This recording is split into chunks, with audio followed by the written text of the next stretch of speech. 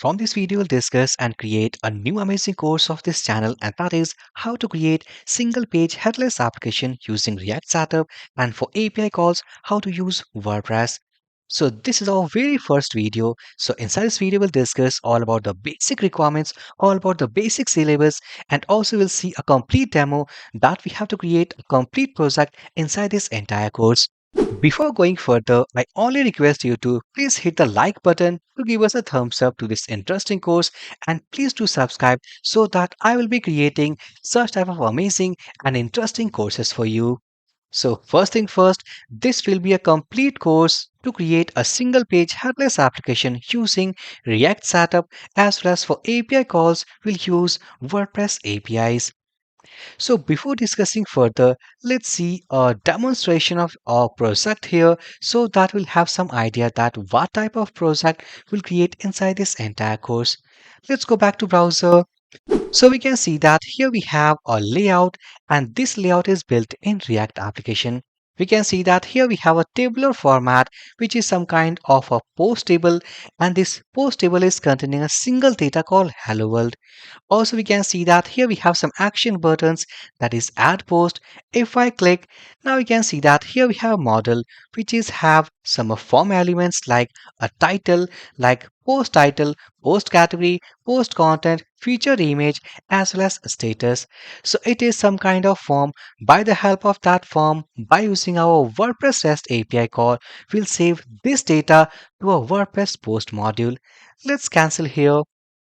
Now also we can see that here inside this tabular format, right now we have only a single post, and here we have two action buttons, that is called edit and delete. So when I press on edit, now we can see that it is fetching the existing data, and on the basis of that we can update any existing values, and from here after click we can update the existing informations. And once we click on this delete, it is asking for deleting this post. If I press OK, automatically it will delete, and when I press cancel, no activity will happen. So once we create any data, once we update any data, once we delete any data, all these operations indirectly connected with this WordPress setup by means of API calls. If I go into this post menu, and now you can see that inside this WordPress setup, here we have a single post called Hello World. Let's create a dummy post inside this WordPress setup. So I will click on this add new post.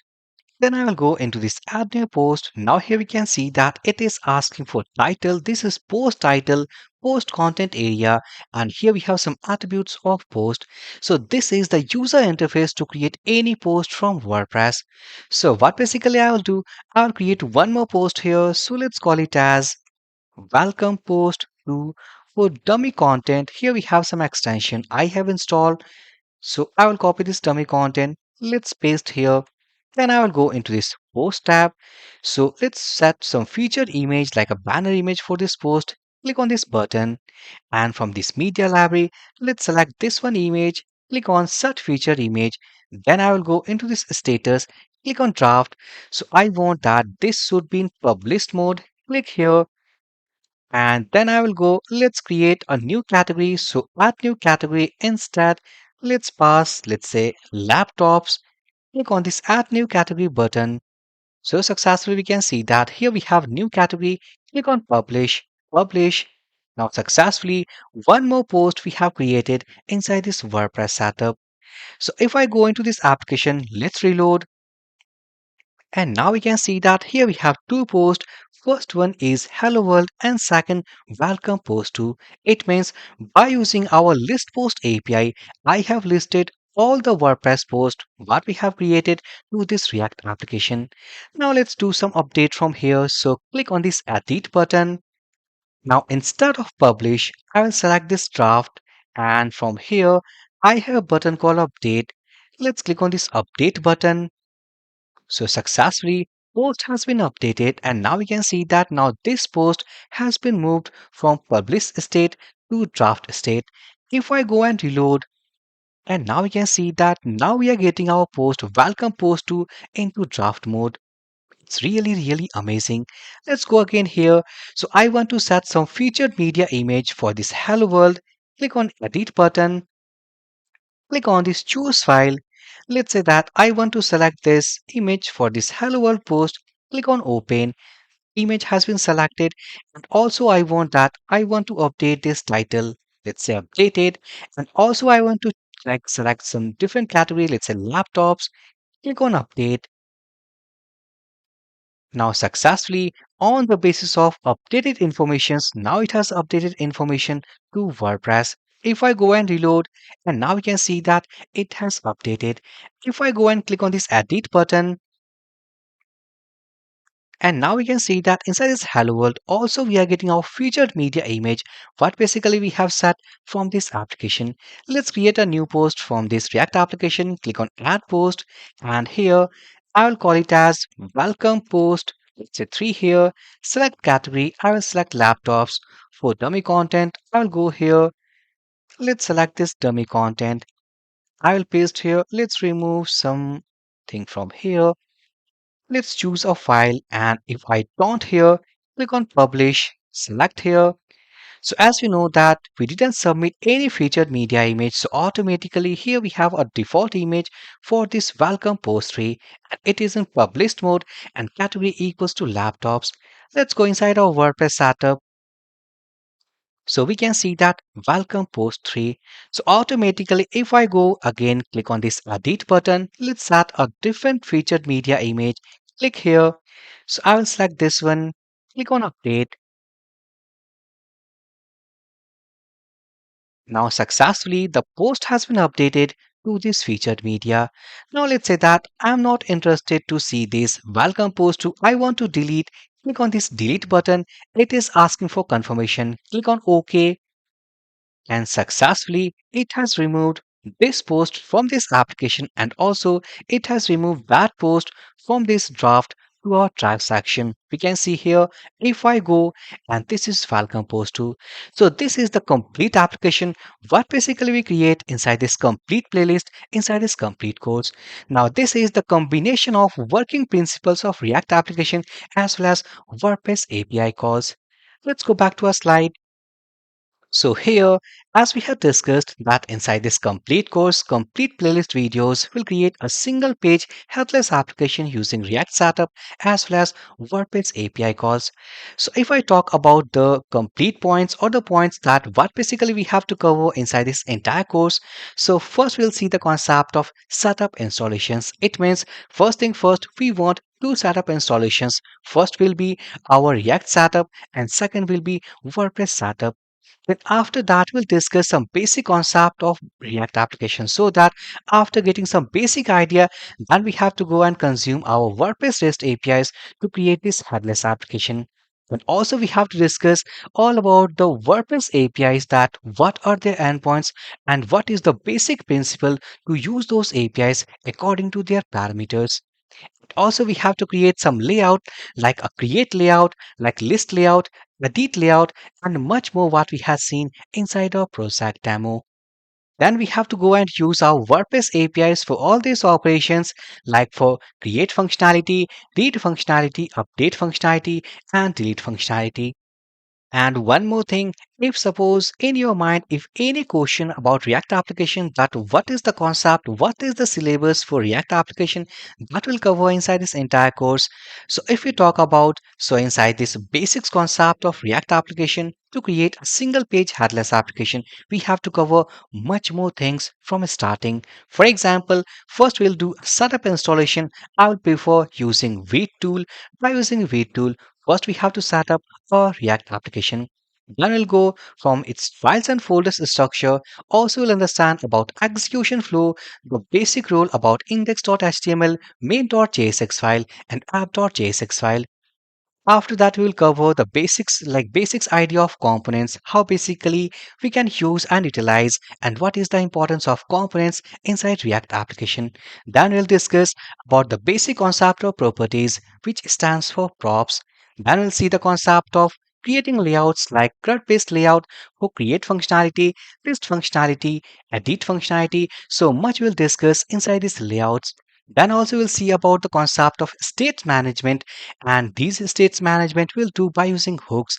So if we talk about hooks, so we'll use state and use effect, and obviously it is interconnected with WordPress. So that's why also we have to use huge amount of or the lots amount of API calls for all these CRUD operations. So overall, inside this entire course, we have to learn much more things to create a single page headless application. Now let's Alright friends, now from this video we'll start the concept of development process of this single page headless application using React.js and WordPress. React.js will be used for front end and WordPress will be used for REST APIs concept. So here, first thing first, before going into the deep concept of this development, we want our two setup installations. So first I will start with React.js. Let's go to browser. So I will install React.js application setup using Vite tool.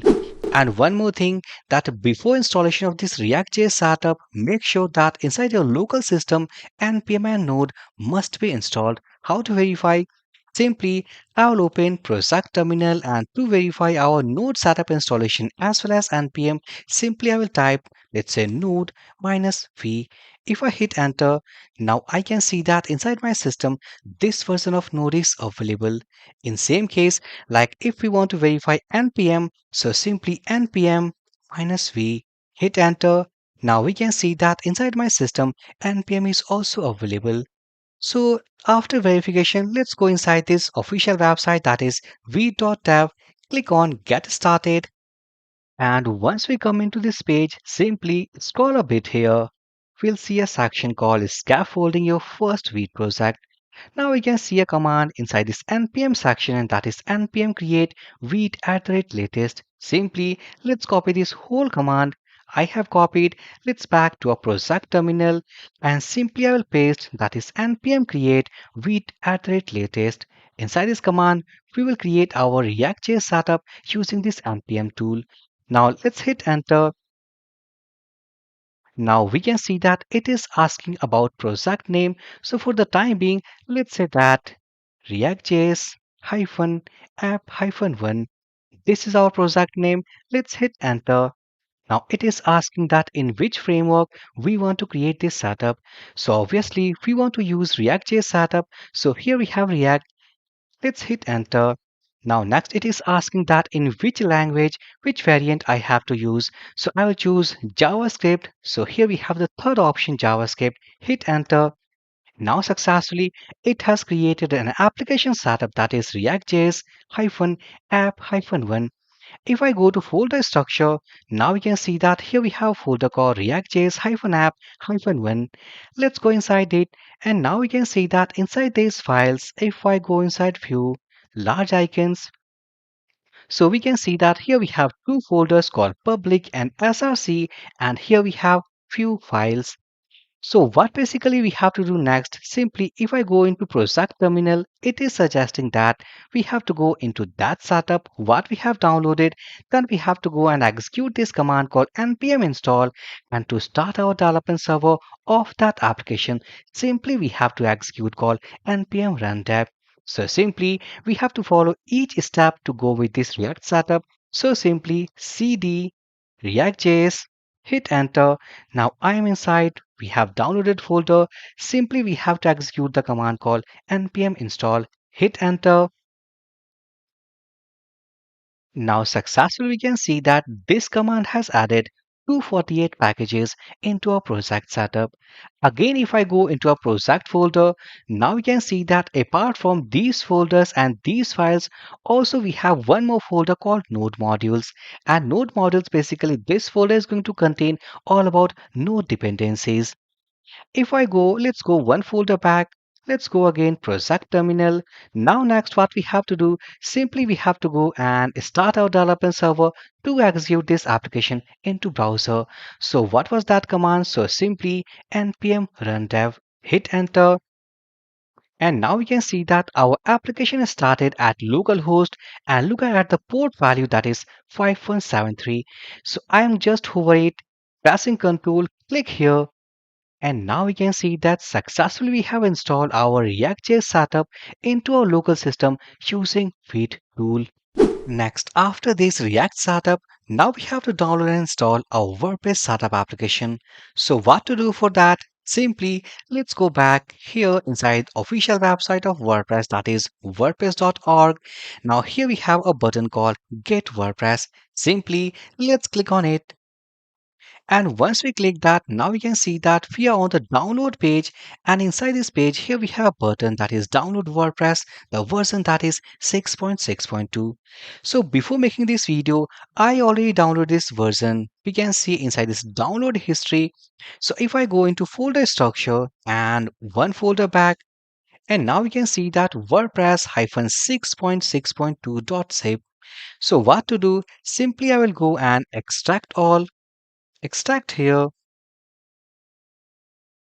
Let's wait for some time. So finally, the process of extraction now completed. Let's go inside this unzipped folder. Now we can see that inside that folder, here we have a subfolder called WordPress. If I go inside it, now it contains all about the basic files of WordPress and basic folders. So what I will do here, instead of nested folders, I will go and cut this WordPress folder and paste at the root of this spa-app. Let's delete that. We don't want. Now I will go and rename this WordPress and I will call it as this time this will be called WP-app. Now this is the way that how to download and how to extract into our local system. But the installation process is not over yet. So what to do next? Let's go to browser and here I will open a new tab. So localhost and I will type that folder that is spa-app. Hit enter. Now we can see that inside that folder, here we have an application setup that is called w-app. Let's open it. And now we can see that our installation process of WordPress now started. So I'm selecting this one. You can choose any language. So this will be our site language. So select this one, click on continue. Now it is asking about database details. So let's create a database. So I will go inside my PHP admin, click on databases, and I will call it as, let's say WP underscore rest underscore app. I will copy the database name, click on create button, database created. Then I will go here, click on let's go button. So database name, this is our name. In my case, the username is root of PHP admin. Password is empty. Database host is okay and table prefix is also okay. Click on submit button. Click on run the installation. Now successfully it is asking some basic details of site. So here I will call it as WP underscore headless app, the username of WordPress admin panel. Let's pass admin and password. Also I want to put admin. Confirm use of weak password and for the time being I'm using a dummy email value. Click on install WordPress. Now successfully we can see that our process of installation of WordPress now completed. Let's click on login link. Now it has redirected into the admin login page of WordPress. So simply let's pass our detail. So remember we have the details of login like admin and admin. Click on login button.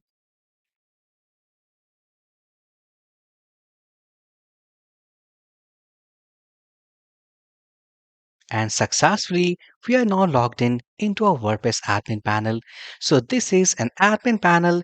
If we want to see the front end of this website, simply hover over this site title, click on visit site by pressing Ctrl. And now we can see that this is the front end of WordPress and this is backend. So successfully, now we have completed the installation setup of our React.js setup. And here we have our APIs module and that is of all right friends. Now successfully we have completed two setup installations that is React.js setup and WordPress application setup.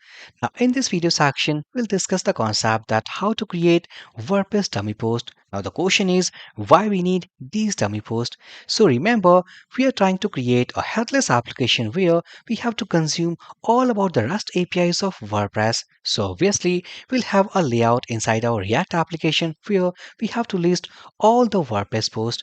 So here, I am trying to only create some dummy posts so that once we call our list post API, so all these posts, what we create inside this topic, all these posts should be listed at the initial label of React application. Let's go back to our WordPress application setup.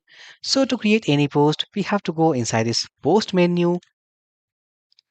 So we can see that WordPress by default comes with a default post called Hello World. To create any new post, simply we have to click on this Add New Post button. So I'm pressing Ctrl, click on this button. And now you can see that here we have an interface where we have to pass post title, post content, and here we have other post values. And one more thing, also we have to include a featured image with each post of WordPress.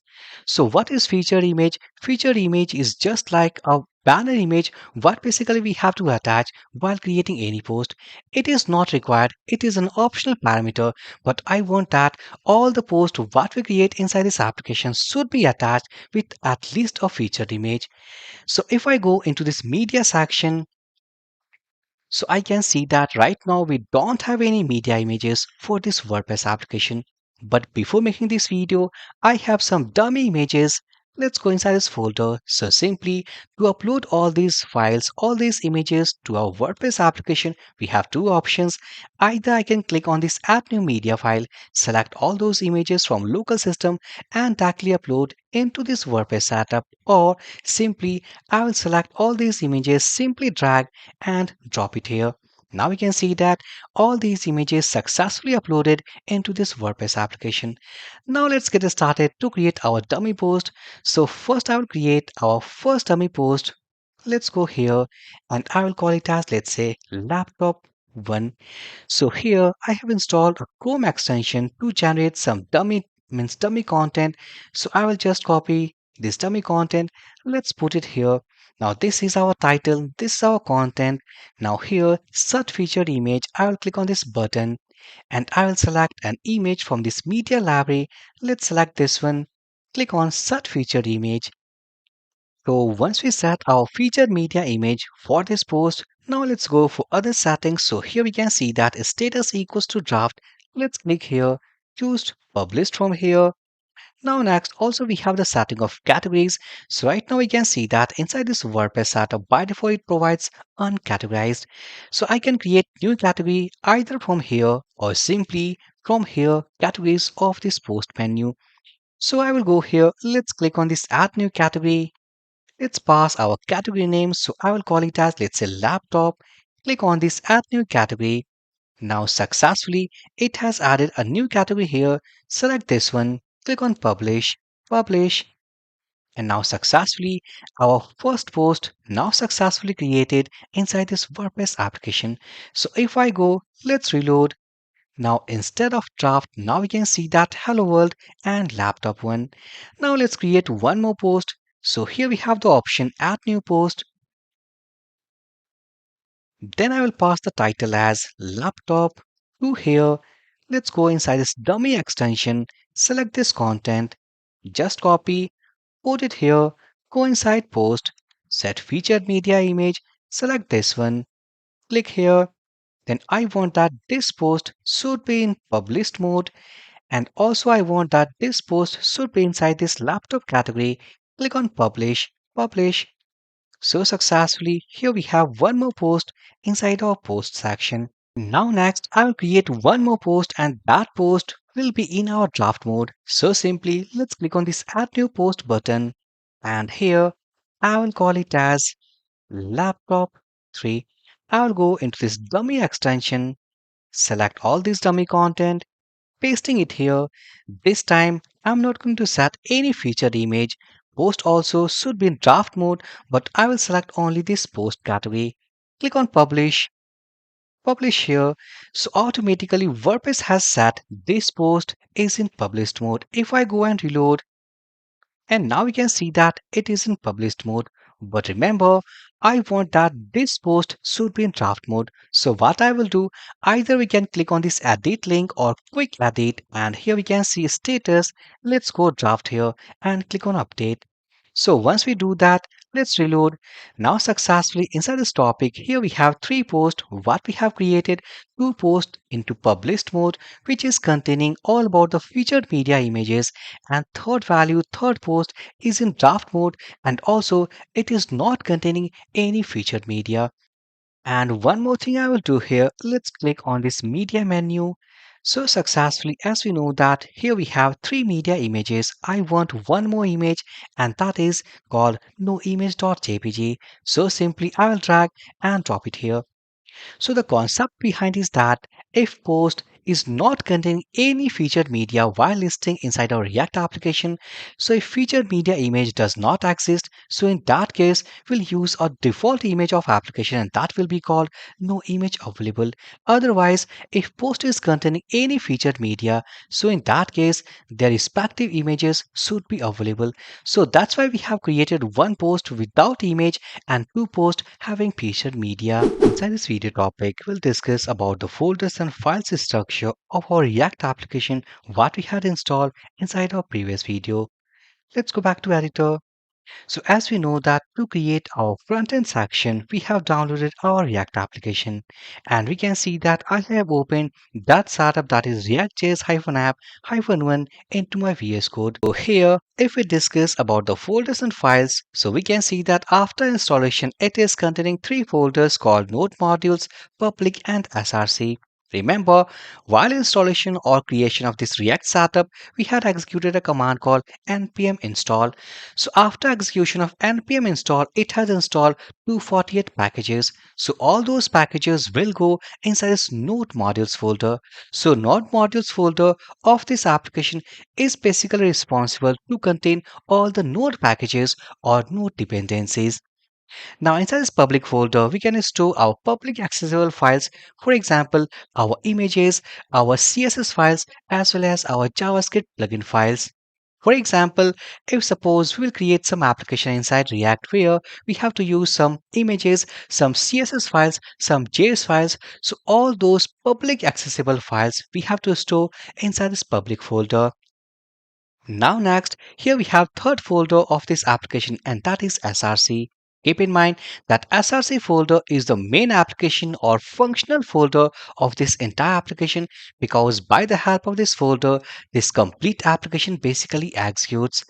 If I open this SRC, now we can see that this folder by default is containing an assets folder, app.css, app.jsx, index.css, and main.jsx.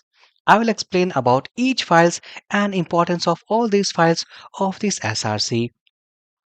Now, apart from these folders, here we have eslane.config.js. Then here we have the most important file of this complete application, which basically executes inside browser, that is index.html. And here we have package-log.json, and here we have package.json, which basically manage our dependencies of this application. And here we have read.config.js.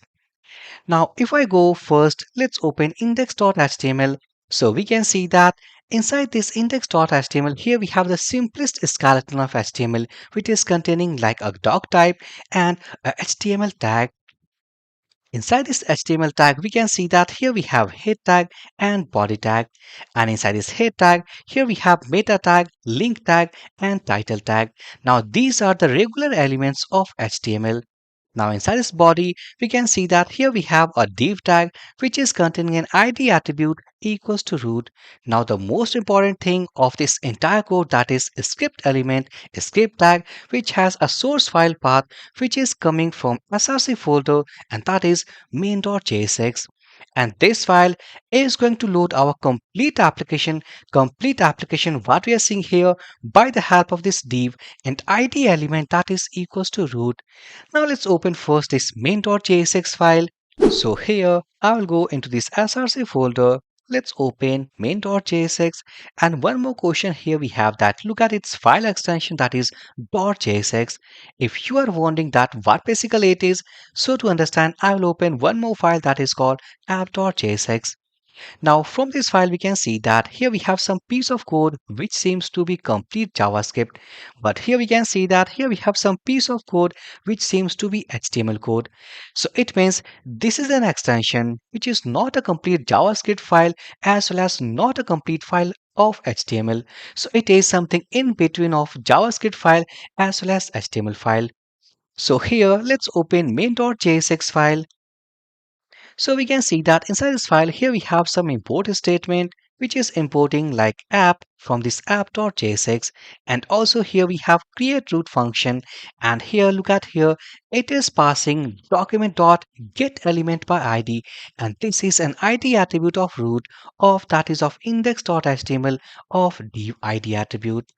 Let's go here. So inside this root, it is rendering the complete application we can see here, and that is app component. And this app component is coming from this app.jsx file. So let's open. Here we have app.jsx file. So we can see that inside this app.jsx, now here we have some import statement, like it is importing some images as well as some CSS file. Also here we have a function called app, and inside this function here we have return here, and inside this return some sort or some code of HTML, and this HTML what we are seeing into this browser. So for the time being, let's remove all this code from here. So I will remove this complete div, or let's say complete fragment. Let's pass div here within S3 tag. Let's call hello world. Save these changes. If I go here, and now we can see that apart from logo and other messages, now we are able to see our hello world custom message.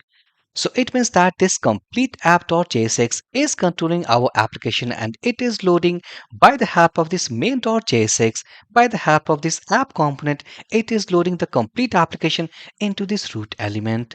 So friends, this is the overall idea about the working folders and files of this React application. One more thing, if I go into this app.jsx, as we had already discussed that inside this extension, we basically write the code or the combination of code that is JavaScript and HTML.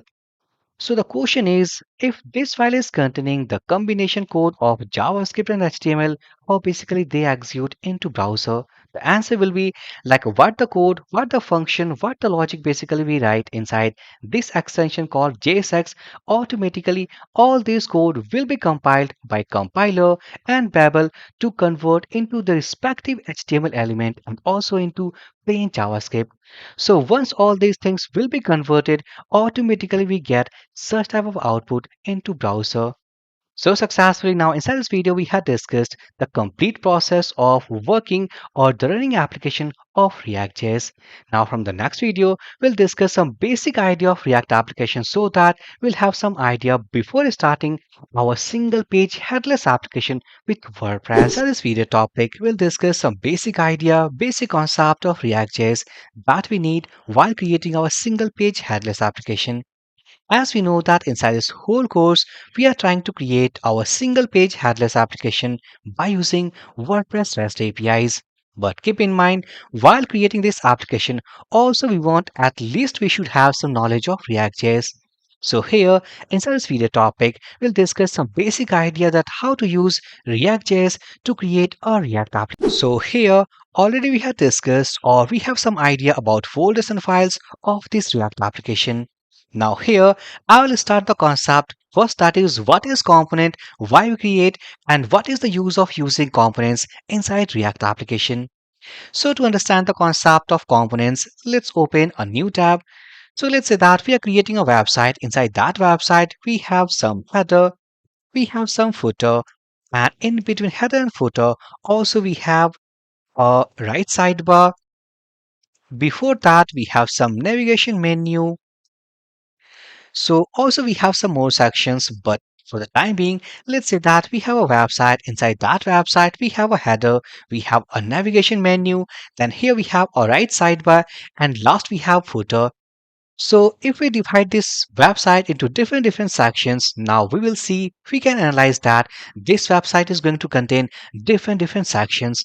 So these sections inside React application, we may say that these are components. Components are nothing, these are the reusable section of application what we go and use to create user interfaces. as I told you inside last video that inside src folder, here we have the main file that is main.jsx, and we can see that inside this main.jsx file, here we have app, and app has nothing, it's app component, and it is coming from the same folder called src, and here we have the app component, and we can see that this component is containing some JavaScript code as well as some HTML code. So let's go back to project terminal. First, I will go and execute development server. So npm run dev, hit enter, started. So I am pressing Ctrl, click on this link. And then now we can see that here we have the landing page of React application. Let's go back to editor. So here, what I will do, first I will go and remove all this content from this app component. And here, now to create a component, we have two options. Either we can use functional based component or second class based component. Let me tell you that majority of the websites nowadays is creating inside functional based component. So I will prefer first functional based components. So what I will do, I will go inside this src folder and let's create a new folder and I will call it as components. Now inside this components folder, let's create a file and I will call it as users.jsx. Now here we have a component file. So first thing first, inside this component file, let's create a function users parenthesis curly pairs. Now here for the time being I want to print a simple message that is welcome user to this website. So what I will do, I will simply write return here. Either we can give div element, and inside this div let's say s3 element, and here let's say welcome user to this website. And once we write our message, now here this will be the most important line. Here we have to export. So export default, and then after the name of the component, call users, or we may say that this is the function name. Simply save these changes. Let's go inside this app.jsx. Now this is a component file. So this component we want to use inside this app.jsx. So to call this users component, I'll use import statement. So here import users from components and users folder.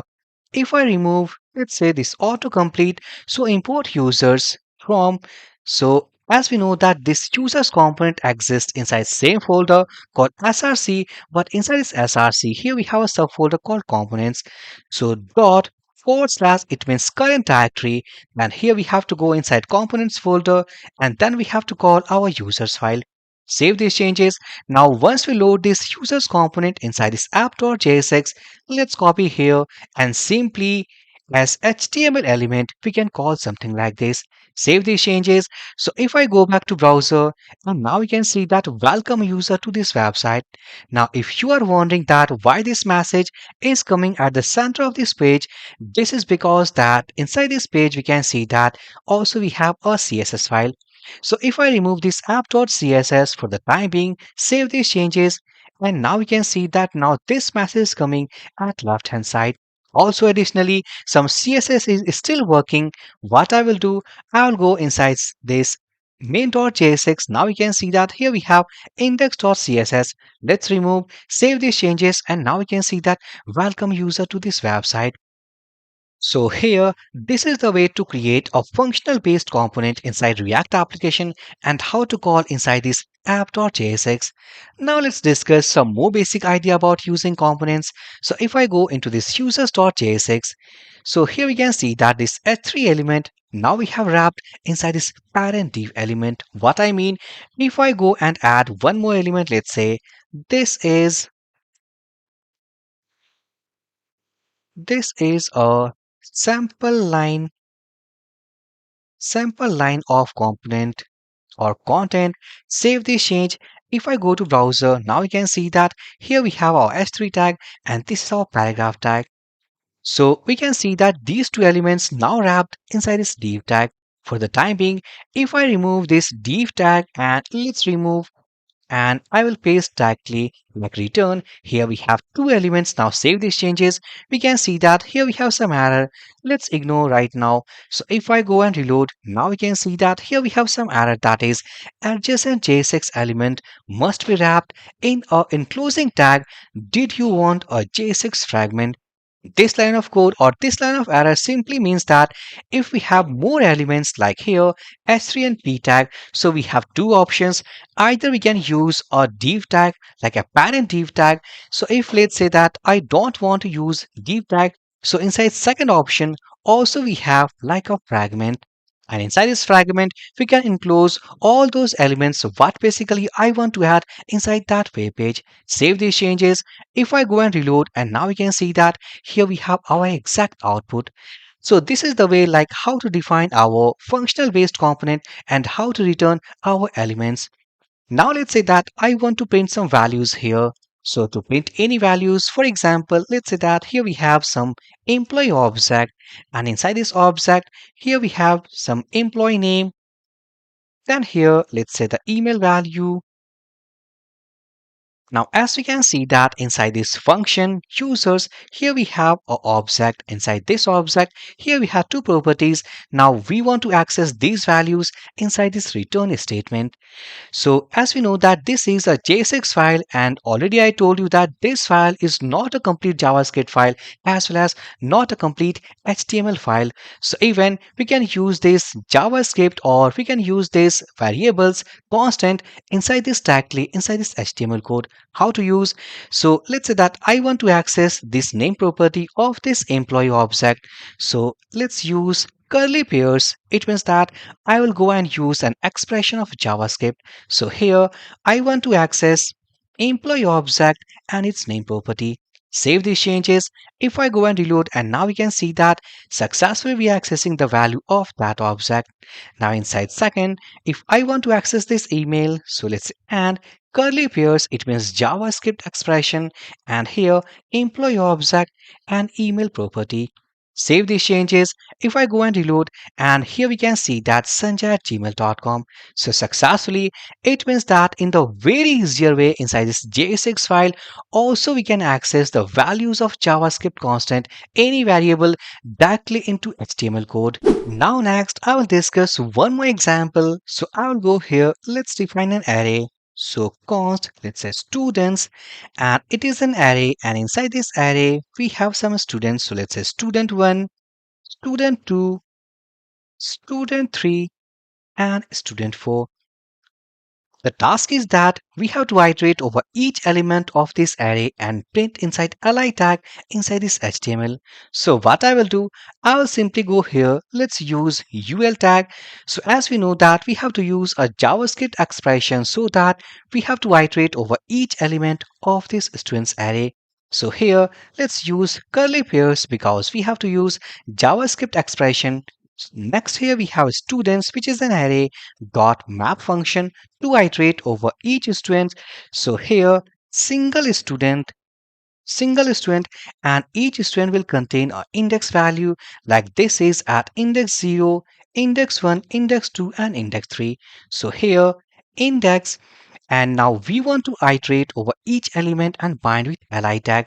So here li tag, and inside this li simply we have to write call single student, and here let's go inside this li tag.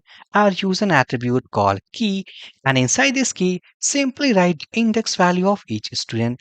Save these changes. If I go to browser, and now we can see that student 1, 2, 3, and 4. If I add, suppose for example, if I add one more student into this list, let's say student 5. If I save all these changes, and now we can see that that student now automatically gets added inside this list of students.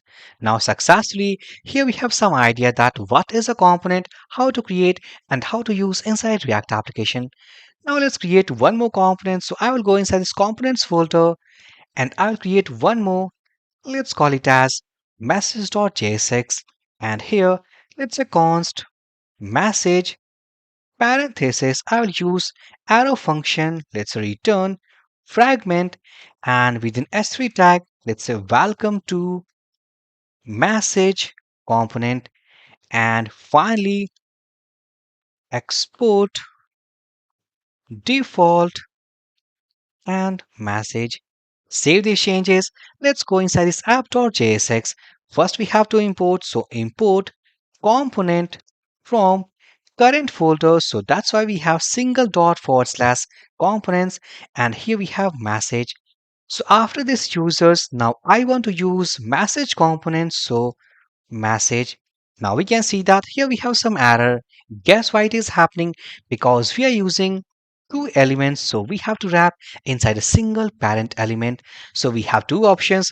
Either we can wrap inside div tag or simply we can use a fragment. Now in between this fragment, just paste those two components. Save these changes. If I go here and now you can see that this is coming from a user component and this is coming from message component.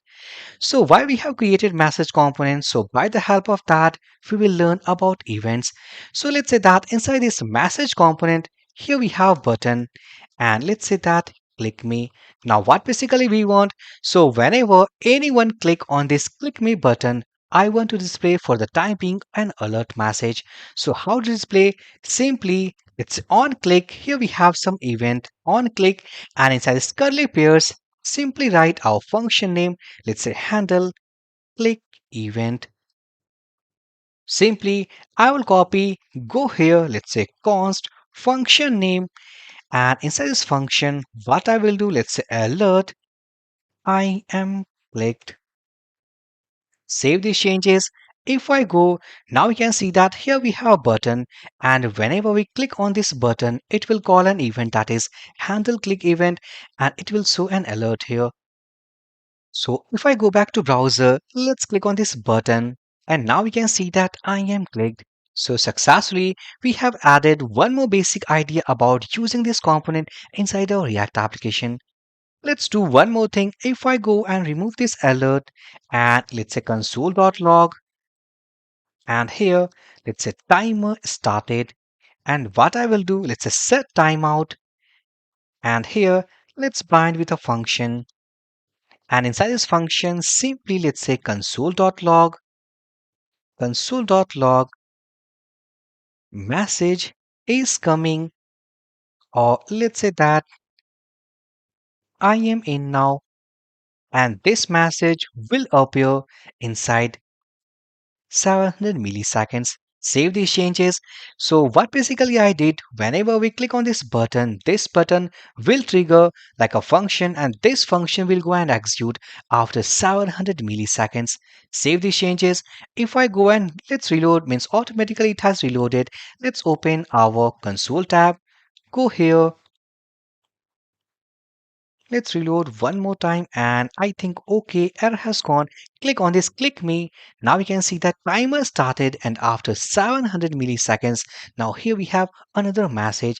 If I change some time value, let's pass 2 seconds and if I go, let's clear first, click on this button and after 2 seconds, the message is now appeared. So this is that how to actually print our messages, how to use JavaScript expressions as well as how to handle our events. So also apart from these basic concepts, also we have much more things like how to use props, how to use states, how to use hooks and much more things inside this component basics of this React application. So this is all about our first basic concept, first video of that. So inside next video also we'll see some more basic idea that what are props, how to use properties, how to manage states, even how to use action hooks like our use state, use effect, and how to call our APIs to bind data with our components. And one more thing before closing this video, let's go here inside this users.jsx or even from this message.jsx component. Here, let's create one more component that is const and I will call it as let's say child message and here let's return fragment and within let's say h2 tag or something inside h4 tag I am or child component coming from message. So here If I copy this component name, let's go here inside this message, inside this return statement. If I bind like after this h3, next, I will save all these changes. Let's go back to browser and now we can see that here we have a message called I am a child component coming from message. It means that this component like message.jsx, here we have loaded inside this app component. We can see here, and inside this message component, here we have one more component that is called child message, and this component we have bind with this return statement. It means that either we can create a functional based component inside a separate file, or even a single file can contain multiple components. In this video topic, we'll discuss and continue about the basics concept of React application. Inside last video, we have seen the concept that how to create components and how to use components inside application. Additionally, we have covered that how to use JavaScript expressions inside JSX template, and also we had discussed a bit more about event listeners. Now inside this second basics concept of React application, we'll see the concept of props, which stands for properties. Also, we'll see how to manage our states inside application and how to use hooks, for example, to call any APIs. So all these things we'll discuss inside the second class of basics concept of React app. So here friends, first I will start with the concept of props inside application. So props are nothing, these are known as properties. So whenever if I try to send any properties, any attributes, any value from one component to another component, these are known as props.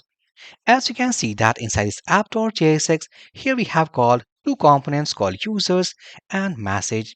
So it means whenever I send any values from this app component to users component, those values will be known as props for this user.jsx file. So how to pass any value and how to get those values inside this users component. First, I'll go inside this app component. For example, I want to pass some informations like name and email value. So how to pass? Let's go inside this user component, name here. This will be our first value. And here, let's pass one more value and I am passing a dummy email. Now we can see that here we have two values. These values are nothing. These are known as attributes of any element. So these are the values what we are passing inside this users component. Now if I go inside this users.jsx, now the question is how to get those values. So we have two options. Either we can use directly here called props here, and before accessing any value, if I go and console.log, let's say props, save these changes. If I go into browser, I will reload this page. Next, I will go into this console tab, and now we can see that inside this console, here I am getting an object, and inside this object, look at those values called name and email. It means props is nothing. Props is an object which is containing all the values what we have passed basically from a different component. So here inside this props, inside this object, we are passing two properties called name and email. So for example, I want to get this name value. It's very simple now. Simple console.log props is an object and simple call, let's say name here to get the name value. In the same way, if I want to get the email value, let's put a comma here and this will be props dot email. If I save these changes, let's go here and now you can see that here I'm getting the name value. It means the name value and the email value. Now also we have one more and that is the best option, that is by call destructure property. So here what I will do, let's go and remove. As we can see that inside this users component, I am passing two values called name and email. So what I will do, instead of accessing all the object, simply object here, and this actually known as destructure of that object. So simply name and email. So it means that these are the attributes what basically I am passing wherever I am calling this user component from this app component. So in the same way, if I go and let's console.log, name here and email here. If I save these changes, and now you can see that here I'm getting the name and the email value. Now next, I will discuss one more example here. As you can see that inside this users component, I am passing two values called name and email. And right now, these values are containing an string value. Now, in case if I want to pass an object value, a complete object from this app component to users component, can I pass that? Yes, friends, you can pass that. How to pass? Simply, let's go here and I will call it as, let's say, student, and this attribute is going to be an object here. So, student, let's pass object here, object symbol, and name here. This is the name of a student and email value.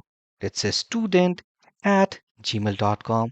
So successfully, now we can see that inside this users component, here we have three attributes called name, email, and a complete object called student.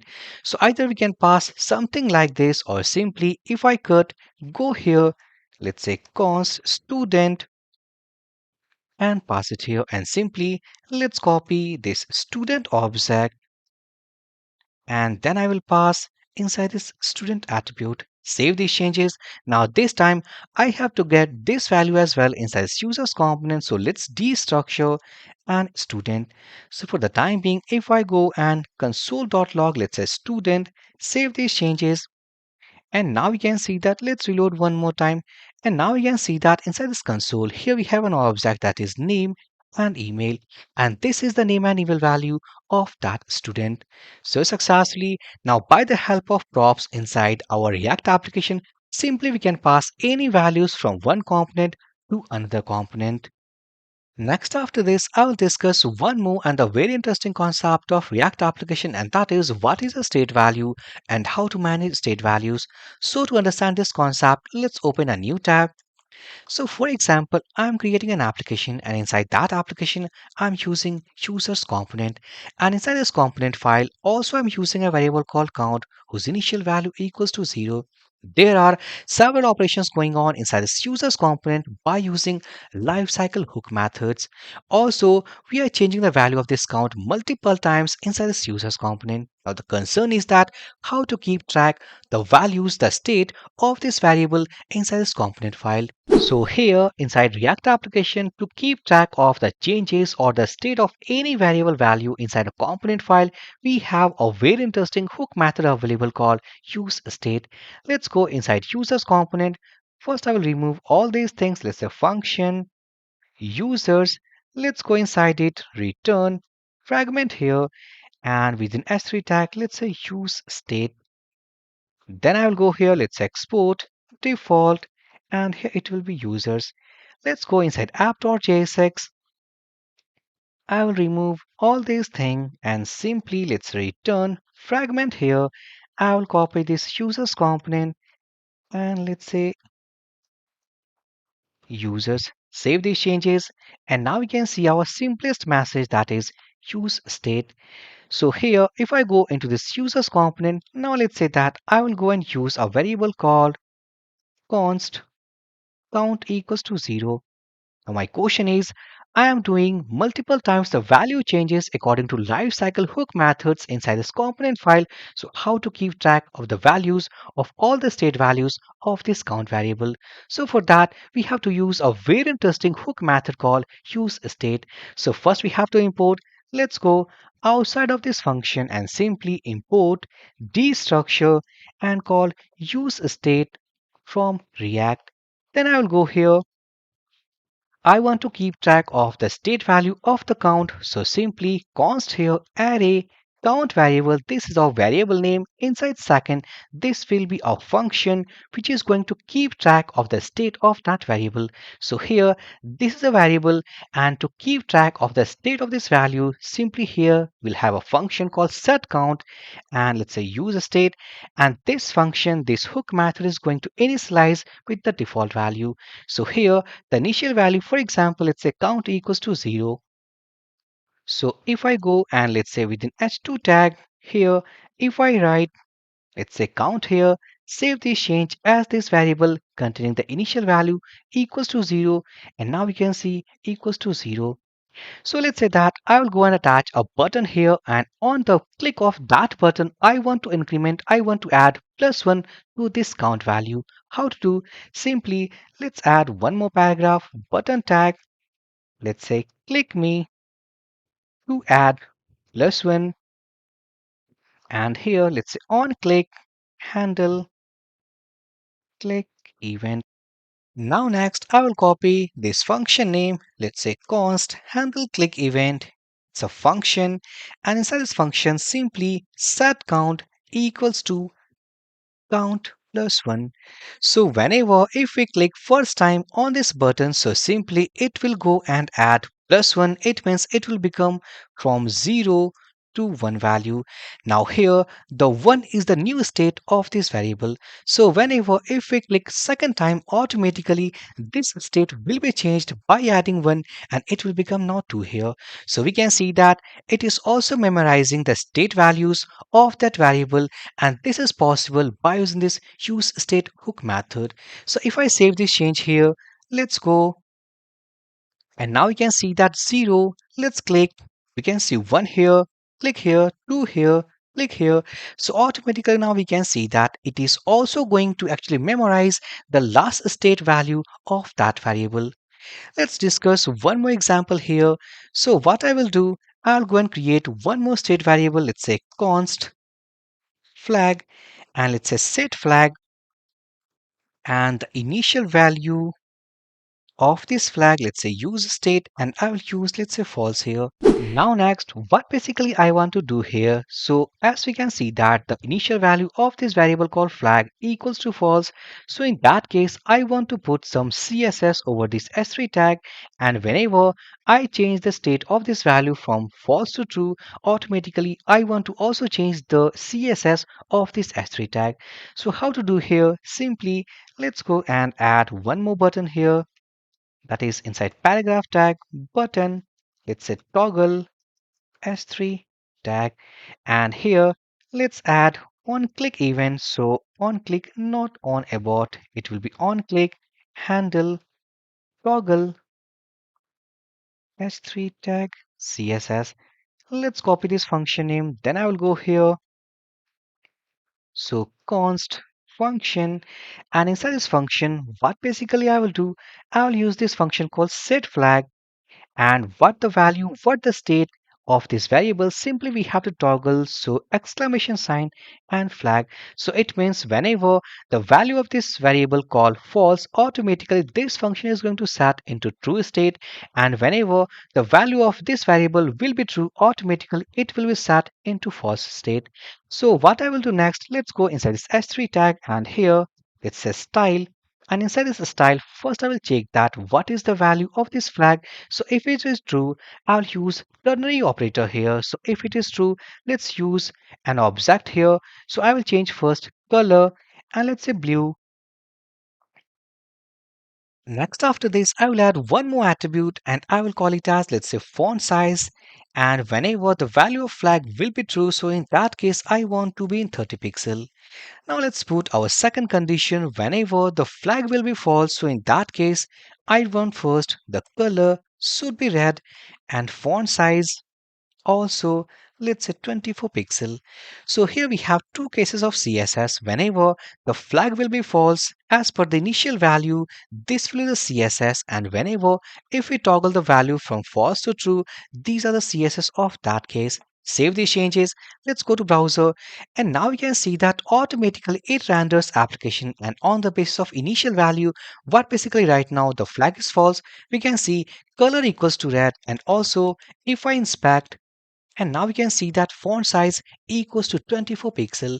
But whenever if I click on this toggle button, the behavior, the state will be changed of flag, and now we can see color equals to blue and font size equals to 30 pixel.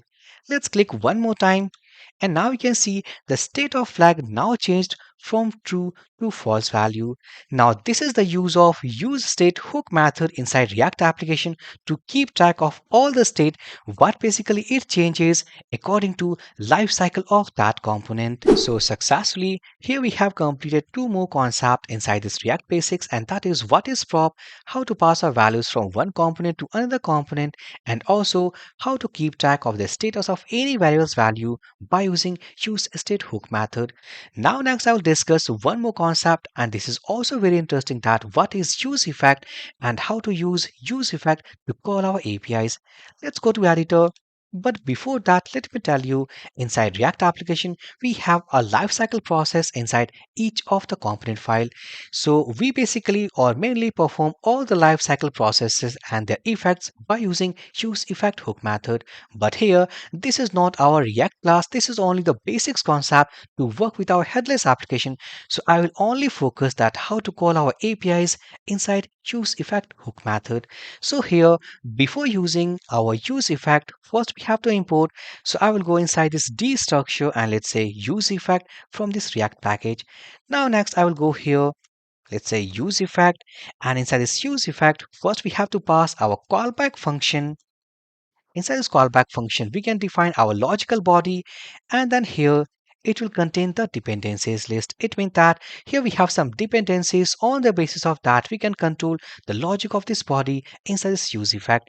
But for the time being, if I will not pass this dependencies array, and here inside this callback function, if I pass, let's say console.log welcome message from use effect. If I save these changes, look at here, we didn't pass for the time being the second argument of this use effect. Save these changes. Let's go to browser. And here, if I go to this console tab, now you can see that welcome message from use effect, welcome message from use effect. Actually, it is coming two times. And this is because if I go into this main.jsx, this app component is wrapped inside this strict mode. Let's remove this strict mode and paste here, save these changes. Let's go and remove. And now we can see that welcome message from use effect. So this is a message. It is coming from this use effect block. But let me tell you a difference that what is the use of this second argument of this use effect. If I go and click on this, any of the operations, what basically we perform inside this web page, for example, to add +1 to this number, and now we can see our application, our component re-renders, and again we can see a message called welcome message from use effect. Let's do one more time. Welcome message from use effect. If I click on this button, now you can see three here, welcome message from use effect. It means every time all the operations what we perform inside this component, each and every time inside this component file, this use effect will be going to execute and console this message. But I want that this message only print on the page load. So what I will do, I will pass the second argument, which is an empty array. Now this time this message will be logged only on the page load. So if I save this change, let's go and reload.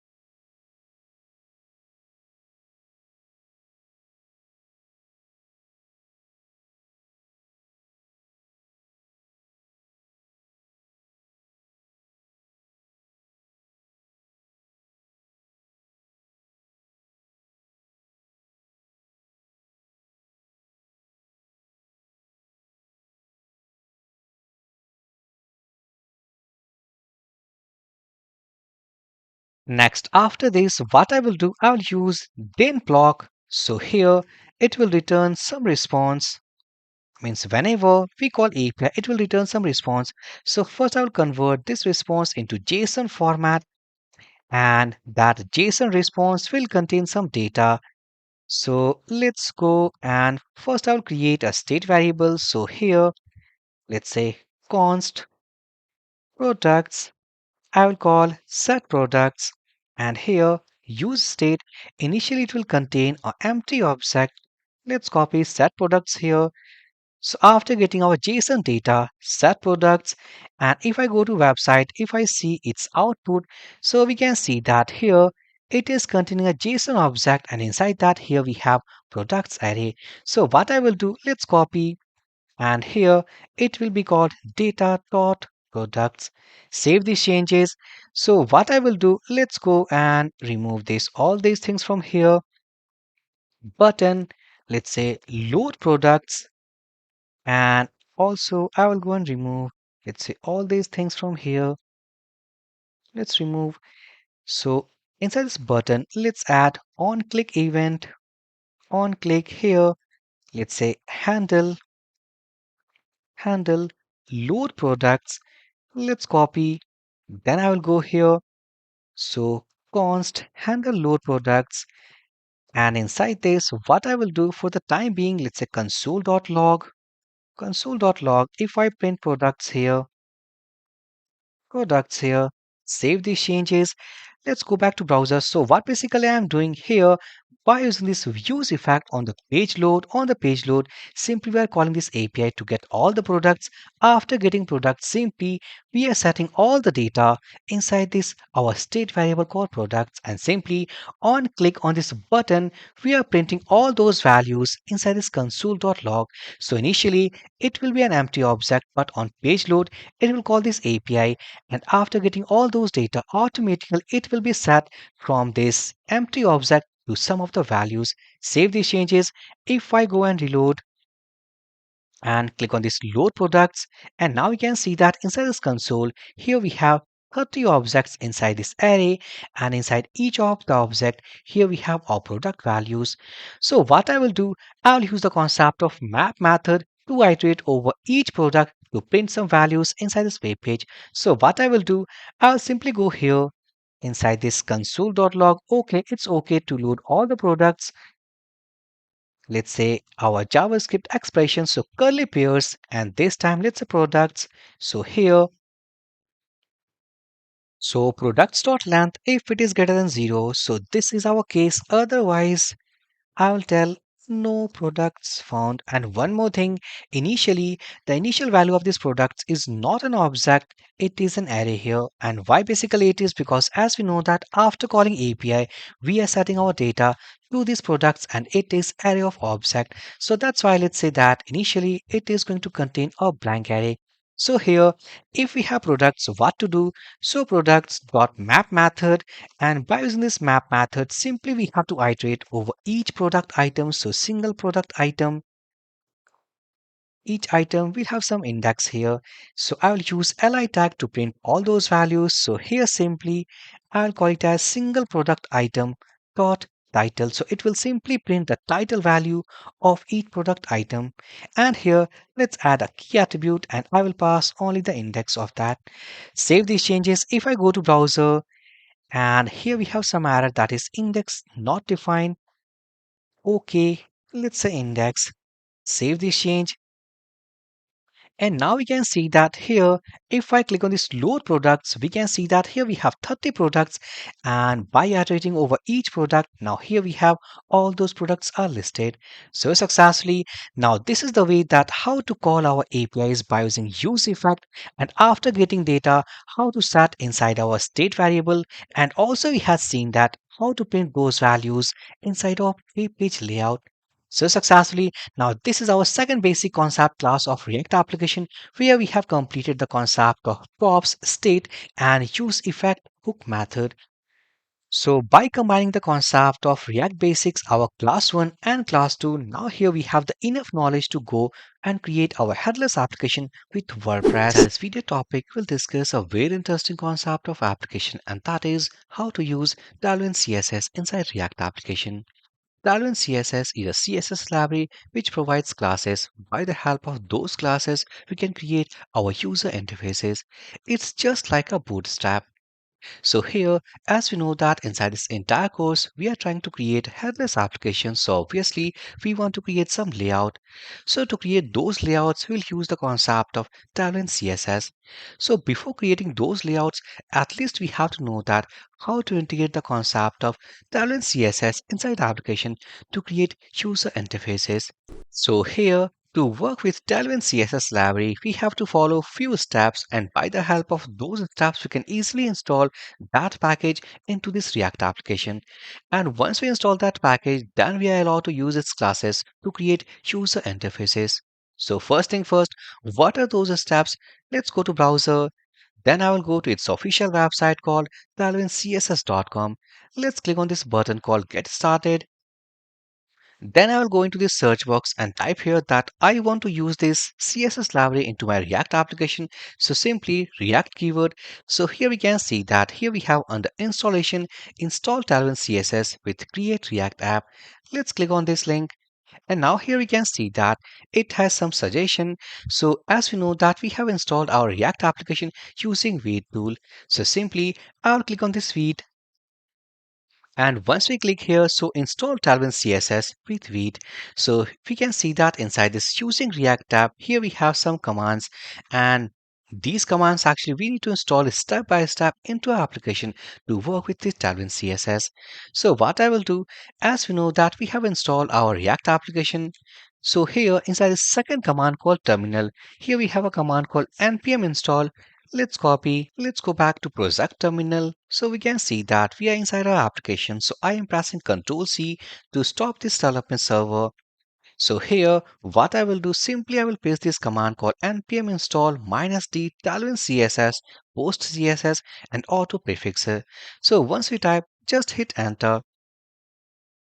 And now you can see that the process of installation now started. So successfully, as we can see that this command now added 89 packages to our application. Now next, let's go back to documentation. So here, after this command, let's copy one more command called npx tailwind css init-p. So once copy, go back to terminal again and let's paste here, hit enter.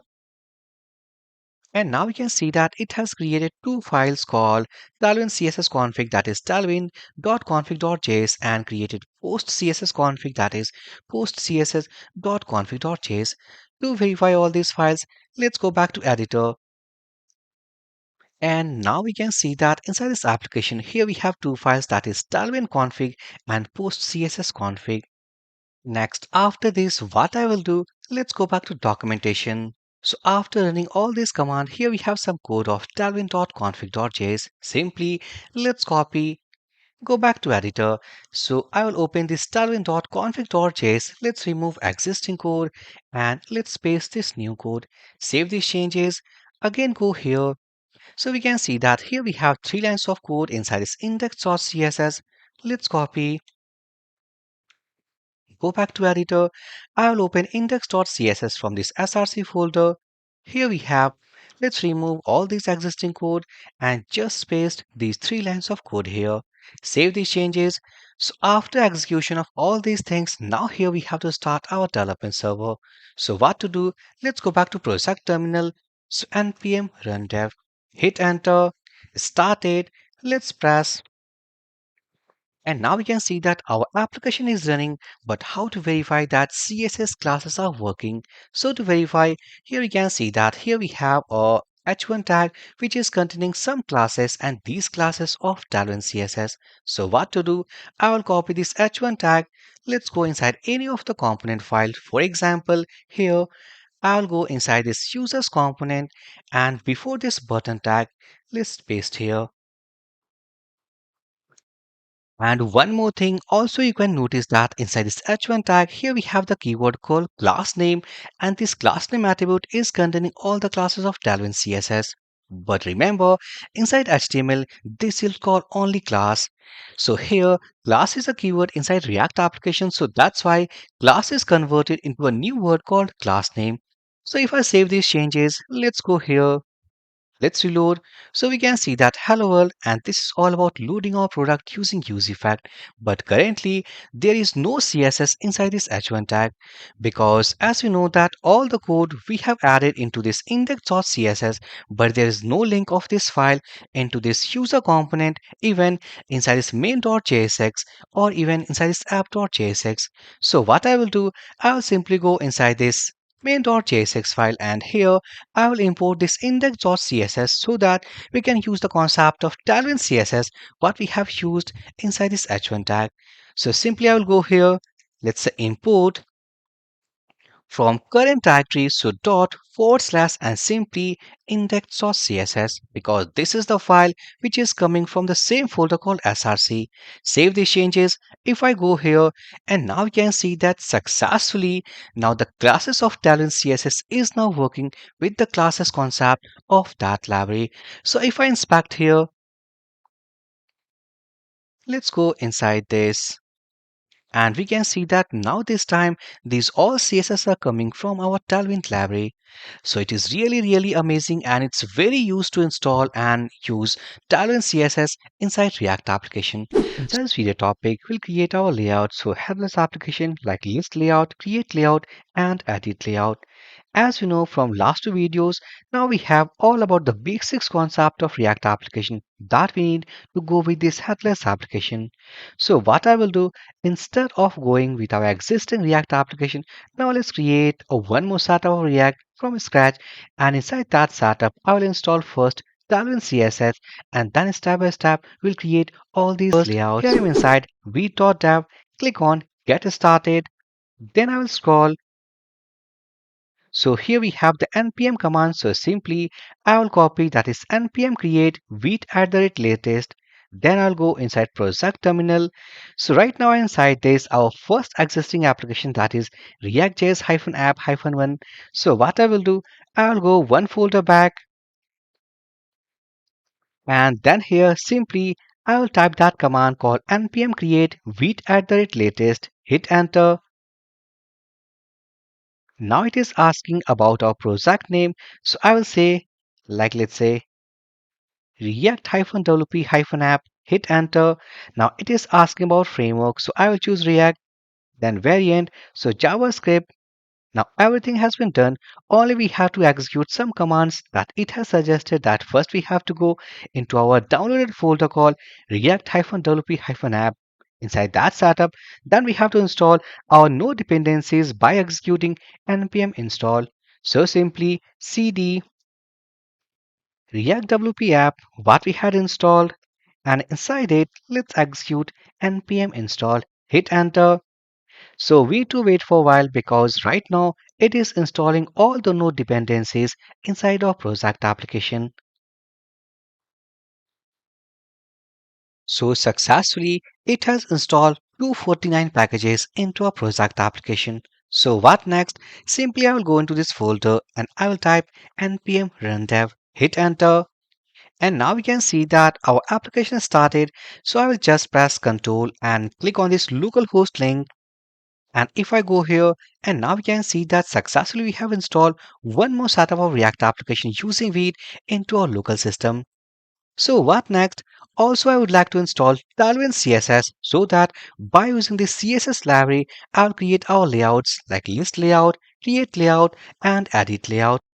Now here, I will open this setup into a VS Code editor. So simply, I will go into project terminal. Let's stop first. So Control C. Then I will here type code dot to open this current setup into a VS Code editor. So successfully we have opened. Now next we need to install our Tailwind CSS package. So what I will do, let's go back to browser. Then I will go to this website called tailwindcss.com. Now once you go here, click on the search icon, and simply if I type React here, then we can see a link that is install Tailwind CSS with create React app. Just click into it, click on Vite, And now here we have few lines of command that we need to execute into a React application so that this package will be successfully gets installed. So what I will do, I will go and copy this first command called npm install -d Tailwind CSS, post CSS and auto prefixer. So simply let's copy, go into project terminal and then here just type hit enter. So successfully, it has added 89 packages into our application. Now next, let's go back to website. Copy this second command called npx Tailwind CSS init-p. Let's copy, go here, and if I type hit enter, and now you can see that it has created two config files, that is tailwind.config.js, and here will we have the second file called postcss.config.js. So what next? Then I will go here. Let's copy this complete code of tailwind.config.js. Click on this icon to copy. So all the code gets copied. Let's go back to editor. Then I will open tailwind.config.js, remove existing code and paste this updated code. Save these changes, again go back to website. Then here we have three lines of code which we have to paste inside index.css. Let's copy, go here, then I will go into this src folder. Let's open index.css, remove all these existing CSS and paste those lines. So successfully now everything has been completed to install and work with Tailwind CSS.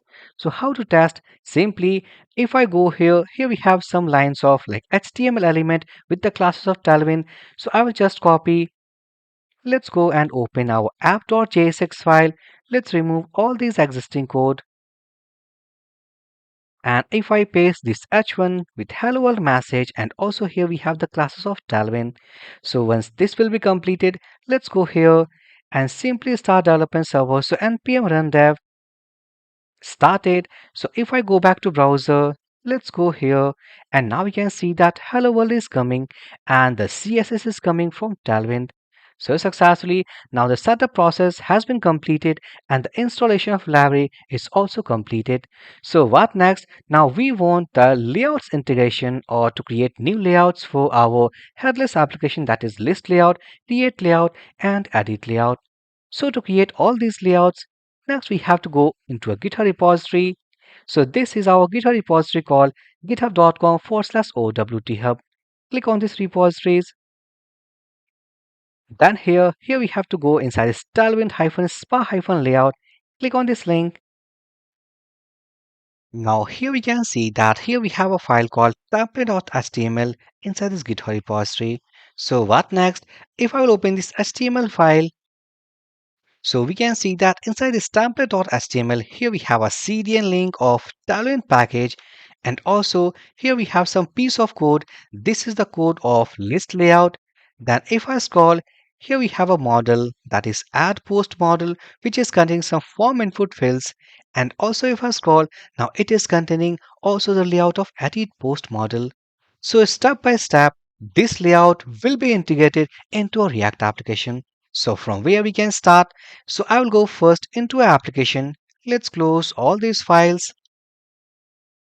Then I will go into this src folder. I'll create a folder called components.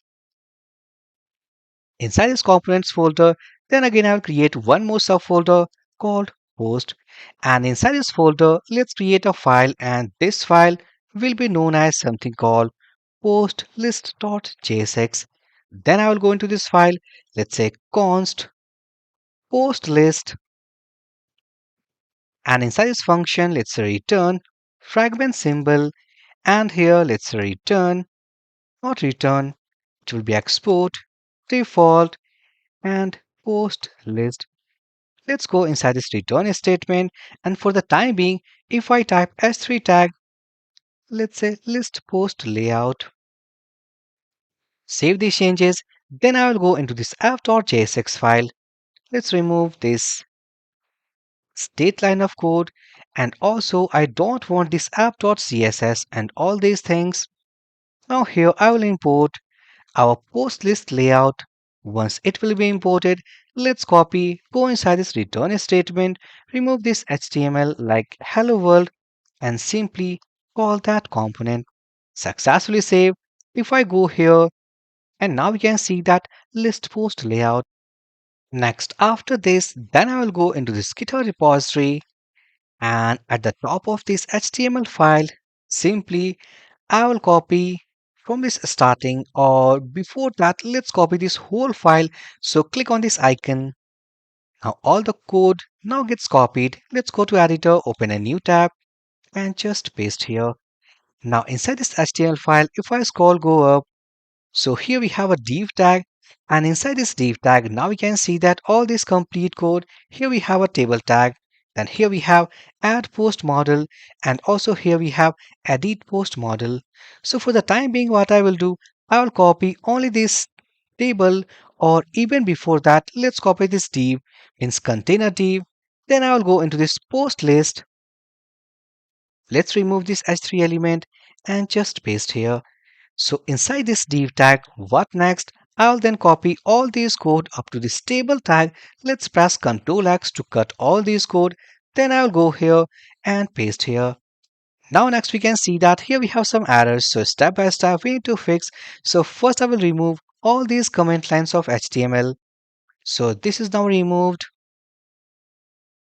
Now here, this is also now removed. One more thing, let's do some formatting. So if I go and let's add some indent here and indent it too. So successfully. Now what next? If I go into this layout, what we just copied and pasted here, so we can see that here we have used class. But as I told inside basics concept of React that class is a keyword, so we have to use class name. So what next? Let's copy this class keyword. Simply press Ctrl H. It will open like search and replace. So we are searching this class and we want to replace with this class name keyword. So once we put the values of this search keyword and the replace keyword, click on this icon. Now successfully we have replaced our class keyword with class name. So once we do this basic thing, let's go inside this table tag. Then I will do some indent with this T head and T body simply by pressing our tab button.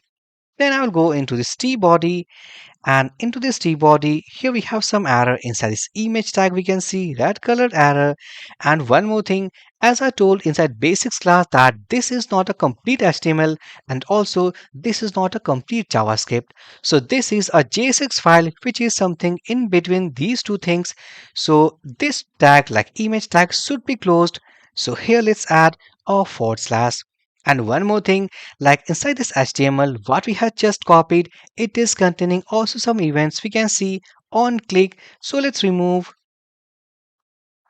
Then I will go and I'm pressing Alt Z to word wrap. So let's go up, and also we can see that it is also containing on click event on this add post button. Let's remove. And also we don't want any style like inline style into this HTML. So also we can see that here we have some style tag. So let's remove. Now save these changes. So once we save, let's go back to browser, go into application, and now we can see that this is our complete layout of list post layout. Now by the help of this layout, actually we render all our WordPress post and bind with this layout. So if I go into a console, like inspect here, go to console, and if I reload, and now we can see that inside this console tab, here we don't have any error. Instead, we have only a single error, that is this image is not found. Obviously, this image is coming from a link and this link does not exist, but we'll fix it later. But for the time being, our list layout is now ready. So what next? Now next we have to add our add post model. So for that, I'll create a separate component.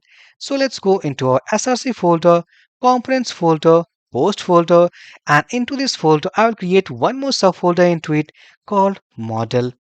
And into this model folder, let's go inside it, add a new file called add post model.jsx.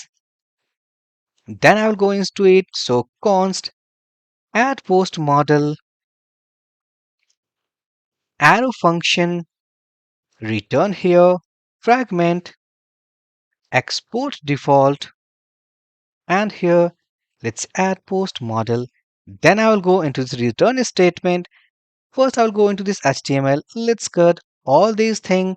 So I am just cutting it and pasting inside this return statement. So once we paste all these things like all this HTML of add post model, so step by step we have to fix this layout as well. So first I will go and close this div tag. Let's indent.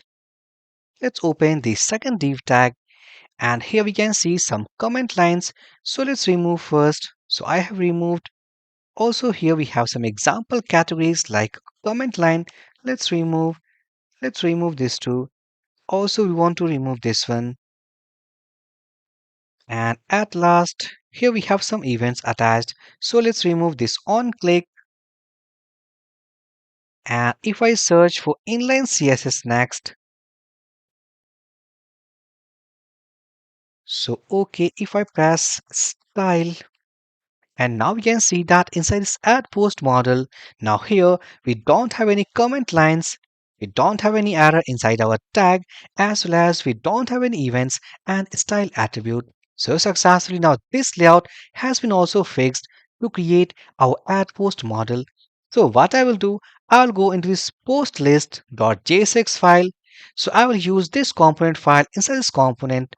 So here let's go and first import. So at the top of it, let's say import add post model. So successfully this component is coming from model folder and add post model file. So let's copy, and then I will go here after this table tag. Let's create our add post model. Now successfully this layout should be automatically gets implemented inside this post list. Save these changes. If I go, and now you can see that, let's close this. Now you can see that here we have the model that is add new post. So what basically we want that whenever if I click on this add post button, right now it is in background. So when I click on this add post button, so this model will be visible. Otherwise, this model will be hidden. So for that, I'll use the concept of state management.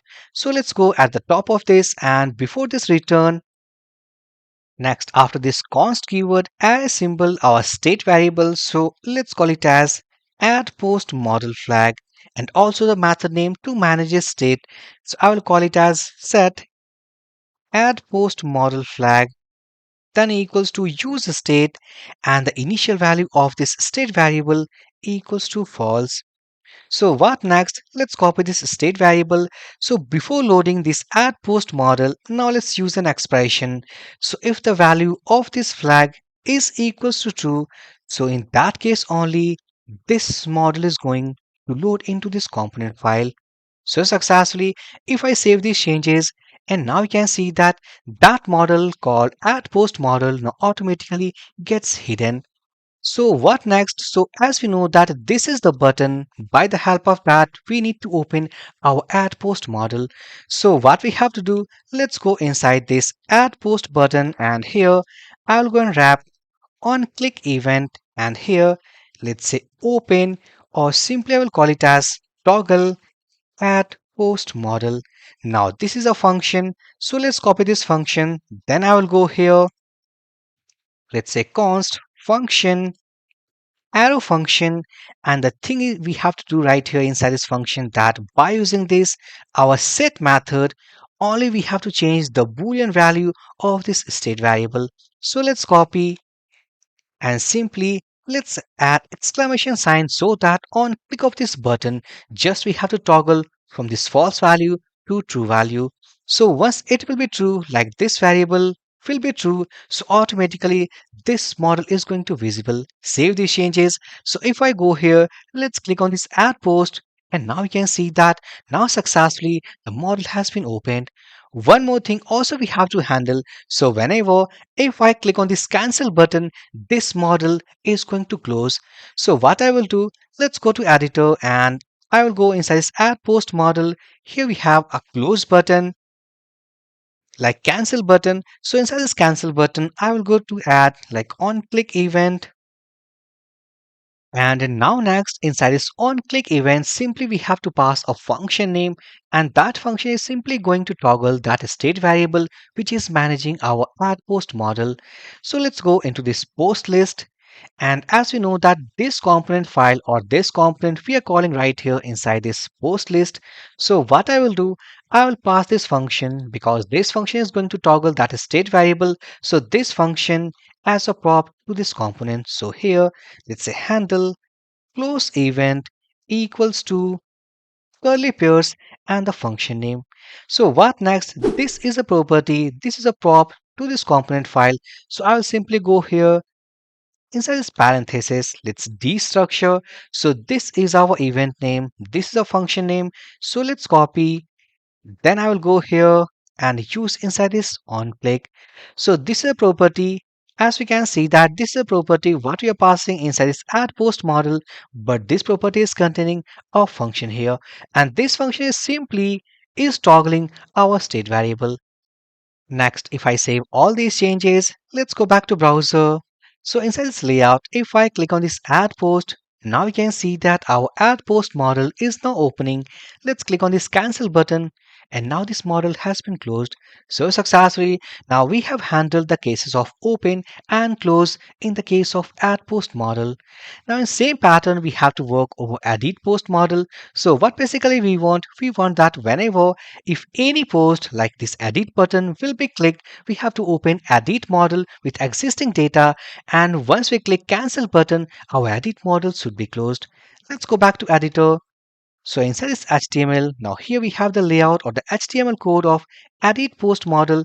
So what I will do, I will go inside this components folder, post folder, model folder, and inside this model folder, let's create one more model, and it will be edit post model.jsx. And here, let's say const edit post model, our arrow function return. Then I'll go here export default and let's call it as edit post model. So first I will go into this HTML, then I will copy all these code. Let's go here and paste inside this return statement. So what next? Let's do some formatting here. Save these changes. Let's open this div tag. So first I will go and remove this unnecessary our comment lines of HTML. Then inside this form tag, let's check one by one about each element. Here we can see example category.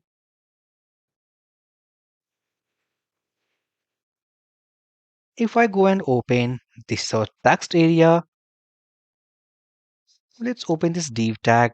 It's okay, but here inside this image tag means okay, it's added a forward slash here. It's okay for this. Now let's open. Now it is also okay. And successfully inside this button, we can see that here we have on click event. So let's remove first, go inside the second button tag. Now it is okay. So successfully, if I check one more time about this HTML, so we don't have any inline like our comment lines. Also, if I search for this style attribute, so yes, we have inside this image tag. So let's remove because inside our coming lectures, this CSS will be handled by our class-based concept like we'll create some basic classes inside our separate files and those classes I will add inside these elements. So here, now everything has been completed for this edit post model. So if I save these changes, let's go inside this post list.jsx. Now here, simply import edit post model successfully imported. If I copy, let's go at the bottom and after this expression, simply if I use called edit post model, save these changes and now you can see that successfully we can see that our edit post model is opening. But this model we want that whenever if I click on this edit button, this model will be visible. And when I click on this cancel button, this model will be hidden. So how to handle? Let's go to editor. So first I'll create one more state variable. So here, let's say const, it will be, let's say, add post model flag, set edit post model flag and the initial value use state equals to false. Let's copy this state variable. If I go at the bottom, Now after this expression, let's add one more expression. So if this state variable will be true, so in that case only we want to open this edit post model, save these changes. If I go and now you can see that our model is now hidden. So we want that that model should be open whenever if I click on this edit button. It means we have to handle the on click event of this edit button. Let's go to editor. So if I search for edit button, so this is our T head which is containing an actions column, and inside this actions hopefully at the last TD we can see our edit button. So simply let's wrap or add on click event, and here let's say handle, or simply we can see like toggle edit post model. Let's copy this function name. Then I will go here, say const function name, and here set edit post model. And simply we have to toggle our state variable called edit post model flag. Save these changes. So if I go, let's reload. Now if I click on this add post, it is working. Now let's click on this edit button, and now you can see that it is also working. Now we have to handle for this cancel button. So simply what I will do, let's copy this function name. Then I will go to this model like component file, and here let's say handle close event. I will simply pass as a prop this function name. Then I will copy this property. Let's go inside this edit post model. So first we have to receive a property. So destructure. Then I will go and search for cancel button. So here it is. Now let's add on click event, and this is our function name. Save these changes. So if I go, let's press cancel. It is working. If I hard reload, add post, opening, closing, edit button, it is opening and closing. So successfully, now here we have a rough layout of headless application that is all about list post layout. Here we have add post model. So by the help of this model and its form input fields, we create post inside WordPress by using its APIs. And also, if I want to update existing data, so by the help of this edit model and its form data, whenever if I click on this update button, it will update our existing data inside WordPress database. So successfully, here we have all the needed layouts that what basically we want inside our headless application. Now hopefully in the next video, one more enhancement we'll do inside this layout, and that is all about that how to convert a simplest text area into a rich text area. It means into a CK editor.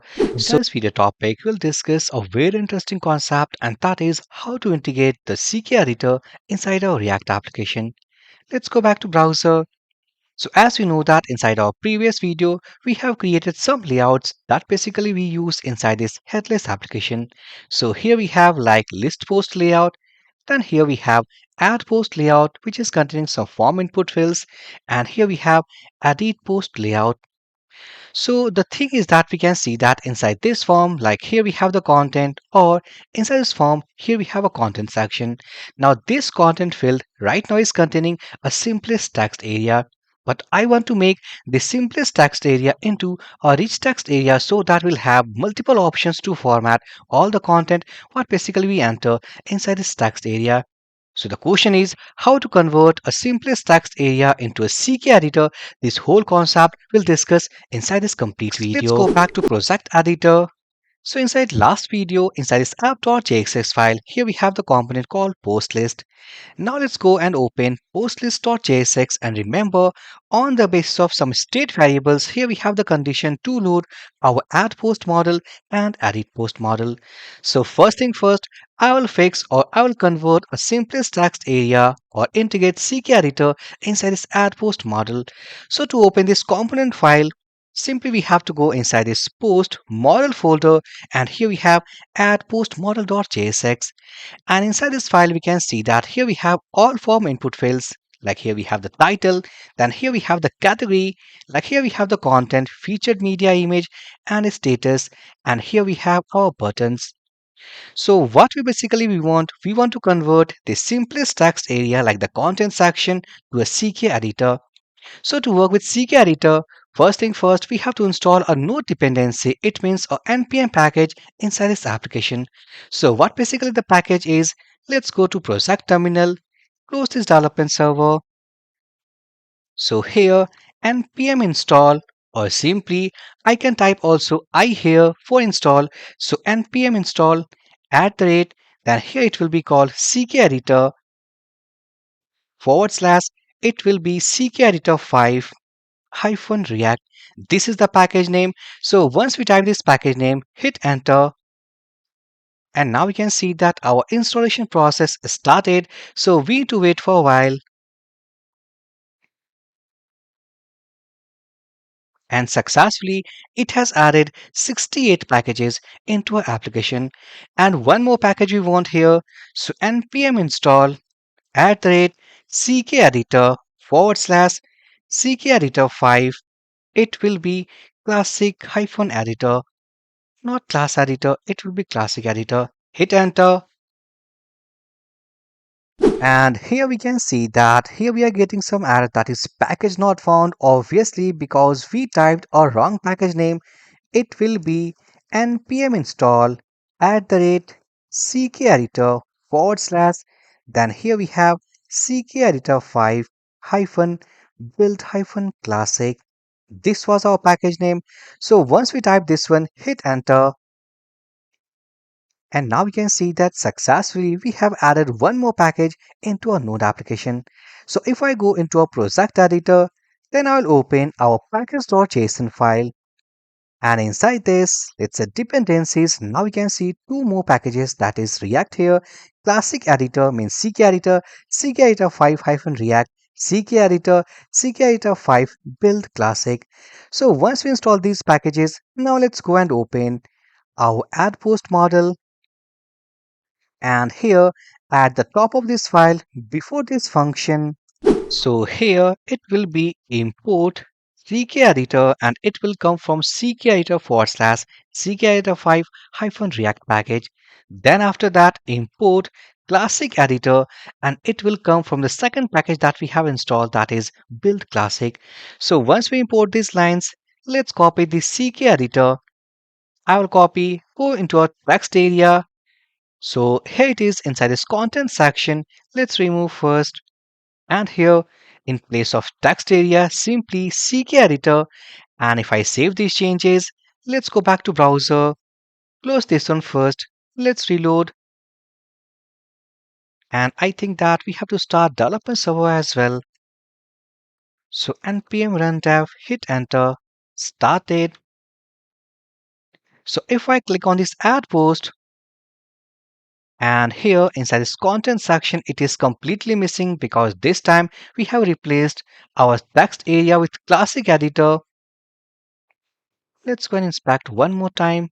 Go inside this, and here I will go here inside the CKEditor.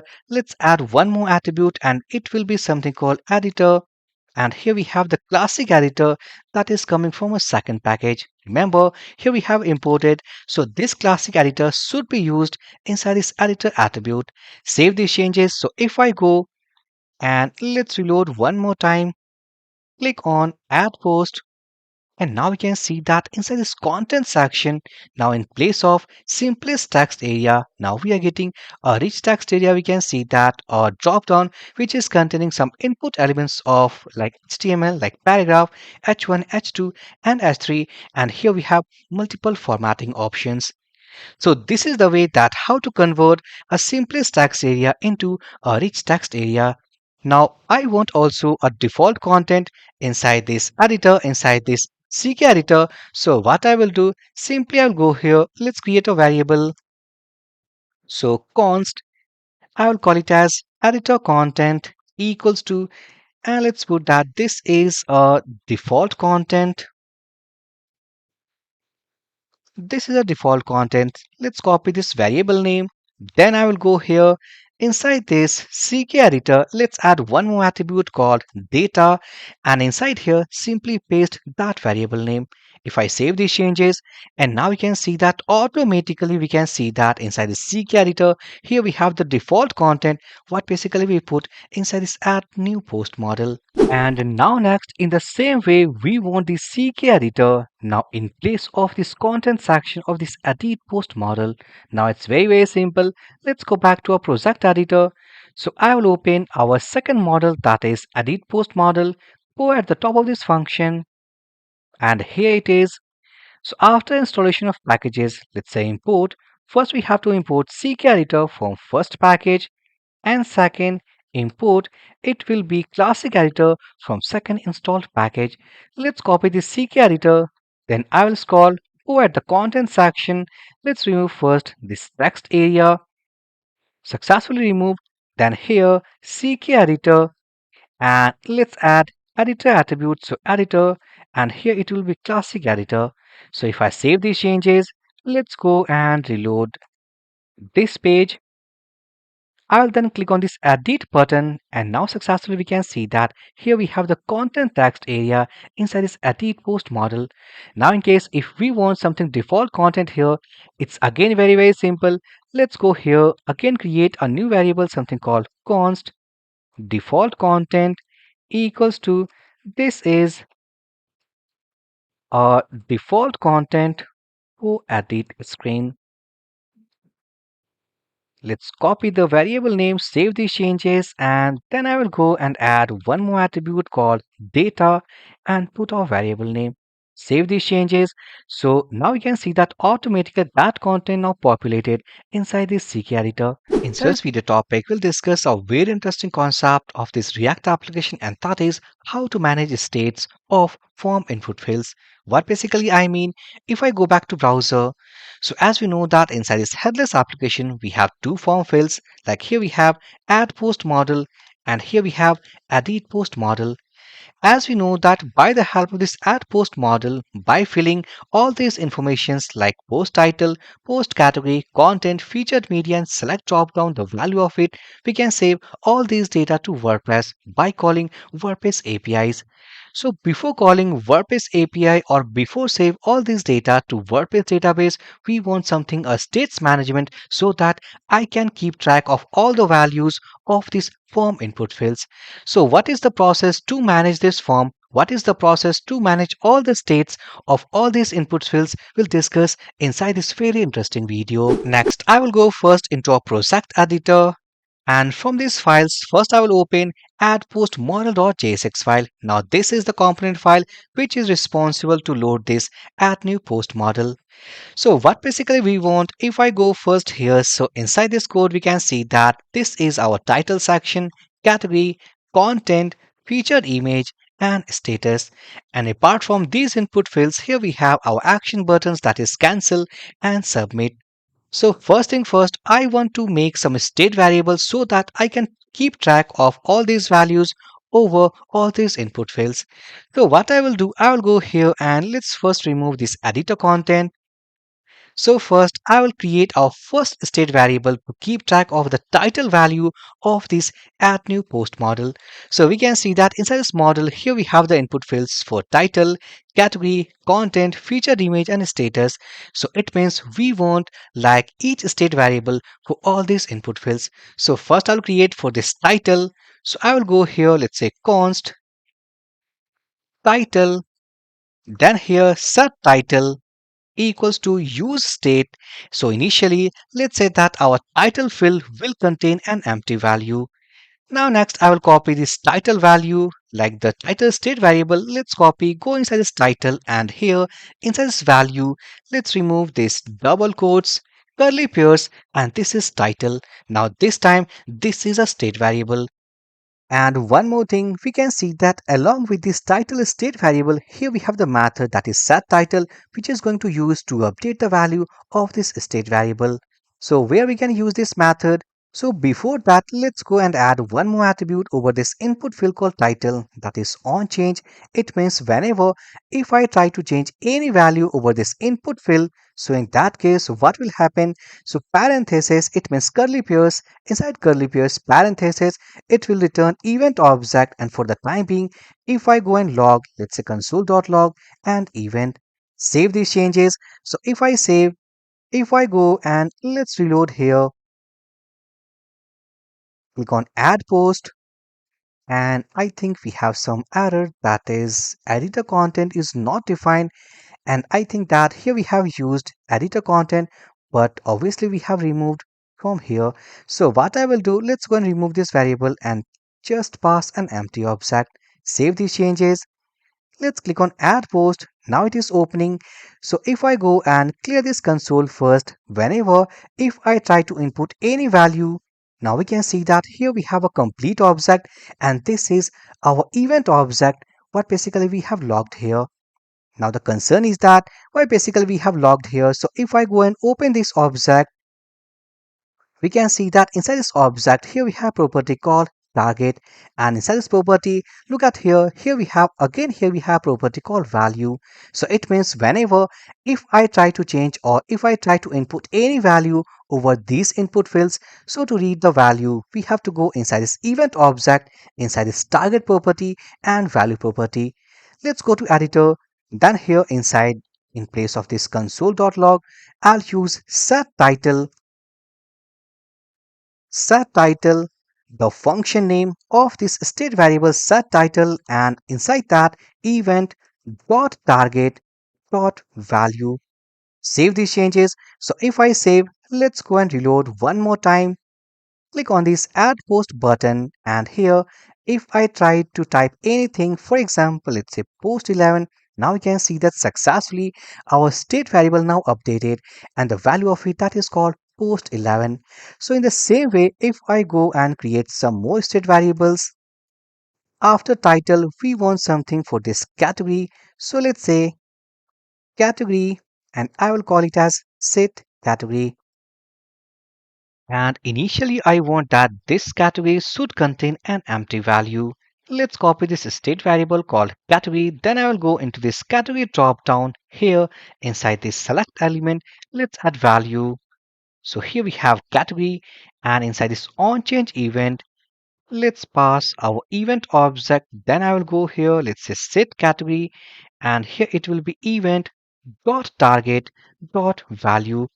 If I save these changes, let's go back to browser, click on add post, and if I select for example this category 2, now its value, if I go here, so category 2 the value is 2, so automatically this value is now set into this state variable. Now let's go and create for this content section. So here I'll create one more state variable, that is let's say editor content, set editor content equals to use state. So either we can use a default statement, or for the time being I will put an empty value. Let's copy this editor content, the state variable, and in place of this data object, let's remove here, and this is editor content. Now the same process on change event. Now here we have event object as well as editor object. Now let's go inside this callback function, and here let's say const editor data equals to, this is our editor object, so I will copy editor dot get data. So by the help of this get data method, actually what we input inside our CK editor, all those data will get and stored inside this variable. Now next I will call our method called set editor content, and inside here simply pass editor data.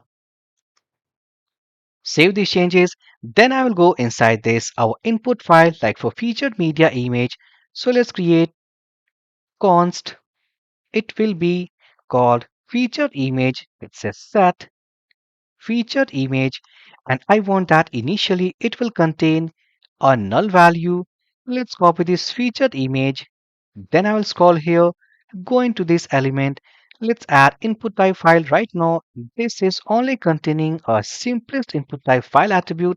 Then here let's say value featured media on change, and here event object. Then I will go, let's say set featured image, and inside it here, let's say event object dot target dot values. Like values, it is going to contain array of values. So the first index will go and put inside this state variable. Save these changes. Now next we have to create some for status. So if I go, let's say const status, let's say set status, and use state, the initial value will be an empty value. Let's copy this status. Then I will go into our status drop down. Inside this select drop down, let's say value status on change event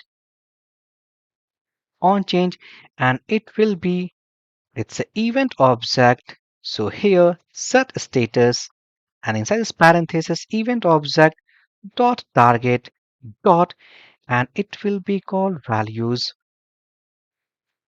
not value, it's value. Save these changes. So here we have like the state variables for all these input fields like title, category, editor content, featured image, and for status drop down. So if I go into our form, let's reload, click on add post button, and also inside this console tab, here we have some error that is invalid DOM property, that is class name. So I think that inside this add post model, here we are using class attribute, but it's a keyword. So let's control C to copy this class keyword, control H. So I want to replace this class keyword with this class name keyword. Click on this icon. Now successfully we have replaced. Save these changes. If I go and let's reload one more time, click on this add post, and again we have some more errors, that is value prop on input should not be null, and in this case consider using an empty string. So here the error simply means that the value attribute what we set inside our input fields should not be null. As we know that here inside this featured media actually we set our null value, so automatically this null value actually we are using inside this value attribute of input type file. So what I will do, simply I will go and remove this attribute because we don't want here, let's on change.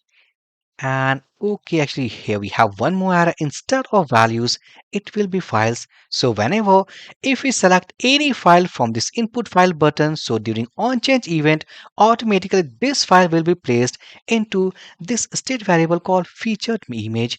So obviously while submitting this form, actually we have to deal with these all state variables so that we can pass all these data to our APIs to save our data into our WordPress database. So successfully, once we save all these changes, let's go and reload one more time. Click on this add post button, and now we can see that we don't have any errors inside this console tab. Only we are getting all about this image not found error over this application, but we will fix it later. So we can see that all the console errors for this add new post model, now it is successfully fixed. Now let's work for this edit model. So if I close, let's go and click over this edit button, and now we can see that here we have lots of errors over this model. So step by step we'll fix. Let's go back to project editor. I'll go and close this add post model. Then I will open edit post model. So first error we have to remove, that is with the name called class and class name keyword. So here let's select this class keyword, Control C to copy, Control H, search and replace, click on this icon. Now successfully all we have removed. Save these changes. So if I go and let's reload, click on this edit button, and now we can see that our class and class name error has gone. But here we have some errors, that is all about over the state variables over all these input fields. So what I will do in the same way, first I will go and remove, let's say this default content. Here, let's say const for title, it will be title, set title, use state, and initially it is going to contain an empty value. Let's copy this title, then I will go into this title field. Here, in place of this static value, I'll use the state variable called title, and during on change, it means whenever if we change any value, simply by using this event object set title, and here it will be event dot target dot value. Then here, let's create a state variable for content or category. So set category. Initially, it is also going to contain an empty value. So category, inside the select dropdown, let's add attribute for category.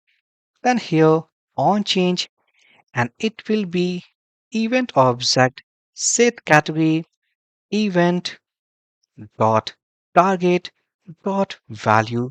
Then we want for this editor content. So here, let's say const, it will be editor content set editor content use state. It is also initially it will be empty. Let's copy this editor content, the state variable. So here editor content, then here let's add on change event. It is return event object along with this editor object. Then here inside this arrow function, let's say const editor data equals to editor dot get data. And finally, let's say set editor content equals to editor data. Now next we have to create the state variable for this featured image. So I will go, and before that let's cut or remove this like the default image URL. So I will go and remove, it is empty. Now let's go and create our state variable for featured image. So const featured image, it will be set featured image, and here use state, let's say an empty value. So I will copy, let's say featured image, but actually we don't want here. Only we have to link on change event. So let's say on change event, event object, and here set featured image, let's say event dot target dot files, and the first index value. Also, we can put some dummy links if we want to place inside this src attribute. So here I don't want, so leave it as blank here. Then we want some status. So here let's say const status set status use state empty value. Let's copy this state variable. Then I will go here over this status drop down. Let's say value status on change. Let's say event e dot or something set status first e dot target dot value. So successfully, here we have our all the state variables successfully we bind with this edit post model. If I save all these changes, let's verify one more time that if there is any error, if I go and reload, click on first on this add post, no errors, close here, click on this edit button, and now we can see that there is no error while opening this model. So successful. Now here we have the states management over by using these state variables over the form input fields of add post model and edit post model. Now, in the next video, we'll discuss the concept that how to handle this form submission so that all this data will be collected, and by calling WordPress API, we can send all this data to create a WordPress post. As we can see here that all these input fields what we have inside this add post model or edit post model is inside a form tag. So it means before calling our WordPress API, first we have to handle this form submission. So this whole concept we'll discuss inside our next video. Inside this video topic, we'll discuss a very interesting concept of React application, and that is how to handle form submission data. If I go back to browser, so as we know that inside this entire course, we are trying to create a headless application using our React framework as well as with WordPress APIs. So here as we know that we have a form. So if I click on this add post button, so we can see that in this model, here we have some form input fields like title, category, content, featured image, and status. Remember, inside last video, Also, we have created some state variables and their methods so that we can keep track over the changes or the values of all these input fields. So at finally, we have to submit all these data to WordPress API, and by calling WordPress API, we can easily create a WordPress post. But before submitting this data, before calling WordPress API, we have to also see the concept that how to handle form submission data. So here, inside this video topic, we'll discuss that how to handle this form data by using our state variables. Now here, let's go back to project editor. So we can see that inside this add post model, here we have all these state variables. By the help of that, we can read all about the values of each input field. So we can see that inside this HTML code, here we have the title field, category field, content, and all these fields along with a form tag. So to handle form submission, what I will do, simply I will go here and add an event that is on submit, and here let's pass a function name that is handle form submit data. Simply let's copy the function name. Then I will go here. Let's add a single line comment that is handle form submit const here. Then I will use arrow function. So for example, on submission of this form, I want to read the value, for example, for this title field. So what I will do, as we know that whenever if I pass any value to this title field, automatically we are setting that value inside this field called title, which is a state variable. So what I will do simply, if I want to read the value of title, so console.log, and here simply title. So if I save these changes, let's go back to browser, and here let's click on this add post, or before that let's inspect here. Let's click on add post, and I want this developer console here. Now whenever if I pass, let's say sample title, this one is the category, some dummy content, let's say this is our status, and for featured EMEA, I will select, let's say, this one, click on submit. So on submission of this form, actually we are trying to read only the value of this title field. Let's click on the submit button, and okay, the page has been reloaded. So what I will do, I'll go here, let's event object, and here let's event dot prevent default. It means by the help of that, actually, okay, here we have some spelling mistake, that is, now successfully we have restricted the default behavior of form submission, that is page reload after form submit. Let's save these changes. If I go back to browser, let's reload one more time. Click on then add post. If I fill any other informations, click here. Now if I submit, like if I click on the submit button, it only gets the value of this title. Click here, and now we can see that here we are getting the title value. So it means that if I want to read any value, for example, like after title, here we have the category. So obviously we have to go and read this state variable called category. Let's go and put one more that is category. Save these changes. If I go and let's reload one more time, click on add post, and here let's say sample title. Let's select category 2, some dummy content, draft here, click on submit, and now we can see that here we have the title and here we have the category ID. So it means by the help of these state variables what we have created, we can actually get all those form input values, and obviously by using WordPress API call, we can send all these data to WordPress database. Now next, what I will do, first of all, let's remove this console.log, and here let's say const post data, and let's create an object, and inside this object first I'll create some keys like properties. For example, to store title, here we have the title key, then we have called content, then we have, let's say, category, then featured underscore media, and here status. It means that all these values, by using these state variables, I will have to put all these values to all these properties so that while calling our WordPress API, only we have to send a single object, and this object is going to contain all these values. So here for title value, we have to read this state variable called title. For content, here we have, let's say, editor content. So I'll just copy, put here. For category, here we have like categories. So I'll simply copy, put here.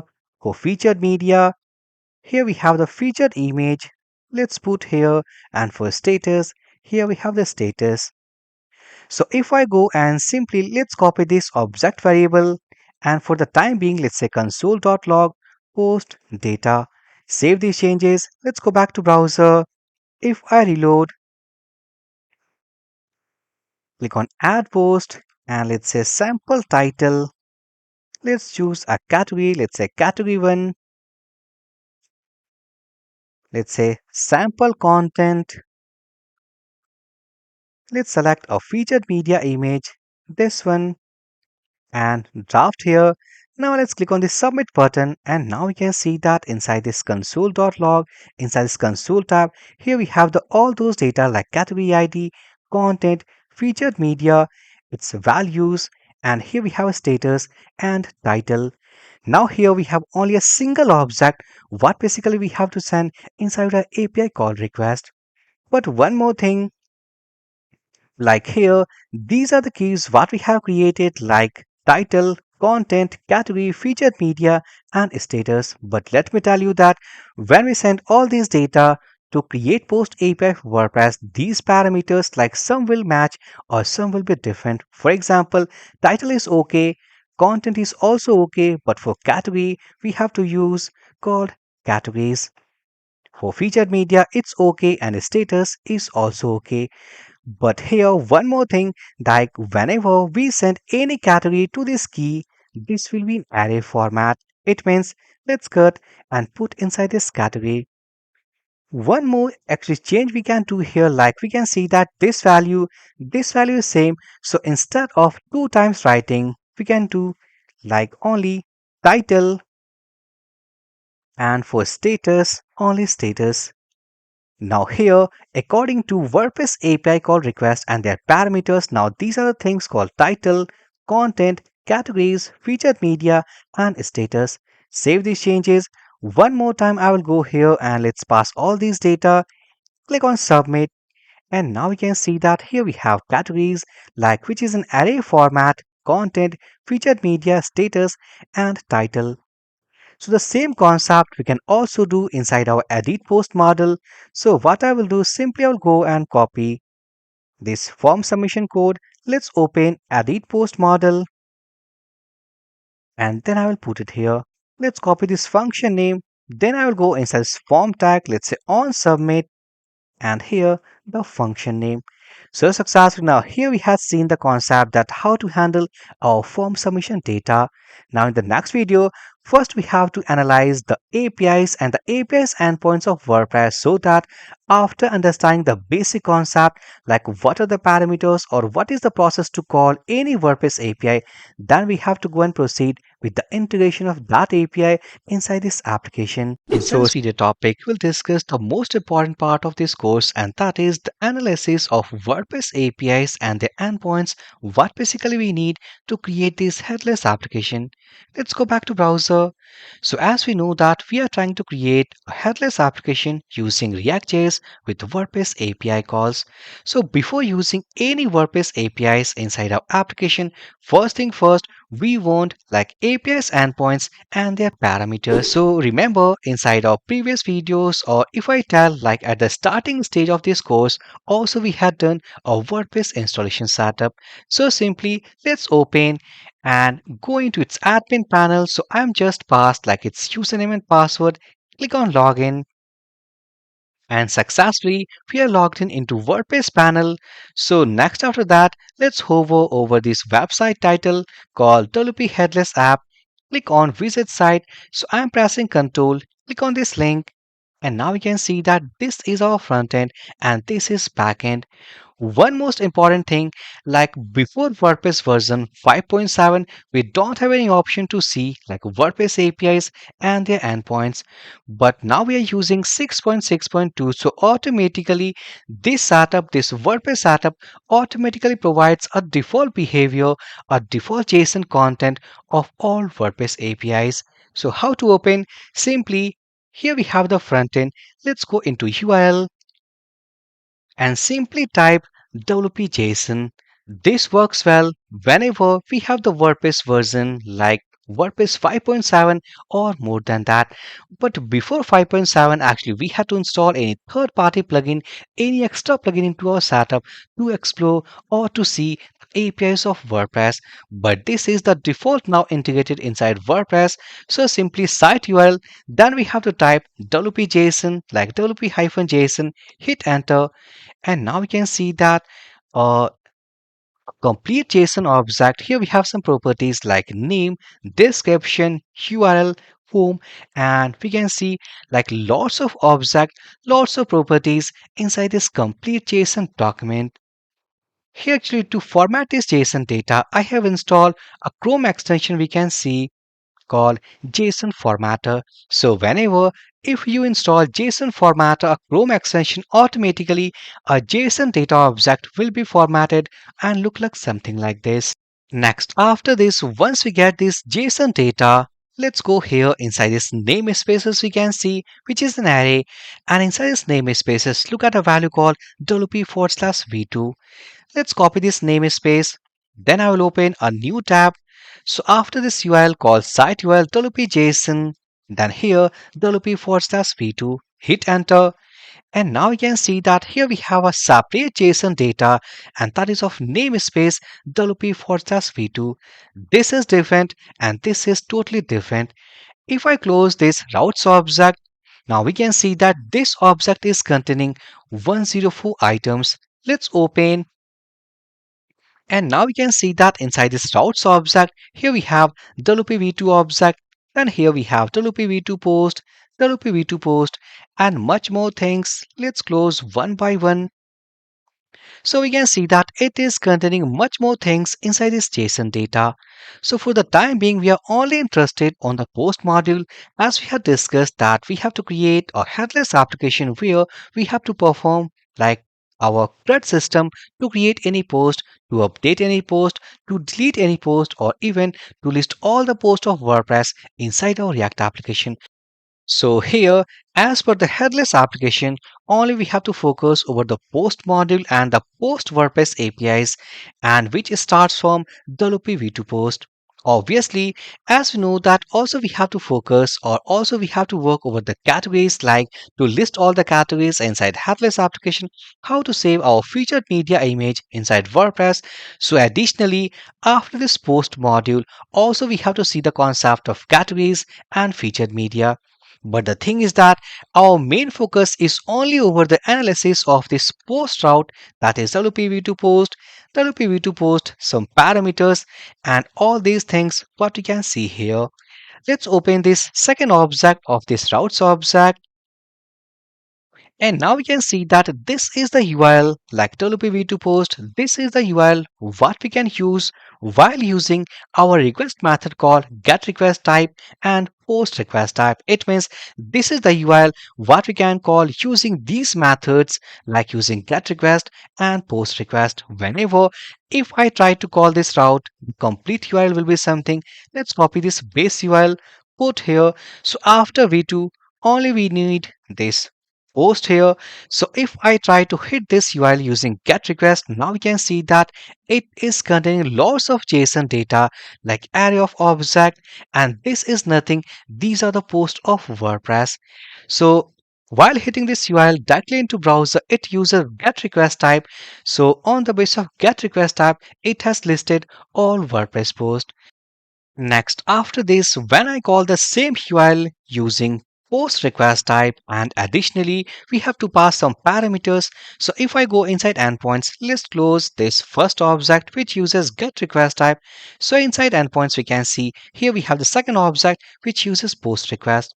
So here, if I call the same URL using post request type and additionally inside request body parameters, if I pass data, for example, date underscore GMT, slug, status, so we can see that here we have the ID of all those parameters, what basically we can pass while calling this URL using post request type.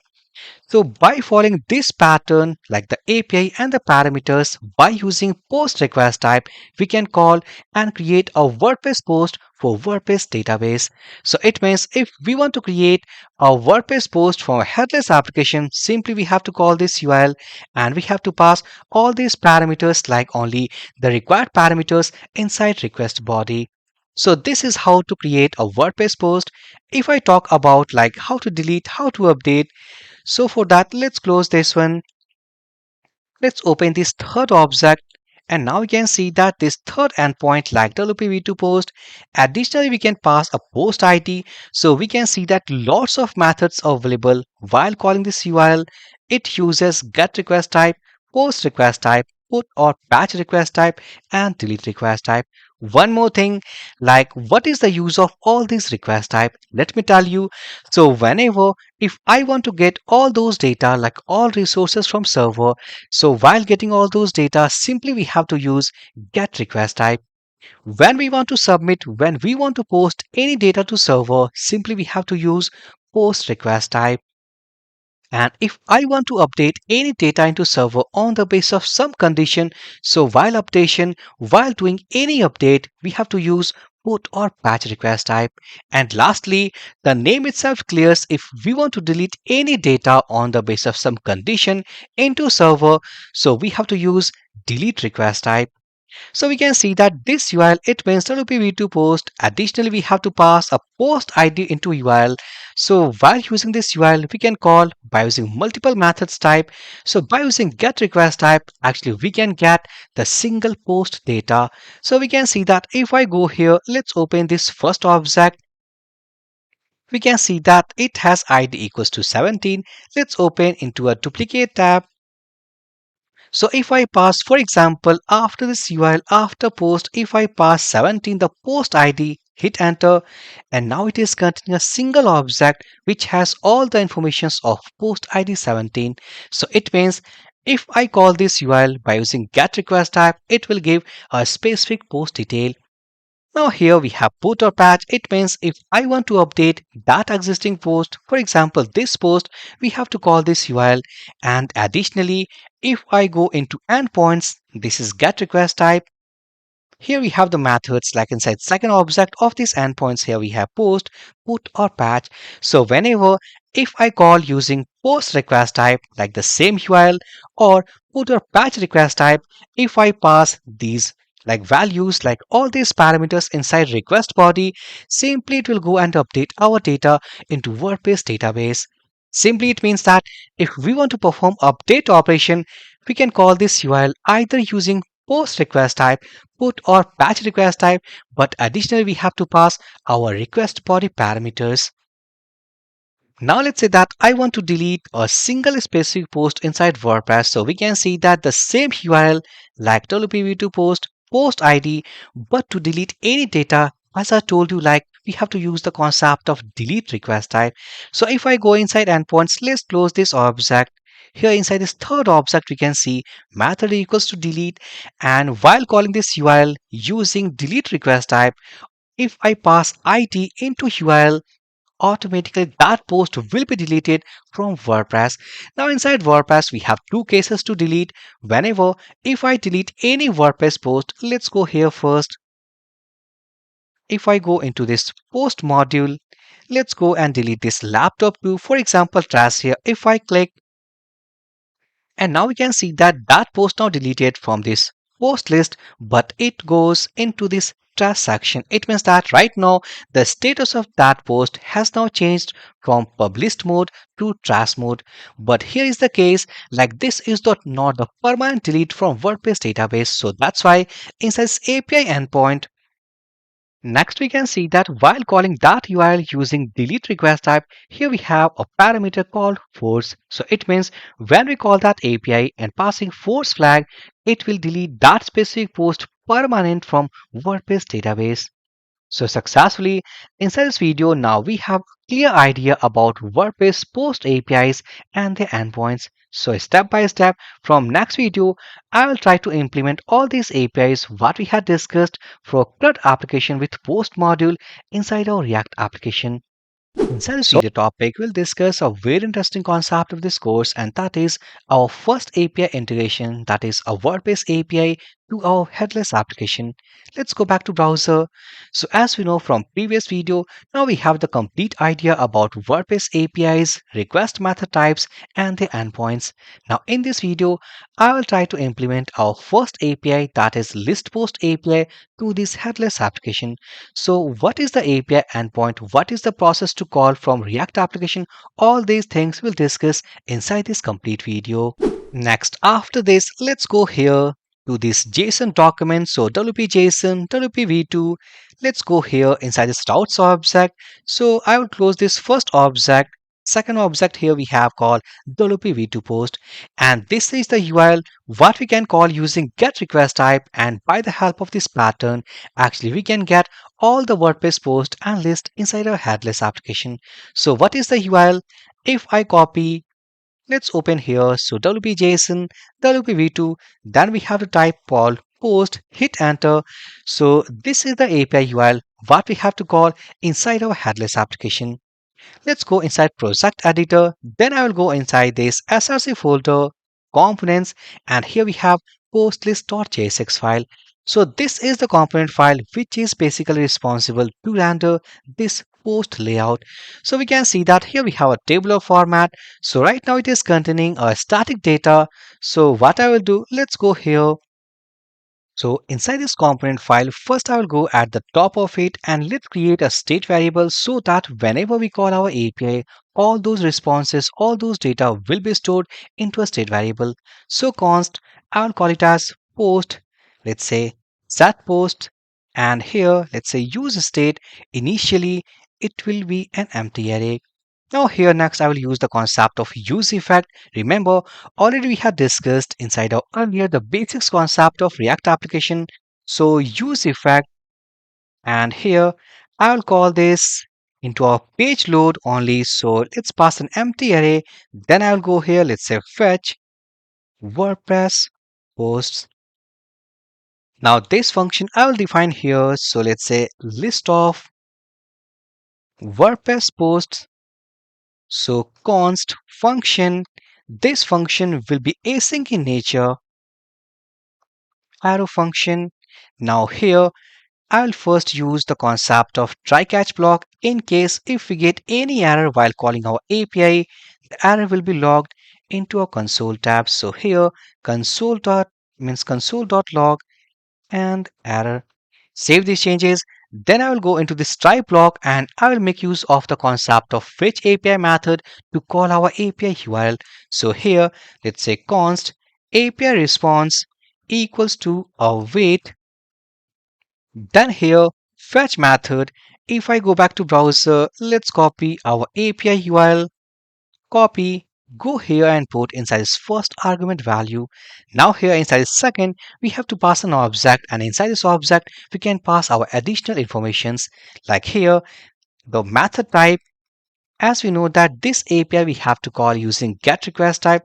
Then here will be headers, and inside these headers, let's first pass our content type. Content type, it will be application/JSON. So this is our basic pattern to call this API with this method type and pass a single header.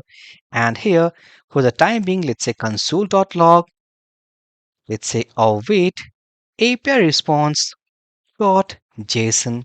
Save these changes. If I go here, let's reload, go to console tab. So if I reload, and now we can see that while reload, it is giving our response two times, and this is because if I go and open main.jsx file, this app component is wrapped inside this strict mode. So simply let's remove and paste here. Save these changes. If I go and now you can see that now on the page reload, it is giving only a single time we can see, and it is containing our array of data like all the posts of WordPress. So we can see that inside this first object here we have all those information of like the post title is something like here we have called laptop one is the post, and inside our first index here we have called hello world. So if I go now, next we have to iterate over each object so that all those posts will be listed inside our tabular format. Next, after this, if we want to iterate over each single post, what we have to do, simply first we have to store all this data to our state variable. So here, I'll simply cut this await API response.json and let's store into a data variable or something, let's say list posts equal to this is here, and here I will call set post method and simply pass list post. So what basically we did inside this async function, simply we have called this API using fetch method. Then on the JSON response, after getting that list of posts, simply we are setting our state variable. So once we do, let's go inside our HTML, and here inside this T body, let's go curly pairs to write our JavaScript expression, and here as we know that this is our state variable which is right now containing all the posts of WordPress. So simply to iterate, I'll use the concept of map method, and here I will iterate over each single post. Let's put parenthesis, and here I'll go and cut this complete tr tag. Let's do some formatting. So I will then cut this complete tr. Then I will go into this curly pair post.map single post inside this parenthesis. Let's paste this complete HTML. So we can see that now we are iterating over each post. So if I save these changes, let's go back to browser. So we can see that here we have two rows like sample title and sample title. So all these data are same because actually this is the static HTML what we have pasted inside this parenthesis, and as we know that in return WordPress returns only two posts while calling our API. So that's why this HTML two times. So to get the dynamic values, what we can do, single post, if I go here, so to get the ID value, I will go first here, let's say console.log one more time, console.log list post, save these changes. So we can see that inside this first object to get the ID, here we have the ID property. So what we can do, let's go here inside this post.map, here curly pairs, so single post dot id. Now to get the post title value, curly pairs, single post. Then I will go and search for title. So here we have a title, and inside this title we have one more, like it's an object. So here we have one more property called rendered. So I will copy this rendered. So single post dot title dot rendered. Now here we have the mode, that is it is in published mode or draft mode. So if I go, we can see here that status equals to publish. Let's copy this status key. Then I will go here and put curly pairs single post dot status. Then after this status, then here we have the loading, and this is nothing, first TD, second TD, third TD, and after third here we have the category. Okay, in place of category we have the loading. So for the time being I'll put only the category ID, and the category ID we can get if I go here from this categories array from this first index value. So what we can do, curly pairs single post dot categories. Next, after this categories, here we have to use the 0th index because we want to get the first value of that array. But let's say that we have a WordPress post. Inside that post, we don't have any category. So in that case, array will be empty. And if we try to access this value, this line of code is going to give some error. So how to fix? Simply put a question mark. It means this object, like single post object, is containing this property, and if it has a value then it's okay. Otherwise, in case if we have no value, so the else condition, let's say no category. Now next here we have featured media URL. So if I go to response, so if I open, so we can see that inside this response here we have a ID called featured media equals to 15. So inside this response, here we don't have any featured media URL, but we can get by using this ID. It means we have to call one more API, and that API will return our featured banner image URL on the basis of this ID. But for the time being, I'll only use this ID. Let's copy this property name. Then I will go here into this image tag. Let's go inside this alt attribute, and here let's pass curly pairs, so single post dot featured media. Then here we have action buttons, that is edit and delete. Now here we have all those data like dynamic data ID, title, post here, category, and featured media ID. Save these changes. If I go and reload, and now we can see that here we have the ID value, title value, status, category, featured image. Obviously we don't have, but we can see that here we have the ID of that, and also here we have two action buttons. Additionally, inside console tab, here we have some error, that is each child in a list should have a unique key prop. It means that here we have to pass a unique key property which basically uses inside our re-rendering process. So what we can do inside this list like tr, let's add a key property. So either we can pass this loop index from here like index, either we can use index here or simply like each id of each post, that is single post dot id. But for the time being it is okay. Save these changes. If I go and let's reload, and now we can see that we don't have any error, and also we have all those posts of WordPress right here listed inside this headless application. But here we have a catch, and catch is that if I go into a WordPress setup, go into this post list, and now we can see that inside this post list, here we have three posts, not two, but actually we are getting only two posts. If I go and closely look, so we can see laptop one, which is in published mode, hello world, which is in published mode. And if I closely look the title, laptop one and hello world, it means that only the published mode post will get into this headless application. Now the question is, where is the draft like this laptop 3 inside this list? Now the answer will be like while we're using this get post request only without any authentication, so WordPress allows only the public data will be accessible inside this headless application. So to get the private data, what we had discussed like this draft mode or even the trace informations, if we want to get all these informations to this headless application, we have to use the concept of authentication. So here now comes the role of basic authentication and JWT authentication. So either we can choose any package so that this package will be installed inside this WordPress setup, will have a key, and that key like authentication key or token that we can use inside each of the API call from this headless application. So whenever while calling any API, if I pass the token value inside header like authentication token value, so WordPress automatically checks that okay, if the token is available, it means that we all the accesses, all the permissions of this WordPress now allowed to call or access any informations from API calls. Inside this video topic, we'll discuss a very interesting concept, and that is WordPress basic authentication.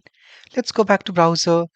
So as we had seen inside last video that whenever if I try to fetch all the posts from WordPress, so by default it will only allow whose post status is equal to published state. But let's say that I want to get all the posts including draft and trash, so how it can be possible? So as I told, like we have to go with authentication. So here, first thing first, we'll implement the concept of basic authentication, and later on inside this course, also we'll see the concept of JWT authentication. So what is basic authentication? How to install? What is the pattern to use inside API calls? All these concepts we'll discuss inside this video topic. Next after this, what I will do, so first I will go into a WordPress setup. Let's log in into admin panel. So username, password, hit login button. So successfully, I'm logged in into admin panel. So we have to install a basic authentication plugin. So what I will do, I will go here and search for, let's say basic auth WP plugin. Hit enter. And now we can see that here we have several options like to install basic authentication plugin inside WordPress. So I will recommend this plugin from a GitHub repository. Let's click on this. And here we have github.com/WP API /basic auth. Now the same file basic auth.php, I have just copied this file and moved to my GitHub repository. So github.com/OWT hub, click on repositories. And now we can see that inside this repository, here we have a folder called basic auth WP plugin. Let's click into it. Now the same file, what we had seen here, I have just copied and moved here into my GitHub repository. Now let's open this file. Now here we have the complete plugin structure. So I will just copy the whole code, click on this copy icon. Once copied, let's go to our WordPress setup code. This is the project editor of WordPress setup. Then I will go into WP content, plugins, and inside this plugins folder, let's create a plugin folder and I will call it as wp-basic-auth. Then I will go into this plugin folder. Let's create our plugin main file. So wp-basic-auth.php. Now I will go into this .php file and just paste all those code what we have copied from GitHub repository. Save these changes. Then I will go to our WordPress setup, click on plugins, install plugins. And now here we can see that JSON basic authentication. So only we have to click on this activate link, just click into it. Now successfully plugin is now activated.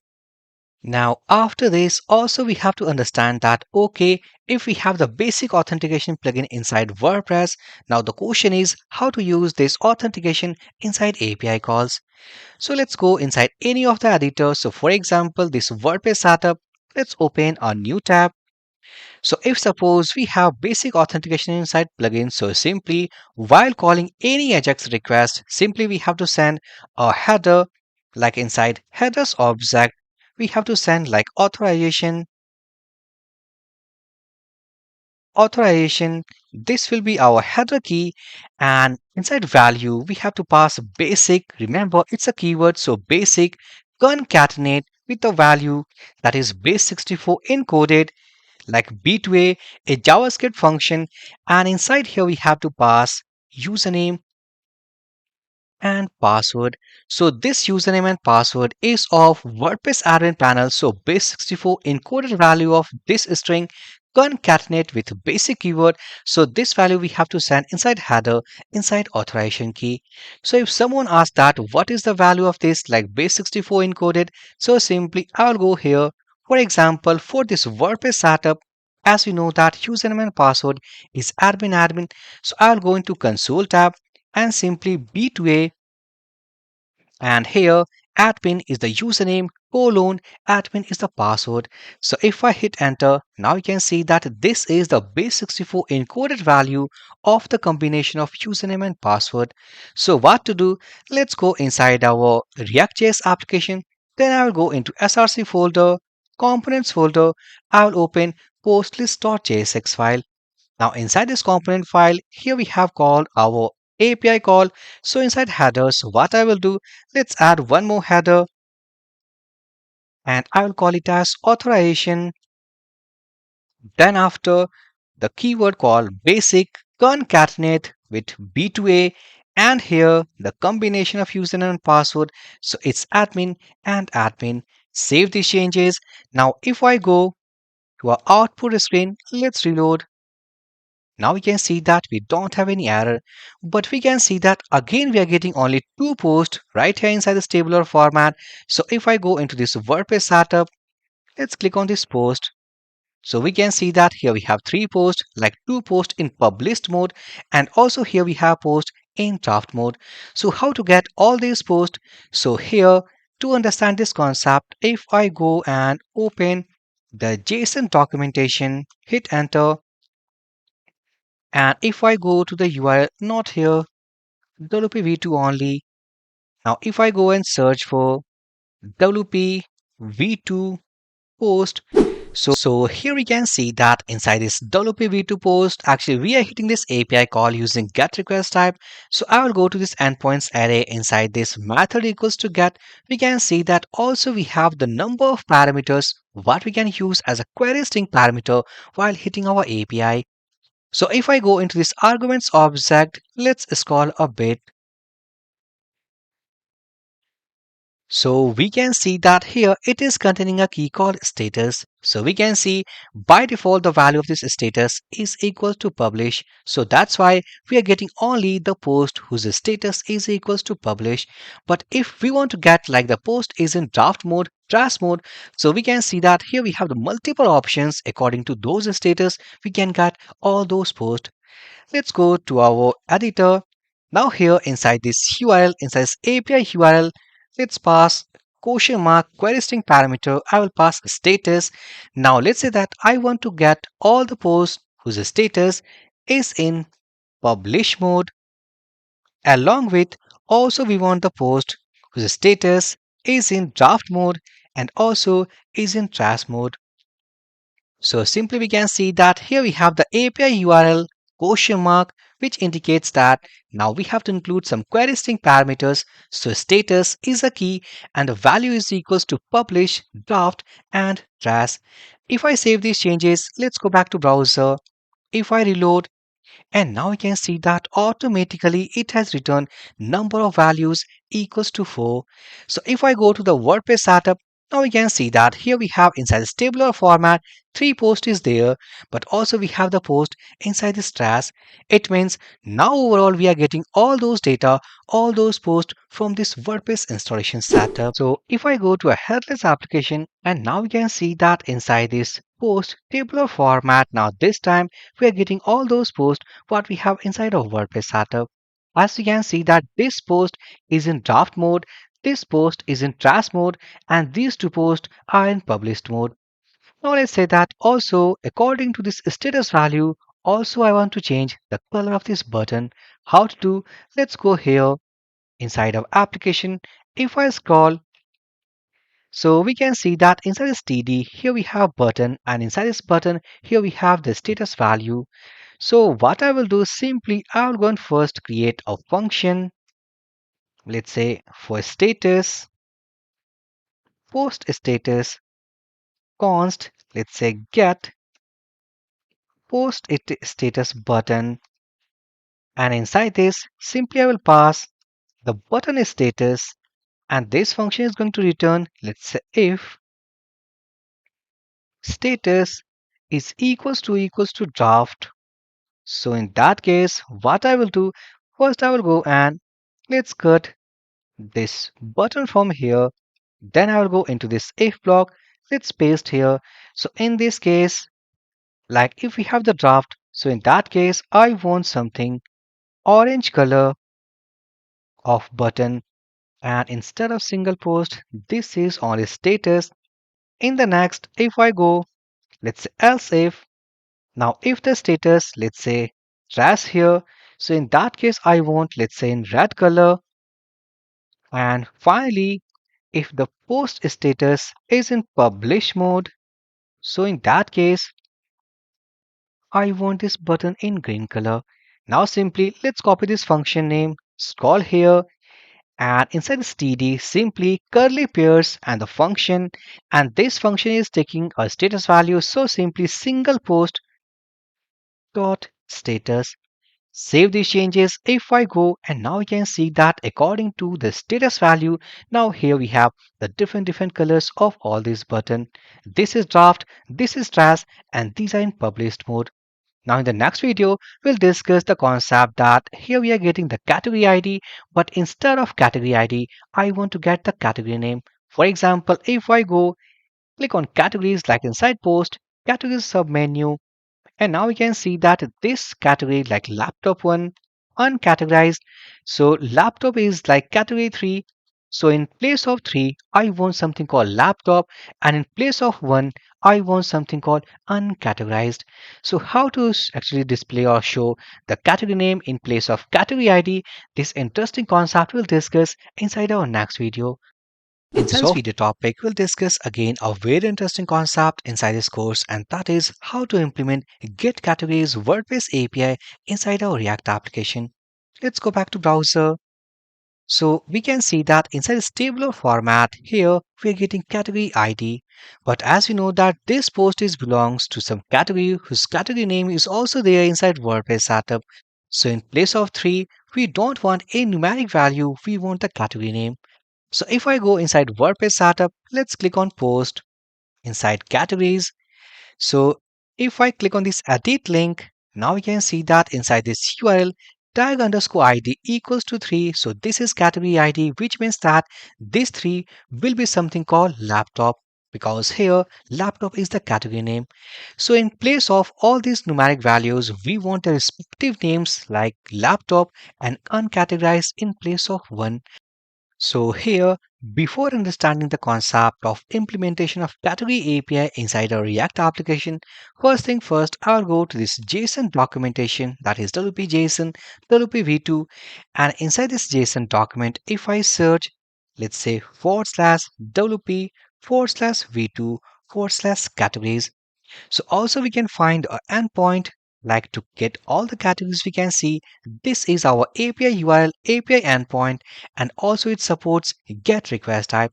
So it means if I copy this base URL, if I type here, and if I type WPV2 categories, WPV2 categories, and if I hit directly using get request type, so we can see that it is containing an array of object, and inside this array we have two objects. That is, first one is laptop category, and second one we can find that is uncategorized. And look at here, category ID equals to 1 and category ID equals to 3. So in place of this 3 and 1, if we want to get the category name, simply we have to call an API with this URL. Let's go back to project editor. So inside this component file, now after this fetch post, after this use effect, and also after this post status, let's say that fetch categories, and here const, let's say fetch WordPress post categories equals to, and here first I will go and use try catch block. In case if we have any error while calling that API, simply first we have to log inside our console tab. So this is error. Now let's go inside this try block. Now here, let's say const API response or API data. Here, let's say await, and also I make use like a sync before this function. So async here, await fetch API method. So the first argument value will be the API URL. So the API URL is something like this. Let's copy, put here inside this second value, which is an object. So method type equals to get request type. Second, let's say headers. And inside these headers, I will first pass content type, application JSON, application /JSON, and also authorization, basic keyword, concatenate with like the base64 encoded value of admin username, and admin is the password. Next, after this, what I will do after getting API response, so let's say const API data equals to await API response dot JSON. And for the time being, if I go and console.log, let's say API data, if I save these changes, so if I go and let's reload, inspect here, go to console tab, and also we have to do one more thing, that this function should be called inside use effect. Let's go and call here, save these changes. Now if I go and reload, and now we can see that here we are getting two output. This first one is all about the WordPress post what we have seen, and here we have the second output, that is array of two object, and these are nothing, these are the categories information. Like if I open this 0th index, we can see ID equals to 3 whose category name equals to laptop. Also, we can see at first index whose id equals to 1 and look at the name value, name equals to uncategorized. So successfully it means that we have fetched all about all the categories of WordPress. But here we can see that output data format, we have array of object. But what basically I want that this data will be something like this. Here we'll have the category ID, let's say 3 here, and the name will be called laptop. Also, here we have the category ID 1 and we want like uncategorized. So simply this is the format what basically I want to get from this array of object. So how to get this format of data? Simply I will go inside this post list.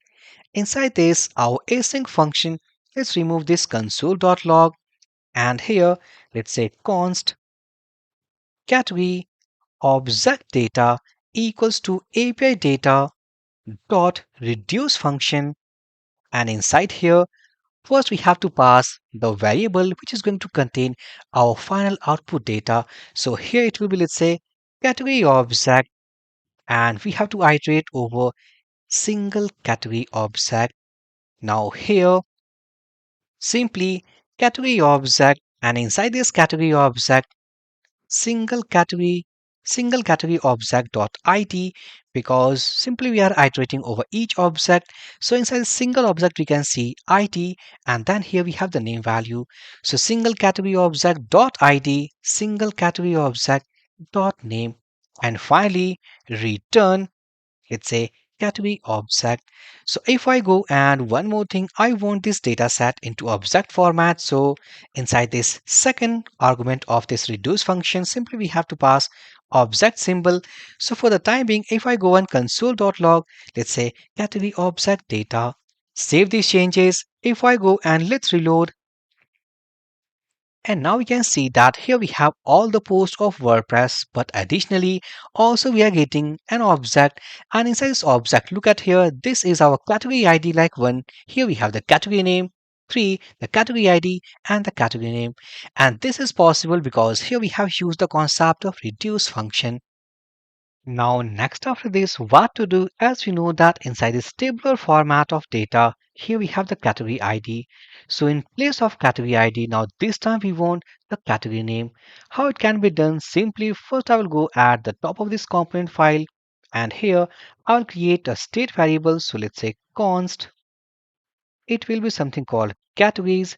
Let's say set categories, use state, and here initial value will be an empty object.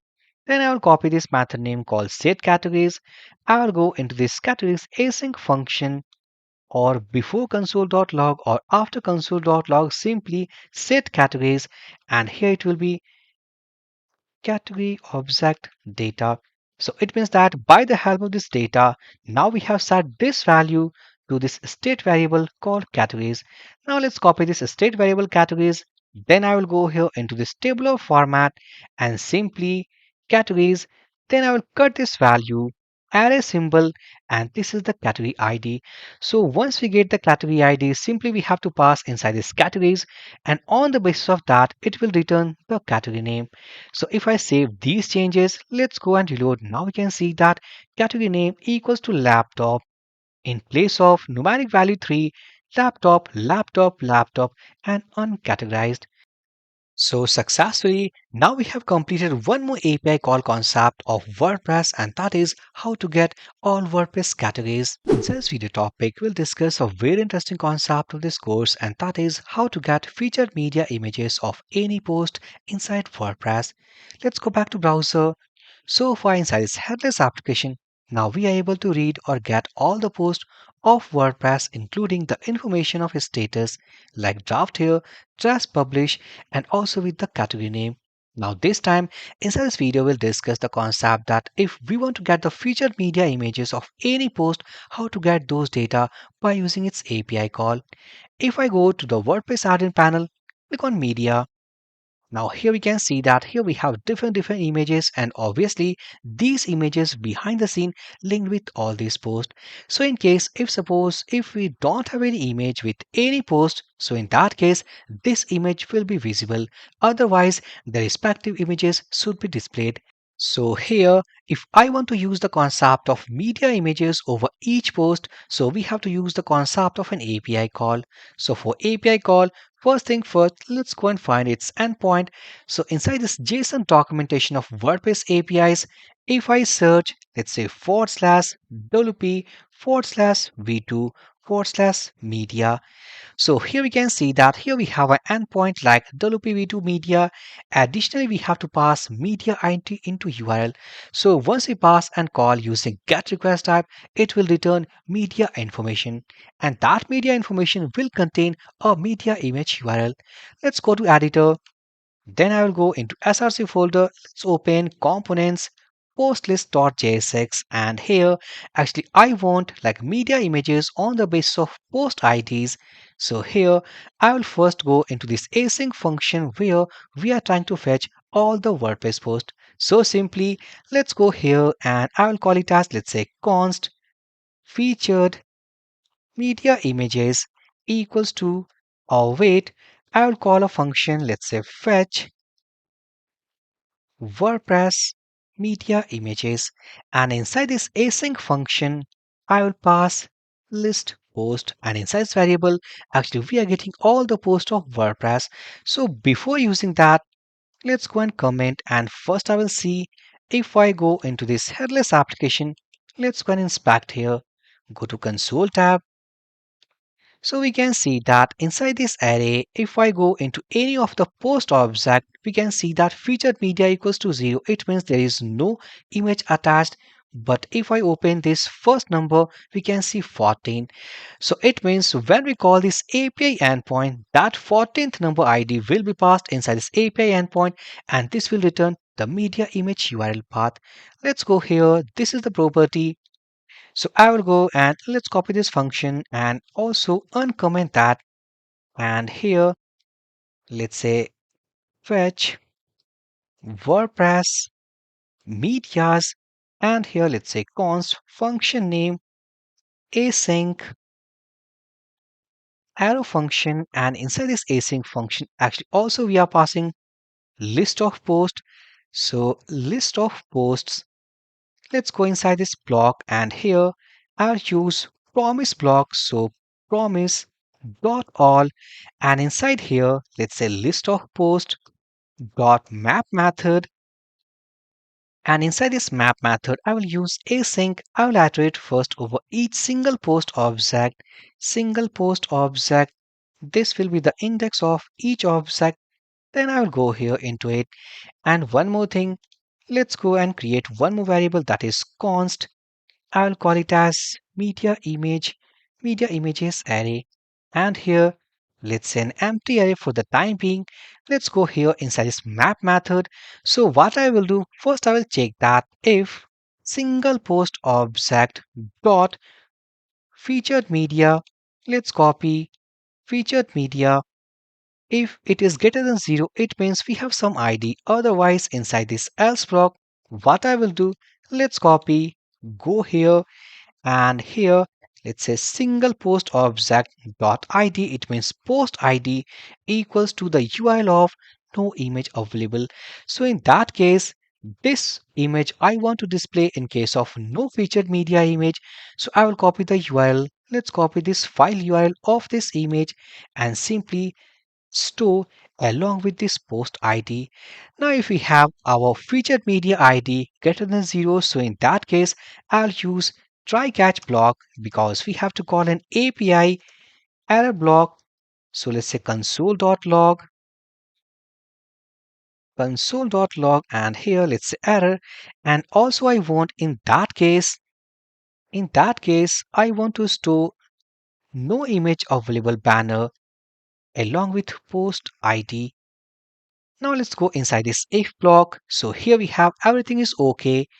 So what to do? Let's say const API response equals to our wait fetch method. Here we have to pass the API URL. So I will go here. Let's copy this WPV2 post here, and here we need to pass called media, and then we have to concatenate with the media ID. So forward slash and media ID. this will be the media ID. So let's copy plus sign media ID. Let's go and pass this second argument value of which method. So here it will be, let's say method. It will use get request type, then headers, not header, headers, and inside here, let's say content type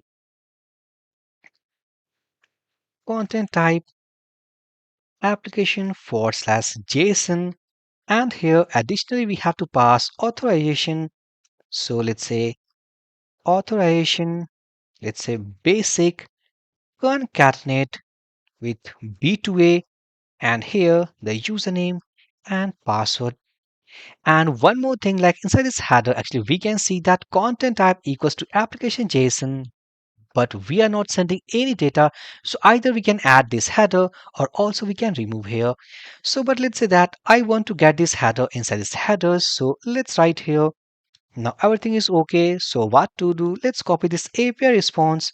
So console.log, and if I type, let's say API response, not directly here, let's say const API data equals to await API response dot JSON, and here if I type API data, so if I save all these changes, let's go back to browser, and here if I go and reload, and one more thing before going into this console tab, if I directly hit, let's copy this API URL, put here.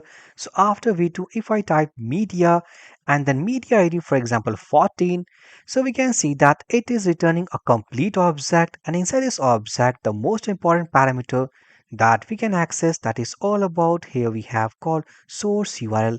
So we can see that on the base of this media ID 14, here we have a source URL.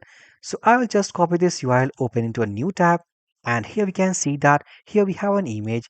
So it means that we have to get a complete object inside this console tab. We can see by writing this console.log API data. Now here we have our API response. So inside this object, we can see like source URL.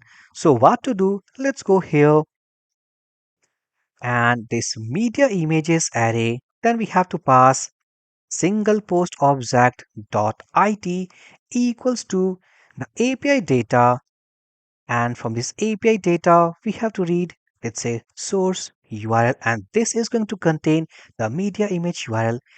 And one more thing, and instead of this array, let's write an object here. So media images array. Now this is all about try block, catch block, else block.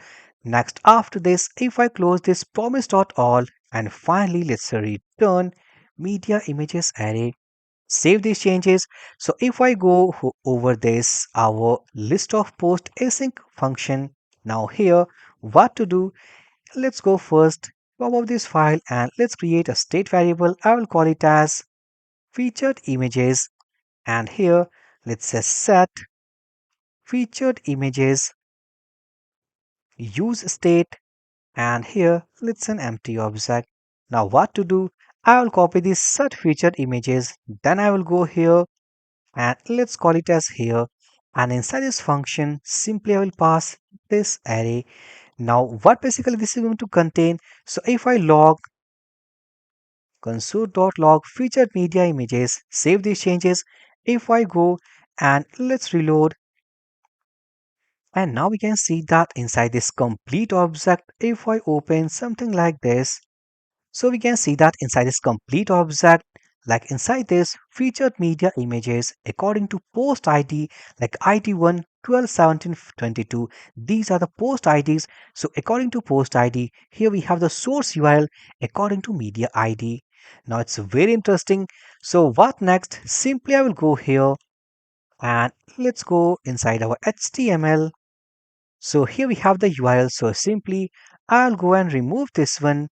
And now next after this, in place of this double quotes, let's write curly pairs here, featured images which are state variable array symbol, and inside this array single post dot id. So if we pass post id to this state variable, automatically it will return Like we can see here, like post ID, it will return the source URL of that ID. Otherwise, if let's say that if post ID does not exist inside our state variable, so in that case, this no image URL will be returned. So let's add pipe here, and this is our else condition. So if I save all these changes, let's reload, and now we can see that here we have our featured image of this post, featured image of this post, and in these two cases like post I22 and 1, there is no image available. So successfully, now in this video we have seen that how to get our post images according to post ID. Inside this video topic, we'll see and discuss the functions of add post model. Let's go back to browser. So up to last video, successfully we have completed overall all the functionality of this post list, where we have seen the concept of three APIs of WordPress. First was how to get all WordPress post and list inside this tabular format, and second, how to get category name on the base of category ID, and third API was how to get featured media images on the base of media ID. Now next, inside this video, we'll start the functions and the concept of this add new post model. So first thing first, what is the basic purpose of this add post model? So we can see that inside this model, here we have some form input fields like title, category, content, featured image, and status. So it means when we pass all these data and hit a WordPress API call, so by the help of these data and in API call, actually we have to create a dynamic post inside WordPress. But one more thing, before creating any post inside WordPress, if we closely look over this drop down, so we can see that it is containing two static values like category 1 and category 2. So it means first thing first, we have to get the dynamic categories of WordPress and bind with this category drop down. If we go to our WordPress setup, post, categories. So we can see that inside this categories list, here we have laptop and uncategorized. So first I will get all these categories and bind with this category drop down. And later on, we have to work over the functions that how to create a dynamic post with these form input fields. Next, after this, let's go back to project editor. Then I'll go and open postlist.jsx component. And here inside this file at the last, we can see that here we have add post model and edit post model. So conditionally, actually we are triggering to open our add post model by the help of this add button click. And here we have edit post model. So first thing first, we have to get the dynamic categories and bind with this category dropdown. So what we can do, if we remember, so inside this post list component, here we have a state variable called categories. And remember, also we had done an API call. If I go, so here we have the API call, and by the help of this API call and function, actually we got all the categories and stored inside that state variable. So what we can do, instead of doing one more API call to get all the categories inside add post model component, what we can do, simply let's copy this state variable, and here inside this model, I will use the concept of props. So here, let's say categories list equals to curly pairs, and this is our state variable. Next, after this, I will save all these changes. Let's go back to project folder. I will then open add post model component. And as you know that we are passing one more properties, so simply let's copy and pass inside this D structure. So what we can do, if I copy and for the time being, let's say console.log and print here, save these changes. Let's go back to browser. Let's reload. First, I'll go and inspect here. Let's open console tab. And if I click on this add post, and now we can see that inside that properties, inside that prop, we are getting our index value as the category ID and category name. So here we have category ID equals to 1, which is uncategorized, and category ID equals to 3, which is laptop. So what we can do, simply we have to iterate over each data, and we can bind all these data with this category dropdown. Now what next? Let's go back to project editor. Then I will go and first comment this line, that is console.log, scroll up to categories dropdown. Let's remove this static HTML, and here let's say curly pairs object dot entries, and here we have to pass our prop, that is category list. Then I will use the concept of map function.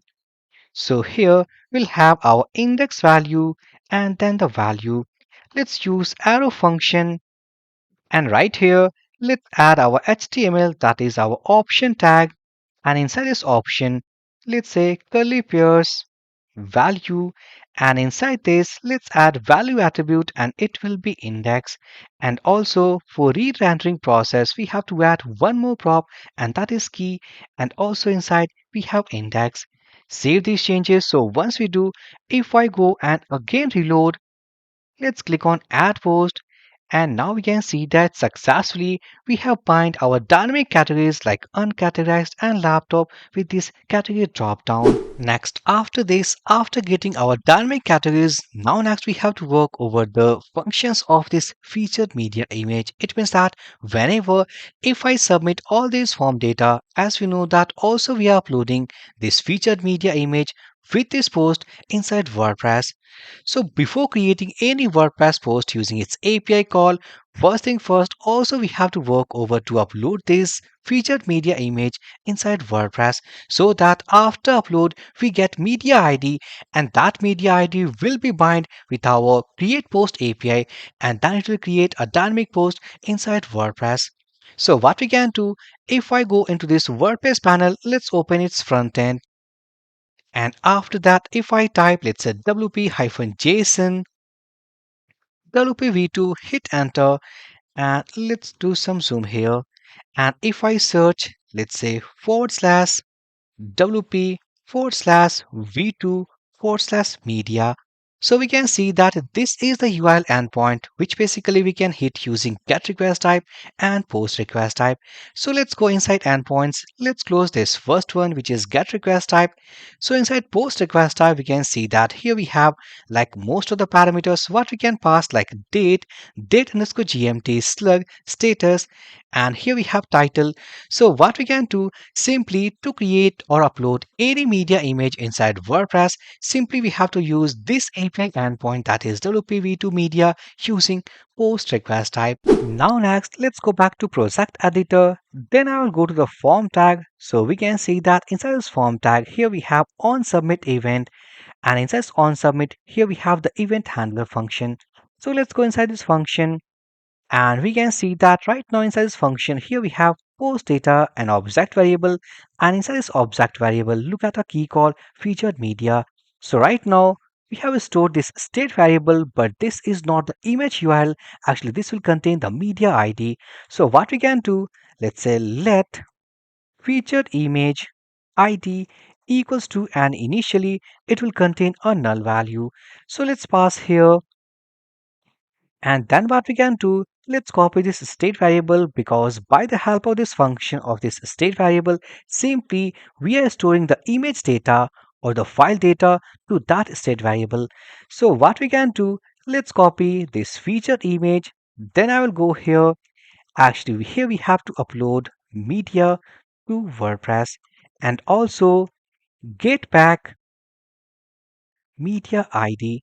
So what we can do here, let's first check that if we have any file inside this state variable.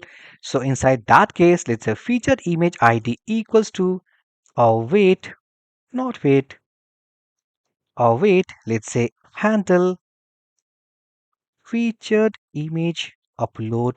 And inside this function, I will pass simply that file, that is featured image. Let's copy this function name. Then I will go here and let's say upload featured image, let's say const function name async function, and inside this function we are taking our image file, let's say featured image file. Then I will go into this function, and before that I have to use arrow function. Let's use try catch block because we're going to hit our API call. So error, in case of any error, simply I will go and console.log. So let's say console.log error. Now next I will go inside this try block. So inside this try block, let's say const API response equals to await, and here it will be fetch method. And inside this fetch method, let's go back to browser. I will copy up to this base URL called wpv2 let's post, and then after that I will pass, let's say, media. Simply I will copy. So after wp forward slash v2 forward slash media, and here let's pass some parameters, that is method type. So this time I will use post request type. Let's add some headers, and inside these headers simply first I will pass, let's say, authorization, and here let's say basic keyword concatenate with base64 encoded value of username of admin like WordPress and the password value. And one more thing, also we have to send some data with this API URL so that this file will be uploaded to WordPress. So what we can do, I'll use the concept of form data. So const, let's say form data equals to new form data. Then after that, let's say form data, this object variable, then I will call append method, and here let's say file, and inside this file simply I will pass this featured image file here. And then after that, let's say form data, one more thing we have to append, and that is alt underscore text. And one more thing here, if you are wondering that how do I know the key name, that is alt underscore text, so simply if I go to the API documentation inside this post concept, if I go and scroll, so we can see that here we have alt underscore text. So this is the parameter what we can pass using post request type. So simply here we have the file name and second key called alt text. So in this case, let's say featured image of post, any text you can pass here. Now after doing all these things, let's copy this form data. Let's add one more property, that is data, and here we have form data. So once we do all these things, simply let's say const API data equals to API response dot JSON, and for the time being let's say console.log API data. Save these changes. So if I go, let's reload. And okay, here we have some error, that is unexpected reserved await, and this is coming from this block of code from where we are uploading our featured media image. So this await keyword, let's go back to editor and check that why it is happening. So okay, actually here we have used await keyword before this function calls. So this block of code must be inside this async function block. Save these changes. So once we save, and now we can see that error has been fixed. So what we can do, first I will go and clear this console. Let's close and click on this add post. Let's pass some information. So post new, choose any category, sample content, choose any file. So for example, I want to upload this image. So let's select here status publish. So whenever if I click on the submit button, so automatically this will first go inside this event handler function. And here by the help of this code, it will call this function, and this function is going to upload our featured media image first, and then it will return or it will console the API response. So what we can do, let's go and click on submit button, and here we have one more error, that is 400 bad request. And why it is coming, let's check all the parameters what we are sending. So this is our URL, method type equals to post, authorization, this is also okay, and okay, this is not data, this is actually body. Save these changes, and here if I go, let's reload, click on add post, let's say post new category, sample content, let's say this image, select status, click on submit. Now successfully we can see that our featured media image now uploaded inside WordPress. So this time we don't have any error. Instead, here we have a promise block. Let's go inside network tab, and inside this network tab, click on media because we have used WordPress media API to upload our media image file. And now we can see that after upload, it has returned the complete JSON data. And here we have ID equals to 30. It means the image what we have uploaded, it uploads inside WordPress. If I go media And now we can see that this image here and its ID equals to 30. So after upload, it has returned the media ID. So successfully. Now here inside this video, we have two most interesting concepts, that is how to get the dynamic categories using props concept, and second, how to upload our media file inside WordPress. In the next video, we'll discuss or continue this video topic so that the create post API we have to use and create a dynamic post inside WordPress. In this video topic, we'll discuss and continue about our last video, that was to create a post inside WordPress. If I go back to editor, so inside last video, we had used two concepts, that is how to render dynamic categories to this add post model, and also additionally we have seen that how to upload featured media image to WordPress application. Now this time inside this video, if we pass all these data, how to use WordPress API call so that these data will be created as a post inside this WordPress application.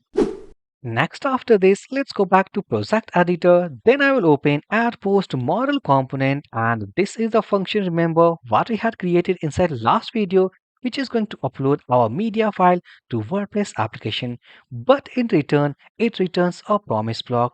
So what basically we want media ID. It means in place of promise block, we want media ID. So simply before this API response.json, just add a wait keyword, and instead of console.log, let's return API data.id. Save these changes. Now, once we do these changes over this function block, let's go inside this event handler function. So here we have the function block which is going to upload our media file. This is an object which is containing post data like title, content, categories, featured media, and status. So after this console.log, let's add try catch block, because we have to use one more API call, and by the help of that API call, the most important API call, which is going to create a WordPress post with the help of all those data what we pass from add post model. So here try catch block, let's say error, so console.log, simply error log here. Now let's go inside this. Okay, here we have some mistake. So console.log error. Now let's go inside this try block. So let's use const API response equals to or wait. I will use fetch method. So here we have to pass our API URL. So first I will go into this JSON documentation of APIs. Let's copy this base URL. I will go here, then paste here, and inside this endpoints, simply we have to pass wp-v2 / post. So before using this API endpoint, again I will go to this JSON documentation, and if I search, let's say /wp /v2 / post, and now we can see that here we have an API endpoint, what basically we can hit using get request type and post request type. So we are interested to get the ideas over this post request type. So inside this endpoints array, this is our second object. So once we use post request type, so here we have multiple parameters according to need, according to our requirement, what we can pass inside API call. So we can see that here date underscore gmt slug and many more. So we can see that inside our API call, here we have already used called title, content. So if we compare these parameters here, so we can see title, content, featured media, here we have a status, and one more parameter that is called categories. And in categories, look at here, type here, that we have to pass an array of data. So this is the API endpoint what basically we have to use to create a WordPress post. So inside this first argument like API URL, inside second, let's pass an object here. So first will be method, post request type, then here let's say headers, and inside headers, let's say authorization, and here let's say basic keyword space concatenate with like base64 encoded value of username of WordPress and password. Next here, let's say content type, it will be, let's say application /JSON, Then after headers, I will add body, and inside this body, let's say JSON dot stringify, and inside here we have to pass our object called post data. So once it will be executed, it will create a WordPress post by using this block of code. Now here, let's say const API data equals to a wait API response dot JSON. So for the time being, let's say console.log and API data. So save these changes. Let's go back to browser. Let's reload this complete application. And here, first I will inspect. Let's go to console tab. Clear this console. Click on add post. So here, let's say post something 1001. Let's choose category something called laptop. Some sample content. Some sample content. Choose any file. So let's say that I will select this mobile image. Select status, so publish here. So once we click on the submit button, automatically it will trigger this event handler function. So first it will upload a media file, and this media file will return a media id after upload, and this media id will then bind with this post data, and these data we have to send to this API call to create a WordPress post. Let's go here, click on submit button, and now we can see that in return, we are getting a JSON response like here. This is first, like this is like console.log before try. And here again, here we have console.log. And this is the response what we are getting from WordPress. So to confirm the post has been created, let's go here, click on post. And now we can see that post 1001, click on edit. So we can see that this is post title. Here we have the post content. Here we have post featured image. If I scroll status, and if I go and see categories called laptop. So successfully, now by the help of one more API call of WordPress, bypassing all those data what we have sent from this add post model, now successfully we have created one more post inside this WordPress application. Now what next? So we want two things once post will be created. First, this model should be closed, and second, the table what we are seeing inside background should reload so that our newly created post will be loaded inside that tabular format. Let's go back to project editor.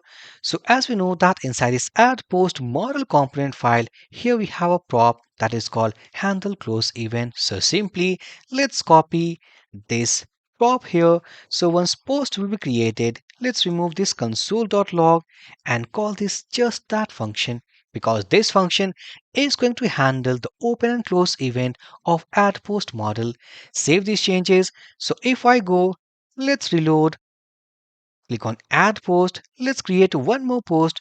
So here, let's say 1002, click on select category, some more content.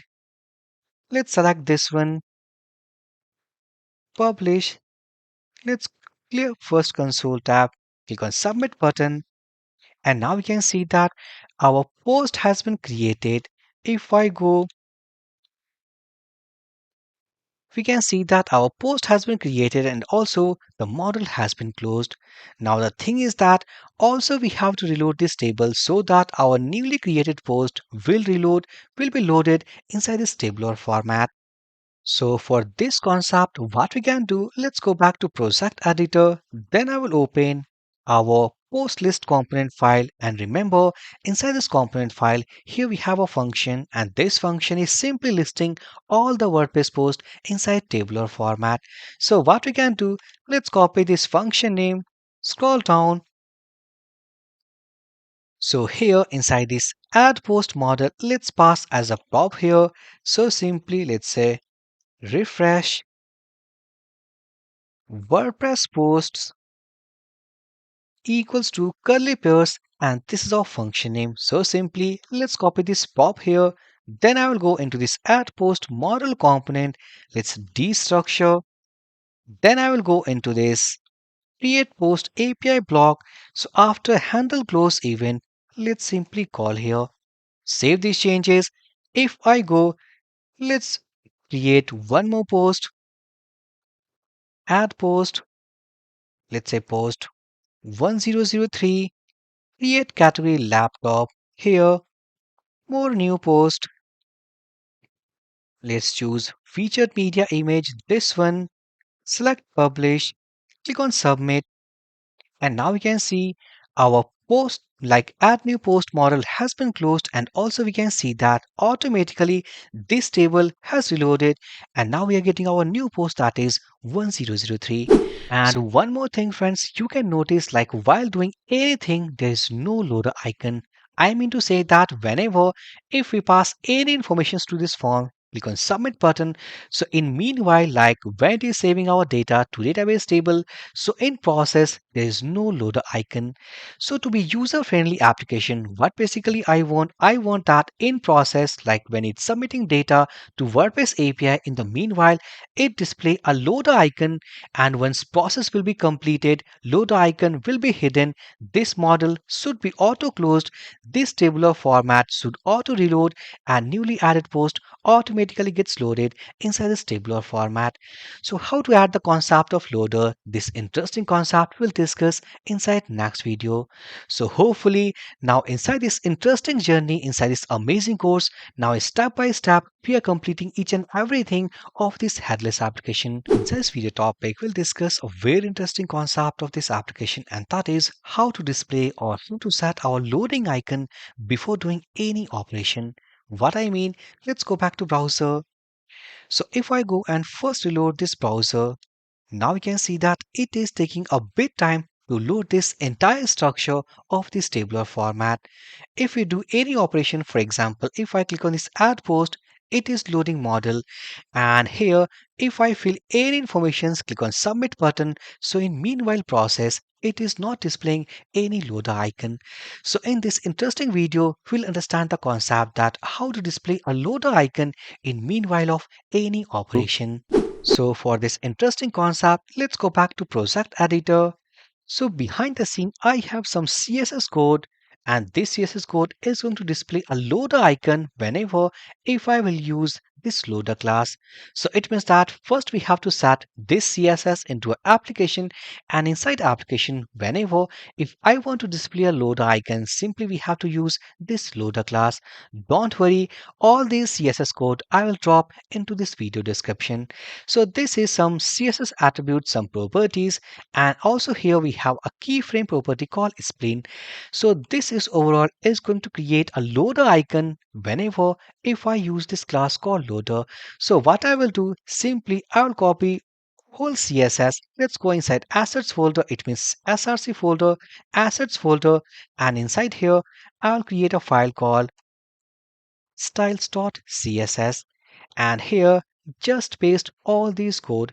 Now next, let's go first inside this main.jsx file, and here like here we are loading our app component. So here let's say import, and simply we have to go inside this assets folder, and this assets folder we can see that main.jsx, and this style.css is at the root of this src. So simply here dot forward slash, then we have to go inside assets, and from here we have to load simply styles.css. So once we link this file to this application, it means what the CSS will have here, like loader class, automatically we can use inside any component file of this React application. So what we can do, let's go here inside this component, and I'll create one more component file, and let's call it as loader.jsx, and here let's say const loader, and here let's say return inside this fragment symbol. What I will do, let's say div, and inside this div I will use a class called loader, and simply let's say return, not return, export default and loader. So once we start up this new component file, let's go here inside this, for example, post list.jsx, and inside this component file let's import that. So import, it will be loader component, and next after this, once we load our loader component, simply let's copy, scroll down up to our HTML, And here we can see that already we have a class name called loader. What basically we have copied this HTML from GitHub repository. But in place of HTML, I want to use this component called loader. So if I save these changes, and now we can see that automatically we are getting a loader icon because our loader component is using a class called loader. But this loader should be visible when we are doing any operation, and once operation will be completed, this loader icon should be hidden. So how to actually operate with these functions? Let's go here. So first I'll create a state variable. So here let's say const display loader, set display loader, and initially let's say use state, let's say false. It means initially I don't want to load, or in place of false, let's say true. So initially this state variable is containing a true value. So what we can do, if I go here, let's put a condition before loading that. So if this state variable is true, so in that case logical and this component should be visible. So if I save these changes, as we know that the initial value is true, so we get our loader icon, but this loader icon should be hidden once we load this complete tabular format. So what we can do, if I go and let's copy this set display loader, so from this function, we are loading our WordPress post. So once it will be completed, so this is try block. Here we have the catch block. Now let's create one more block called finally. So what basically this finally block is, so as we know that inside this try block, we have all those code which may or may not be generate any error, and this catch block is going to handle, is going to display our errors. So the finally block is a block inside this try catch which actually runs or prints every time either we have some error or either we don't. So inside this case, what I will do is set display loader let equals to false. So successfully, once we add this line of code, so this line of code simply means that either our try block will get executed or catch block will get executed, but at last, by the help of finally block, we are setting our display loader, the state variable, to false value. So once it will get the false value, automatically our loader component will be hidden. Save these changes. If I go back to browser, let's reload, and now we can see that loader icon, and once the process will be completed, it is now hidden. Let's click on this add post, and inside this add post, let's go here inside this and open our add post model. So inside this add post model, again I think that inside HTML also we have the loader class. So let's remove, and in place of that I will use the concept of again the loader component. So here let's go at the top of this file, and here let's say import loader. Once it will be imported, again I will go and use the concept of a state variable. So const, let's say display loader, set display loader, use state, and initially let's contain a true value. But also either we can go and make something like this, like initially it is going to contain the false value. So whenever if we do any operation, for example fetching post, so set display loader, let's say true, it means we want to display our loader, and finally we want to hide our loader. So this also works. Let's go inside add post model. So initially let's go and say that initially it will contain the false value, same as it is what we had done with this list post. Let's copy this display loader, or in fact I will copy this loader component. Then I will go here inside this HTML. Let's put here after this model called loader, and but before using it I will use an expression, and also we have to check that display loader is equals to true. Then we have to load this component. Save these changes. So if I go, let's reload, loading icon, process completed, it is hidden. Click on add post, and here we have our model. So what basically I want, if I do like the create post. So in the meanwhile process of adding post, it will display loader, and after creating post, it will hide that loader. So what we can do here, let's go at the process of our form submission. And this is the process which is going to handle our form submission. So here simply, let's say set display loader, let's say true here. And once process will be completed, let's create a finally block.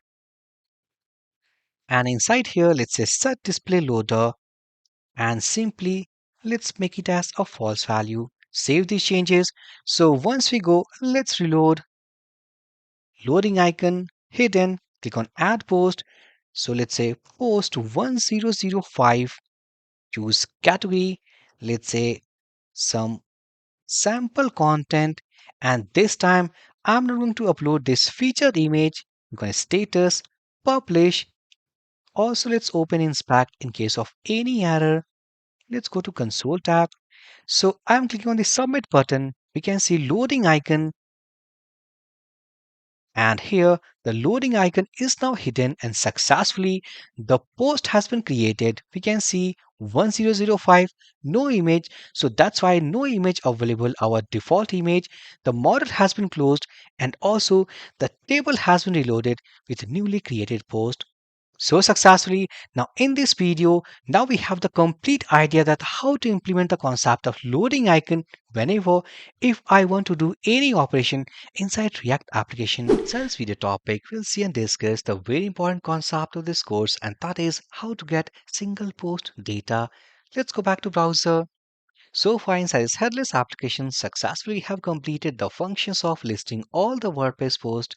Additionally, also we have covered add post section. Now from this video we'll work over this edit post button. For example, if I want to update the existing informations of, let's say, 38 number ID, so what is the process? Process will be very simple. We have to click on this edit button. By the help of this ID, we have to get the existing informations, and those informations will be rendered inside this edit post model. So if suppose I want to update any information, simply we have to change or update those values. Click on update button. So whenever if I click on this update button, by using event handler function, we have to call a WordPress API, and inside that API we have to pass our updated informations. So this is the complete process of this edit post section. So inside this video we'll discuss only the concept that whenever if I click on this, for example 38 number ID or 37 or 35, so by the help of this dynamic ID, how to get existing post informations. Next, after this, let's go back to project editor. So here I'll first open this postlist.jsx file. So inside this component file, if I scroll down to our tabular format, and inside this action column, we'll see two action buttons, that is our edit button and delete button. So first thing first, on click of edit button, we have to pass dynamic post ID. Whenever if I click on any post, so we have to get the post ID. So that dynamic value we have to pass first inside edit post model.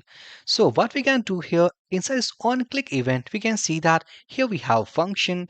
So inside this function, first I will go and cut this function for here, parenthesis, arrow function. Now inside this function, I will pass let's say single post dot id, and this is dynamic post id. So let's go inside this callback function. So here, if I go, so this is our function, and inside this function now this time we are taking post id. Now one more thing we have to do, let's go and create a state variable. So const, let's say edit post id, not editor, edit post id, and the function will be set edit post id. And here let's say use state, and the initial value equals to null. Now what next? Let's go inside this function, because this function is now taking the post id, and here let's say set edit post id and simply post id.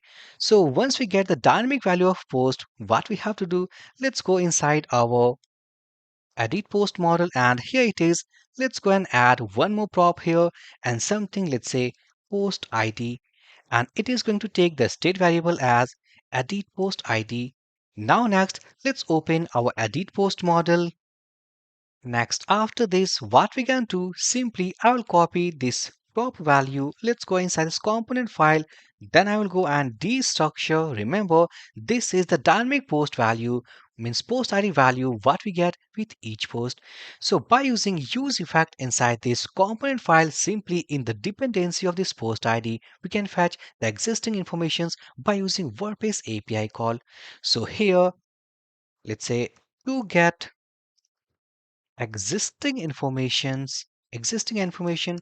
by post id. So here, let's say use effect, and inside this, what I will do, inside this array we have the dependency of this post id.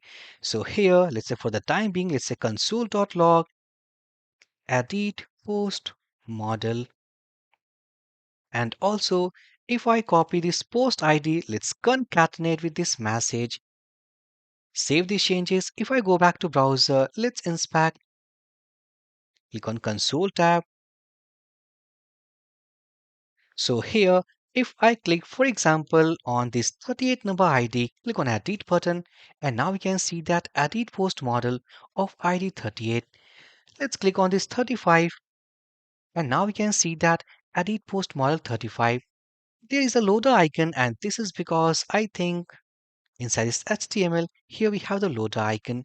So conditionally, also we can handle this loader icon. So for that, let's go and create a state variable, something called const display loader, set display loader, use state, and initially, let's say false here. So what we can do, and one more thing, we have to also import our loader component file. So loader, let's copy. Then I will go here and conditionally, if display loader will be true, and then in that case, we have to load this loader, save these changes. Then I will go here. Let's reload.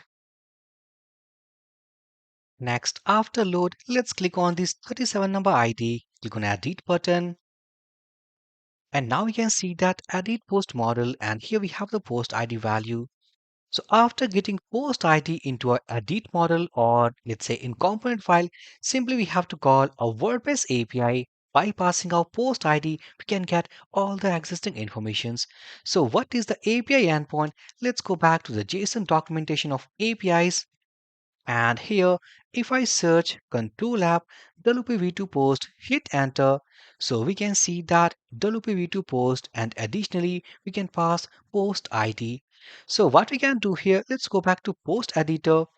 So this is all about the loading condition. Then I will go inside this use effect, and here simply let's say fetch single WordPress post data, and inside this simply pass post ID.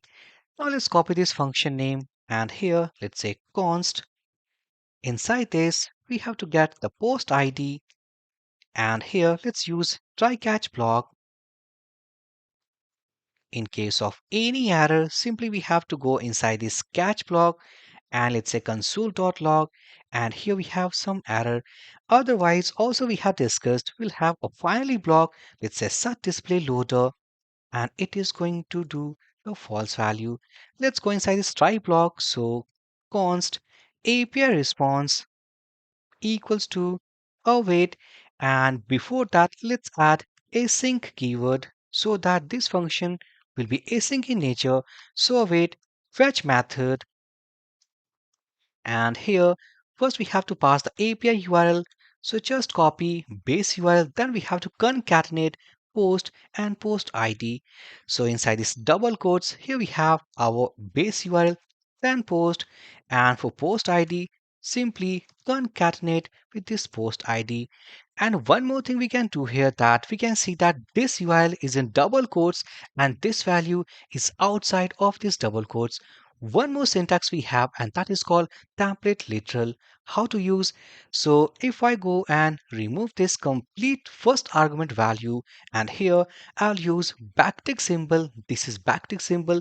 Put our base URL post, and we have to concatenate with the post ID. So forward slash, and here we have the post ID. So copy that variable, and here dollar curly pairs, and the variable name.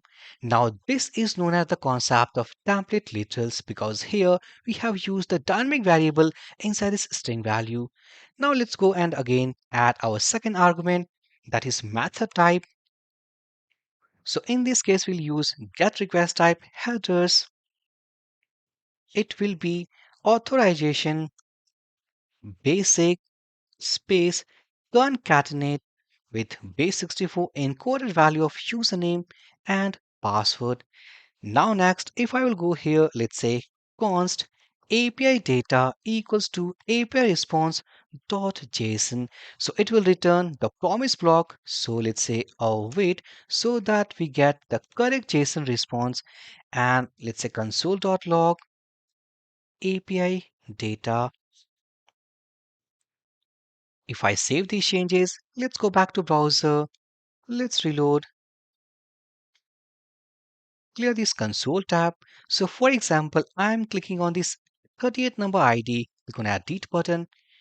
And now we can see that here we have a complete object, and inside this object we have all the post informations according to post ID that is equals to 38. Now it's really amazing. After getting all these data, simply we have to render all these values to all these form input fields. And one more thing we can do inside this video, that inside this category drop down we can see that right now we have static values, that is category 1 and category 2. So additionally, also we can pass our categories values from post list component file to this edit post component file. How to do? So the same concept what we did with this add post model. Let's go here, post list. So this is we have called category list, categories, copy and paste here as a prop value. This is a state variable. This state variable is basically containing the informations of category ID and the category value. Let's go back to browser. So I hope like inside this list, and now we can see that here we have some output pattern of that, like categories, like here we have the category ID and category value. Now this is the entire object what we are passing as a prop inside this edit post model. So let's copy this prop keyword. Let's go here. First I will destructure. So categories list. Let's go inside our category drop down. So here we have two static values. Let's remove curly pairs. So categories list dot, not dot, actually object dot entries, and here our categories list dot map function, it will iterate over each property of that. So here we get the index value like the category ID and then the category value. Now next let's wrap inside our HTML. So here option tag, and inside here let's say category value, and inside this category ID, so it will be from index. And for re-rendering, let's add key prop and let's index. Save these changes. If I go and reload, click on 38 number ID, click on edit button, and let's close for the time being. So we can see that here we have the dynamic value of categories like uncategorized and laptop. Additionally, if I go into our console tab, so here, if I close first, let's cancel. So for example, if I want to open, let's say 33 number ID, click on edit button. So we can see that category is now dynamic, and also on click of post ID 33. Now here we have a complete entire object which contains all the informations of that post. So in the next coming video, what we can do after getting all these data, simply we have to parse, simply we have to get data and put inside all these input fields, so that whenever if user update the existing informations, click on update button, simply we have to send the updated informations with API call. And one more thing we can do inside this video, that we can see here, right here we have a missing image, that is featured image. So what basically I want, in case if no image available, I have to use the default image, and the default image will be something called no image URL. So what we can do, let's copy this URL, copy URL to clipboard. Let's go to project editor, and here I'll create a state variable. So const let's say default featured image URL. Let's say set default image or default featured image URL and use state, and inside this is our complete URL of no image. So I will copy this state variable. Let's scroll down, and here inside this featured image, inside this src, let's say curly pairs, and this is the value. Save these changes. So if I go and let's reload, click on 38th number id, and now we can see no image available, but the image size is like too large. So what we can do, let's add a style attribute. Then I will use an object here, and here let's say height equals to, for example, 100 pixel. Save these changes. I'll go, let's reload, click on this 37 number id, and now we can see that no image available. So obviously behind the scene, on the basis of dynamic post ID, we got the post informations. So in the next video, if the post information successfully we have fetched, so we have to get those data and put inside this edit post model. In this video topic, we'll see and discuss an important concept, and that is how to render our post informations inside edit post model. Let's go back to browser. So far inside this headless application, we have created our post list layout, our add post with functions, and finally we are looking for edit post model. So inside last video, whenever, let's inspect first, go to console tab.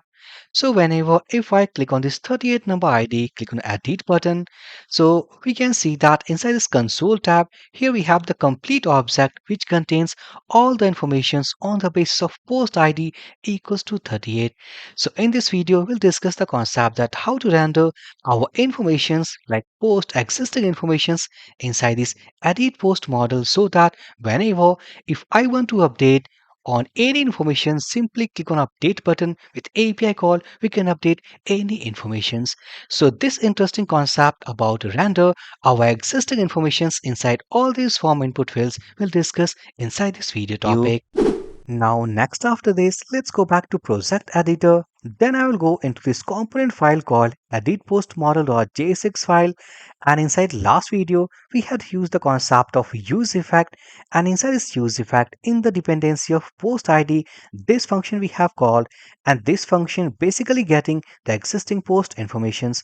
So what we can do, instead of console.log, remember, inside this component file also we have multiple state variables. For example, for title, here we have title, category, editor content, featured image, and many more. So what we can do, after getting our existing post data, let's set state variables. So here simply set post title, or I think set title, and inside this API data dot title dot rendered. Now, if I go to our console tab, let's go first inside this console tab.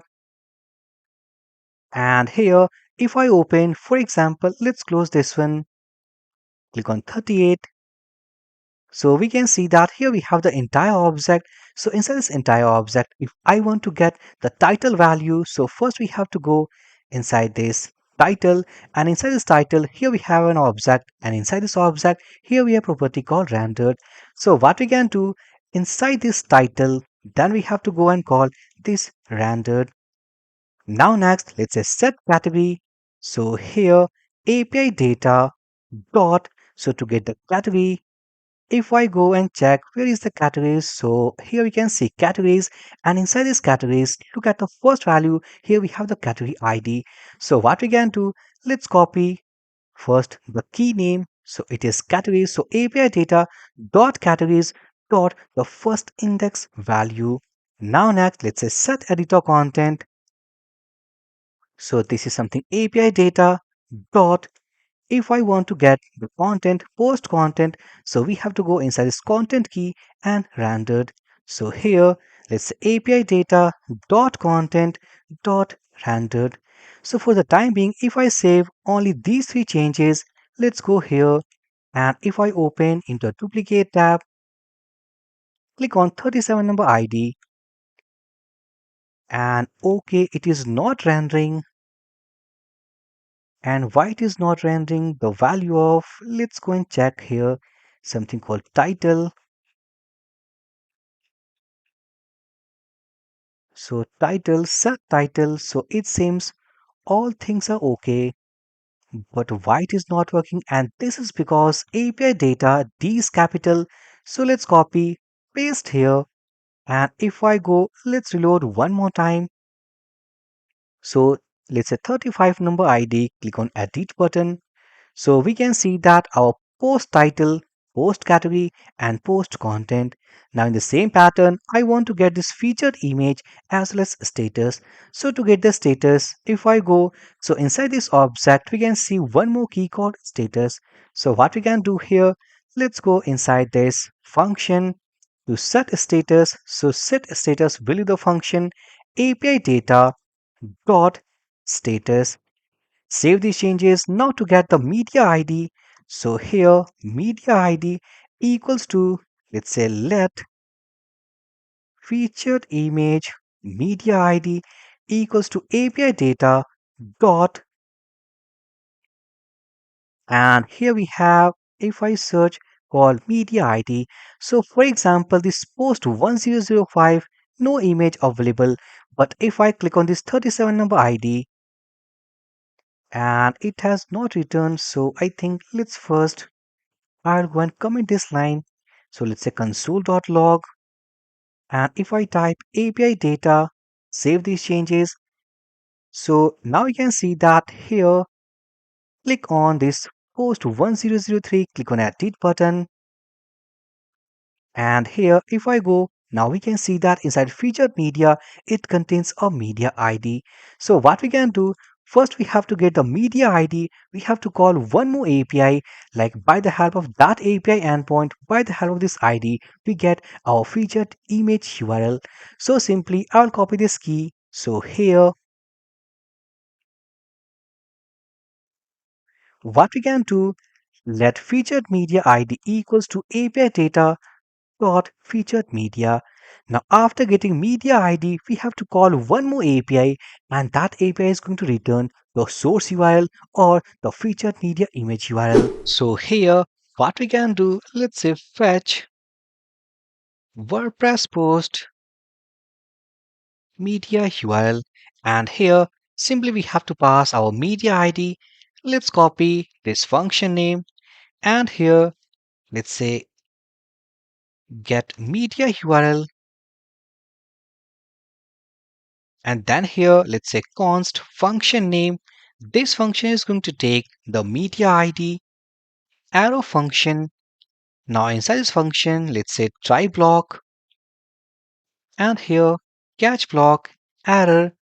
So let's go inside first inside this catch block. So console.log, error, and also it will contain a finally block, set display loader, false here. And before this try block, let's say set display loader equals to true. And one more thing, this loader concept also we have to do with this method as well. So before this try block, let's say set display loader equals to true. Now here, what we can see, like after getting media ID, we have passed inside this function, and this function is going to fetch, let's say, const API response equals to, wait, let's use fetch method, and also before that, let's make async function block. Let's go inside our API JSON documentation, and if I search for, let's say, /wp /v2 /media now we can see that here we have an API endpoint, like we have to hit using get request type, and additionally we have to pass the media ID. Next, after this, let's go back to project editor. So, and one more thing, I will copy the base URL, and here inside this fetch, let's use backtick symbol, our base URL, then media, and after media, we have to pass media ID. So, /$ curly pairs, and here we have media ID. And inside the second argument, let's say method, I will use get request type inside headers, not head tag, it will headers. And here, let's say authorization basic keyword concatenate with base64 values of admin and admin. Now next, let's say const API data equals to await API response dot JSON. And once we get API data, so for the time being, let's say console.log API data. Save these changes. So if I go and let's reload, click on this, and before click, if I go into our console tab, so I'm clicking over this 37 number ID, click on edit button, and now we can see that it is containing the post information on the basis of 37 number ID. And here inside the second object, if I click on this file, so it is logging the informations of this console.log, and this console.log is logging the informations of media. So let's go inside this console tab. So inside the second object of this response, now we can see that here we have a key called source URL, and this source URL is nothing. It is containing the image URL on the basis of ID. So what we can do after getting the source URL, let's go here. So image URL will be API data dot source URL. So once we get source URL, so automatically here we have like a state variable. So let's copy that, and then I will go here and simply let's say set default featured image URL, and here API data dot source URL. So successfully, if I save these changes, let's go back to browser. If I reload, click on this 35 number ID, click on edit button, and now we can see that here we have the informations of that post like title, category, content, featured image, as well as the status value. And in case if suppose we don't have any image, click on this 1005, click on edit button, and now we can see that okay, it is coming as a broken image. So in that case, what we can do, let's say just copy, go inside this finally block, not inside this finally block, inside this, like we don't have any media ID, so I will copy, let's put a condition here that if media ID greater than 0, then here we'll have some media URL. Otherwise, inside this else block, let's say set default feature image URL, and we have to pass our default URL will be something like this. So I'll just copy and put here. So if I save these changes, let's go back to browser, let's reload, click on this, for example, this 38 number ID, click on edit button, and now we can see that this time here we have the default image. Now let's click one more time over this 1002, click on edit button, and now we can see that here we have the title, the category, content, image, and the status value. And one more thing, if I go, let's click on this cancel button. So if I go first inside this WordPress panel, click on post, and here for example, if I click on this 101, or for example it's a laptop one, click on edit button. So we can see that this post is containing lots of data. So here if I go and click, for example, let's say laptop one, click on edit button. So we can see that the width, or we may say like height of this model now is overlapped with this layout. So what we can do, either we can put a maximum height of this editor so that if suppose the content exceeds, automatically a scroll bar will appear over this content. So what we can do, if I go and inspect here, let's open something like this. So if I inspect here, so here we can see that here we have some classes called CK, CK-content, and much more. So what I will do, simply I will copy, let's say CKEditor inline. So this is the class I will copy, or any class you can copy here, but I will copy this one. Let's go here. I will open styles.css from assets folder, and keep in mind that this file is loading inside our entire application. So what we can do, this is our class, and inside this class I will put a max height equals to, let's say, 120 pixel. If I save these changes, let's go here. Now here, let's click on this laptop one again, click on edit button, and now we can see that this time the area or the model is much better in comparison of previous one. So here we have the detailed informations of that post like title, category, content, featured image, as well as status. Now in the next video, we'll work on the most important section, like once we click on update button, how to update the existing informations on the basis of post ID. In this video topic, we'll discuss the concept that how to update the existing informations of any post inside WordPress. Let's go back to browser. So far inside this course, inside last two videos, we have seen the concept that if we want to get the existing informations of any post, so by clicking over this ID, now we can see that these are the existing informations. So here inside this video we'll discuss if suppose I want to update any data, for example, like update on content. So how to call WordPress API so that our updated content should be updated inside WordPress. Next after this, let's go back to project editor. Then I will go and open edit post model component. Let's scroll a bit. So we can see that inside this HTML, what we are seeing, this HTML is containing all those input fields, what we can see inside edit post model. And look at here, all those input fields like title, category, and many more fields are inside a form tag. And inside this form tag, here we have on submit event, and here we have event handler function. So inside this function, simplest concept is that we have to call a WordPress API. Inside that API, we have to hit using put request type, and also we have to send our updated informations. So by using post ID, by using updated informations and the method type equals to put request type, we can easily update any informations inside WordPress. So let's go first inside this event handler function, and here it is. So we can see that already inside this event handler function, here we have an object, and inside this object here we have some properties like title, content, categories, featured media, and status.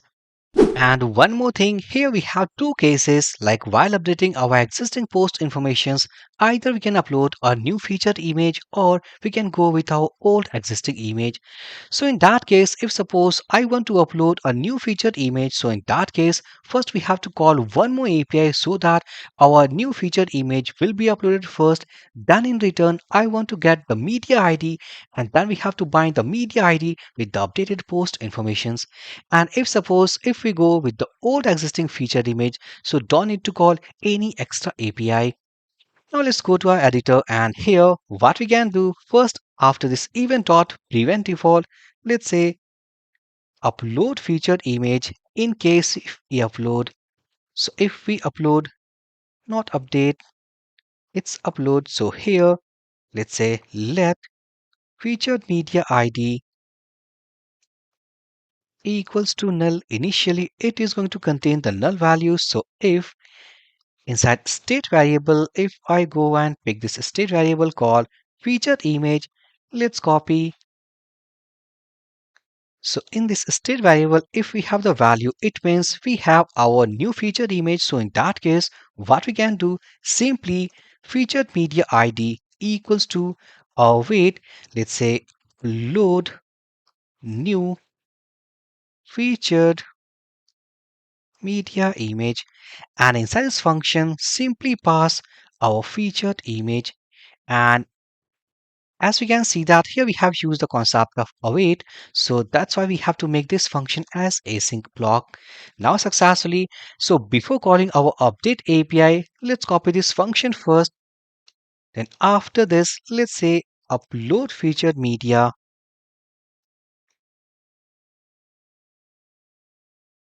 and here let's say const function equals to, then here we have our featured image, arrow function. Let's go inside it. Let's say try block. And before that, let's say set display loader. And here it will be true. Let's go inside try block, or before that, let's say inside catch block, error. And here we have console.log, and it will be error.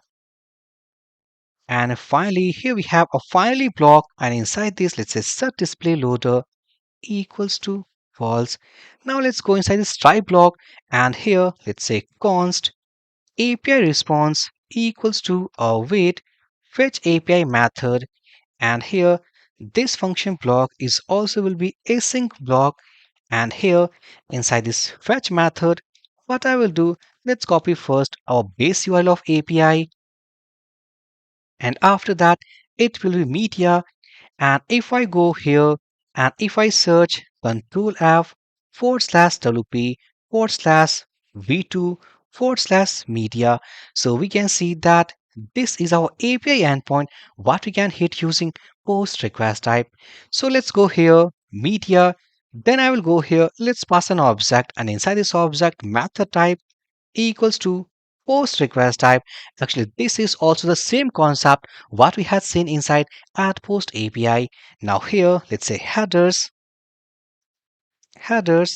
and here first, let's say authorization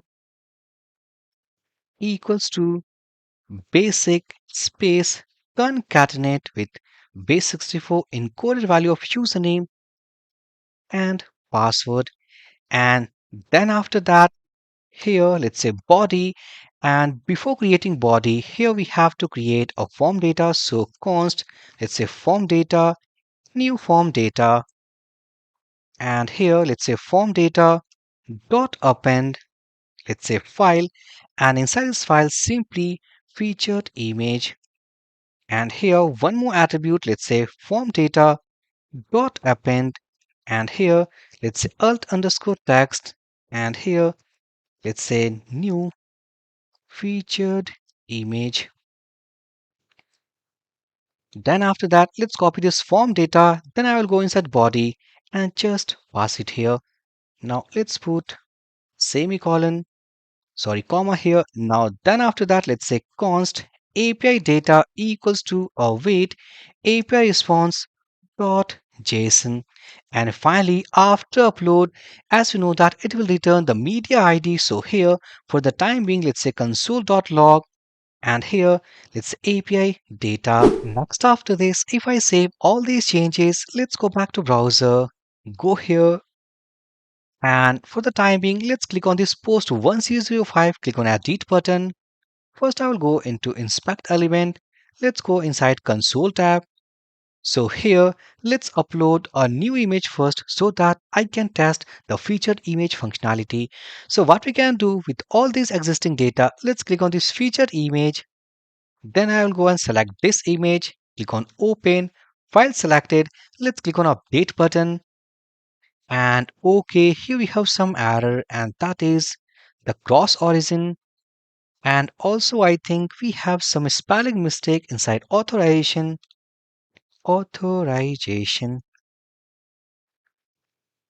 Save these changes. So if I again go here, let's reload one more time. Clear this console. Click on, let's say 1003. Click on this edit button. With all these existing data, let's say that I want to go with this new image, file selected. Let's click on update button. And now we can see that here we have our first response, and this is like the response from Media API. So if I go into WordPress, go inside Media, let's reload. And now we can see that our new image successfully now uploaded inside WordPress.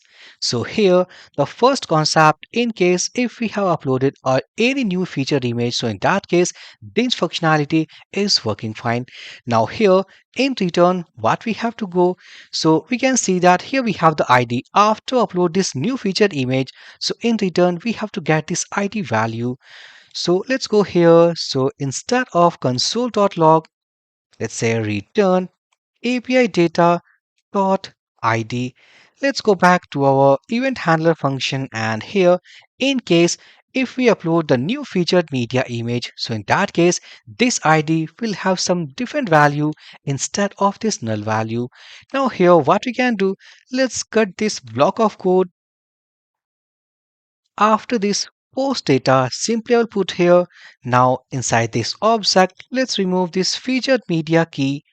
First I will copy, let's remove from here, and then I will go into this block and simply let's paste here. So featured media, it means post data dot featured media, and in that case this will be the new media ID. Otherwise the existing post information will keep the existing featured image. Now in this case, if we have the new featured image, so in that case first it will upload, and here it will bind the new ID with this property. Now successfully, so now next what we have to do, simply here we have to update the existing post information. So let's create a try catch block. So try block, catch block, and here error. Let's go first inside it. So console.log, let's say error. Then I will go inside this finally block, and here let's say set display loader as false. And as we know that already we have started, or before that, let's go here again. Let's say set display loader and make it as a true value. Now let's go inside this try block. So here let's say const API response equals to await. Here let's say fetch API method. Let's copy our base URL, and one more thing, to update any existing informations of any WordPress post, we have some different API endpoints. So instead of media, if I search WPV2 post, so we can see that not here. Let's hit enter into this search, and now we can see that here WPV2 post, and here we have the post ID. It means that into URL, like after this endpoint, also we have to add post ID. And look at here inside this method, actually we have to use put request type because we are going to update the existing post information. So simply, this is the API endpoint like WPV2 post, post ID, and we have to use put request type. Let's go back to editor. So here after V2, so I'll use backtick symbol instead of this double quotes. And then now next we have to use post ID. So remember, we are getting post ID as a prop value. So simply let's copy post ID. So after this URL, let's add dollar sign curly pairs post ID. Let's add an object here. So method type equals to put request type. And here let's say headers authorization basic space concatenate with B2A username and password. And also here, let's say content type, and it will be application/JSON. And then after this headers, let's say body, and here simply JSON dot stringify. And here we have our post data variable. So simply let's copy and put here. So we can see that title is okay, editor content, category status, and here we have the media ID. So all things are okay. Now after this API response, let's say const API data equals to await, and simply API response dot JSON. And for the time being, let's say console.log, and here API data. So if I save all these changes, let's go back to browser. Let's reload, and here for example I want to update the existing informations. Let's say post 1002, click on this edit button. So here we have the existing informations. So here let's say 1002 updated, and also let's say inside content updated. So in this case I don't want to actually update this featured image. So let's click on this update button, and before that I'll go into this console tab, and here first I will clear. Let's click on this update button, and okay, here we have some error, that is rest no route. And I think that what the URL we have used to update our API. So here wp/v2 and it is called post. So after this API endpoint wp-v2 post and here we have the post ID. So this section was missing. Save these changes. Let's again go here and here let's say post 1002 updated sample more content. Let's say updated. Click on update and now we can see that here we have the updated informations. So to verify, let's go inside WordPress and here click on post, go to all post. And if I click now, we can see that automatically we are getting the updated informations like title, post 1002 updated. Click on this edit link. So title was updated and also we can see content was updated. Now it's really amazing. Let's see one more case like to update our featured image. So let's click on this cancel button. I want to update the featured image in case of this 1005. Click on this edit button. First I will clear this console. Let's say 1005 updated. Here let's add more content. Let's copy, paste some more times. Let's add a featured image. So this image I want to update. Select it. Status equals to publish. Click on update button. And here we are getting the updated informations. Let's go and verify. Click on reload. And now we can see that 1005 updated. Click on this edit link. So successfully our content was updated, title was updated and successfully we can see now the featured image was updated. Now one more thing we can do here that after update, the existing informations, let's auto close this model and auto reload our tabular format. So what we can do simply let's go here.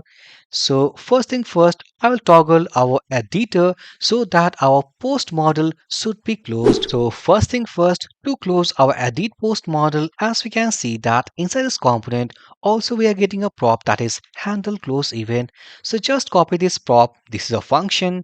So let's go inside our event handler function. So after this console.log, simply call that.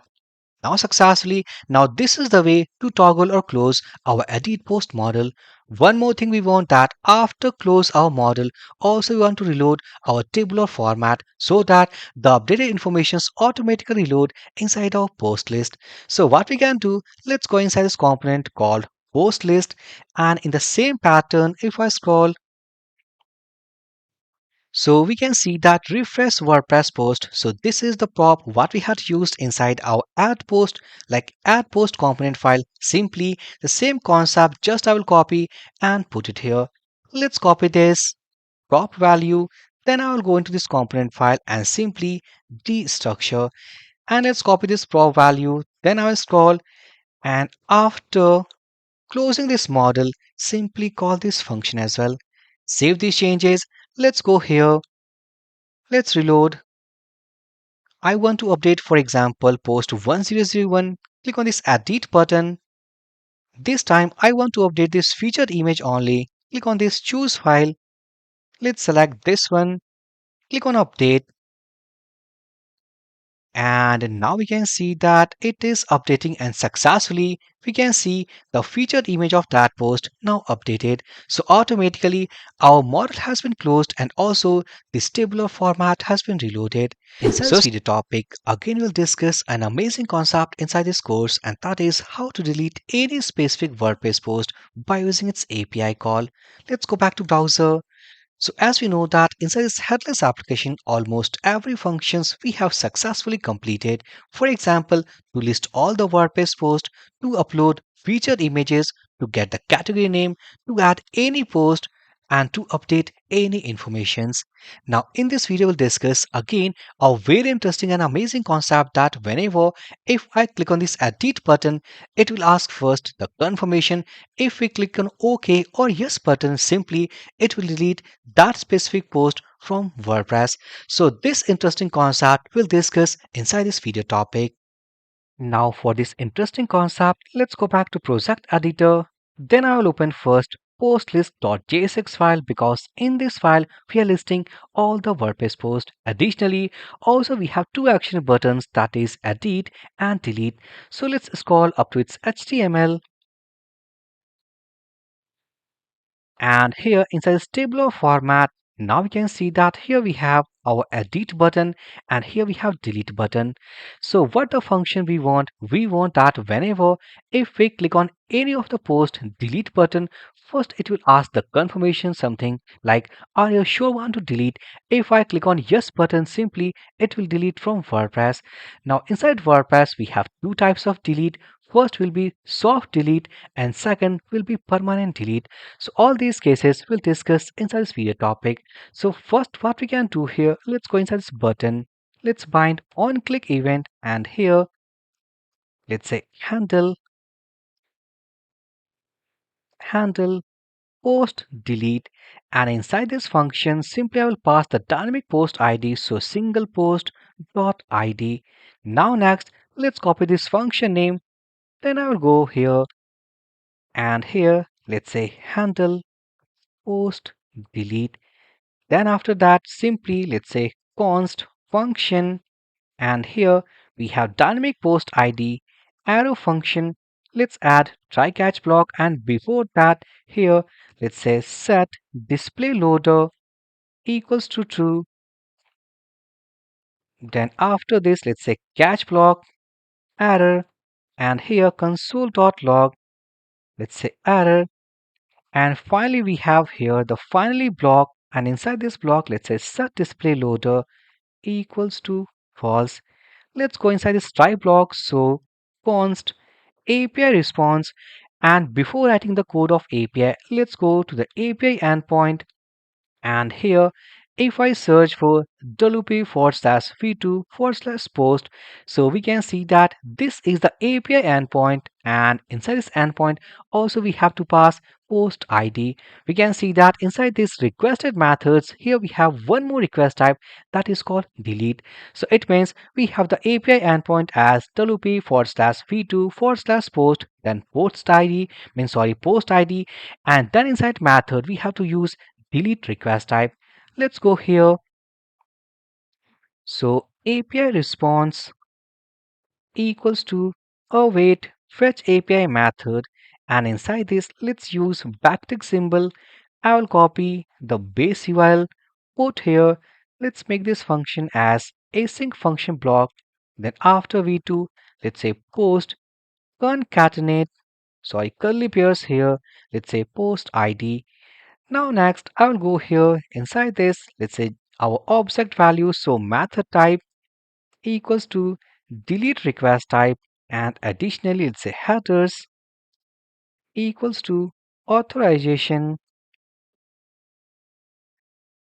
equals to basic concatenate with b2a, admin is the username and password. Now here let's say that console.log, or before that let's say const API data equals to API response dot JSON, and here let's say console.log, it will be let's say API data. And one more thing also I want to ask for confirmation first, so before executing this code let's go and remove. So if let's say confirm, so are you sure want to delete question mark, if the user press on OK button, so on pressing OK, it will return the true boolean value. Otherwise, if we click on cancel, so it will return the false value. So after getting true value, simply go inside this if block, execute all these code, and this is going to basically soft delete this specific post from WordPress setup. Save these changes. Let's go inside browser, and if I go and let's reload, so I'm clicking on this, let's say 101, click on delete button, and it's not working. Let's go first inside this inspect element, go into our console tab. Let's go and reload. And here 33 number ID, click on delete button, and it is not working. Let's go here because inside console tab also we are not getting any error. And here, what I can see that inside this button, here we have the disabled attribute added. And keep in mind that this was the HTML what we have copied from GitHub repository. So just simple, remove that disabled attribute, save these changes. Let's go back to browser. Let's reload one more time. Clear this console tab. So let's say that I'm clicking on this 33 number ID, click on delete button, and now we can see that this hand icon is now coming whenever if I hover over this delete button. Now previously it was not coming, so click on this delete button, and now it is asking about the confirmation, that is, are you sure want to delete? If I click on this cancel button, no activity, but if I go click on OK, and now we can see that it has returned a complete JSON object, which is basically the post was deleted. If I go to confirm, let's click on post. And now we can see that inside this trash, if I go here, we can see post 1001 now deleted.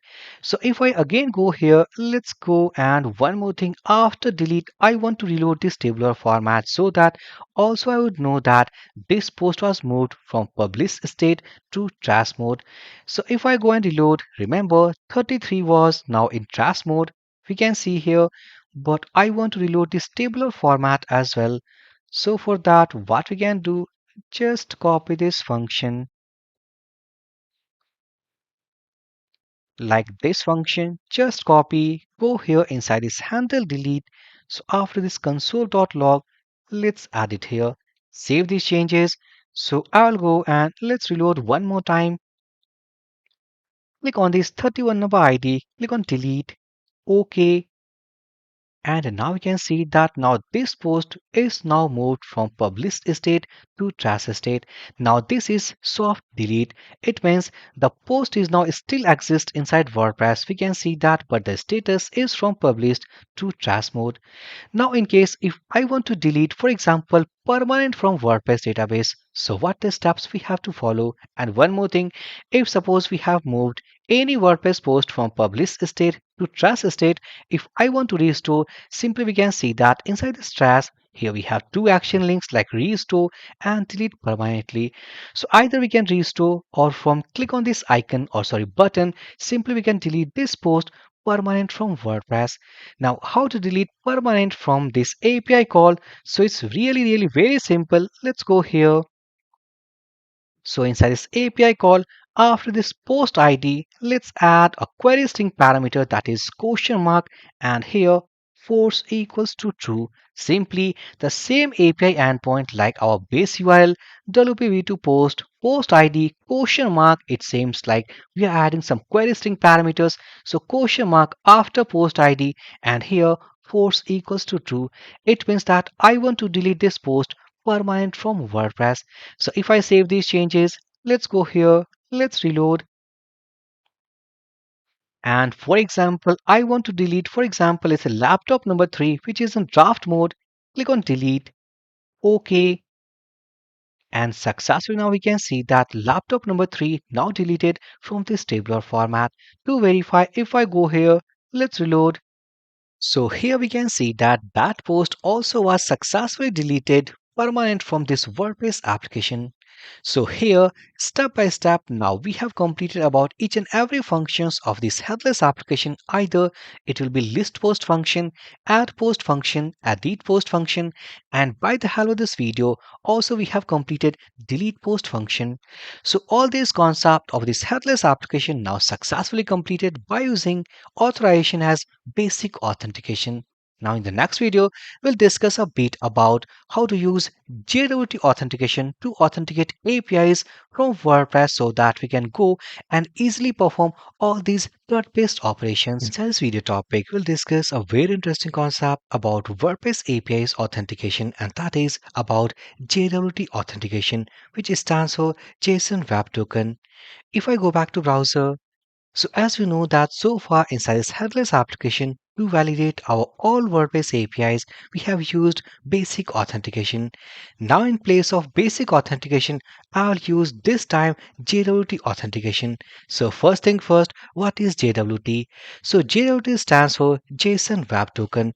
So if I talk about its official website, so simply if I go to jwt.io, So once we go to its official documentation, so here we can find lots of resources about its structure, about its pattern, and about its security parameters. But here, if I describe in a very short time about its working principle, so simply let's scroll down. So we can see that here we have an example of JW token value. So this token basically contains three segments we can see here. Like here we have the first segment, then here we have a dot here, then second segment, then again we have a dot here, and here we have the third segment. So overall, the segment number 1, segment number 2, and segment number 3 basically contains and makes a JW token value. So this token we can pass where we need authentication.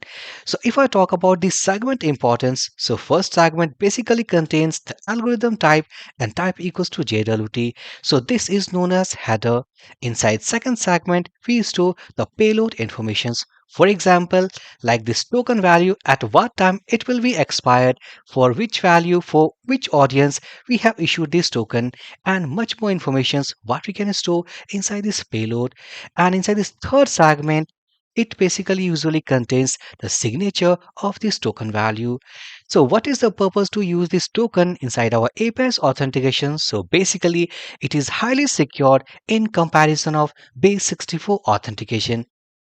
So here inside this video topic, we'll discuss that what is the process to install JWT plugin inside WordPress application, what is the process to create this token value, and once we create this token, how to authenticate our APIs, what we have used inside React-based headless application.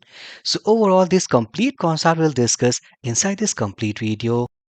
So first thing first, let's go back to browser and simply type JWT Auth plugin WordPress. So simply, once we type this keyword, like we are finding the WordPress plugin of JWT authentication. So once we type, we can see lots of plugin which supports this authentication. So let's say that I'm going to install this first plugin. So what I will do, simply copy this keyword, like the title of this plugin, just go inside WordPress application, go inside plugins, click on add new plugin, and here inside the search box simply type that plugin title, and automatically it will search inside WordPress repository, and here we have the plugin.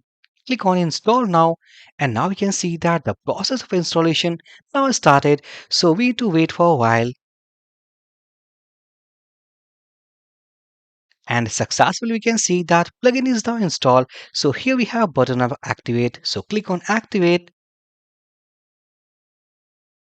and successfully plugin is now activated. One more thing we can do here, so as we know that this time we are using this plugin for authentication, so let's deactivate this JSON basic authentication.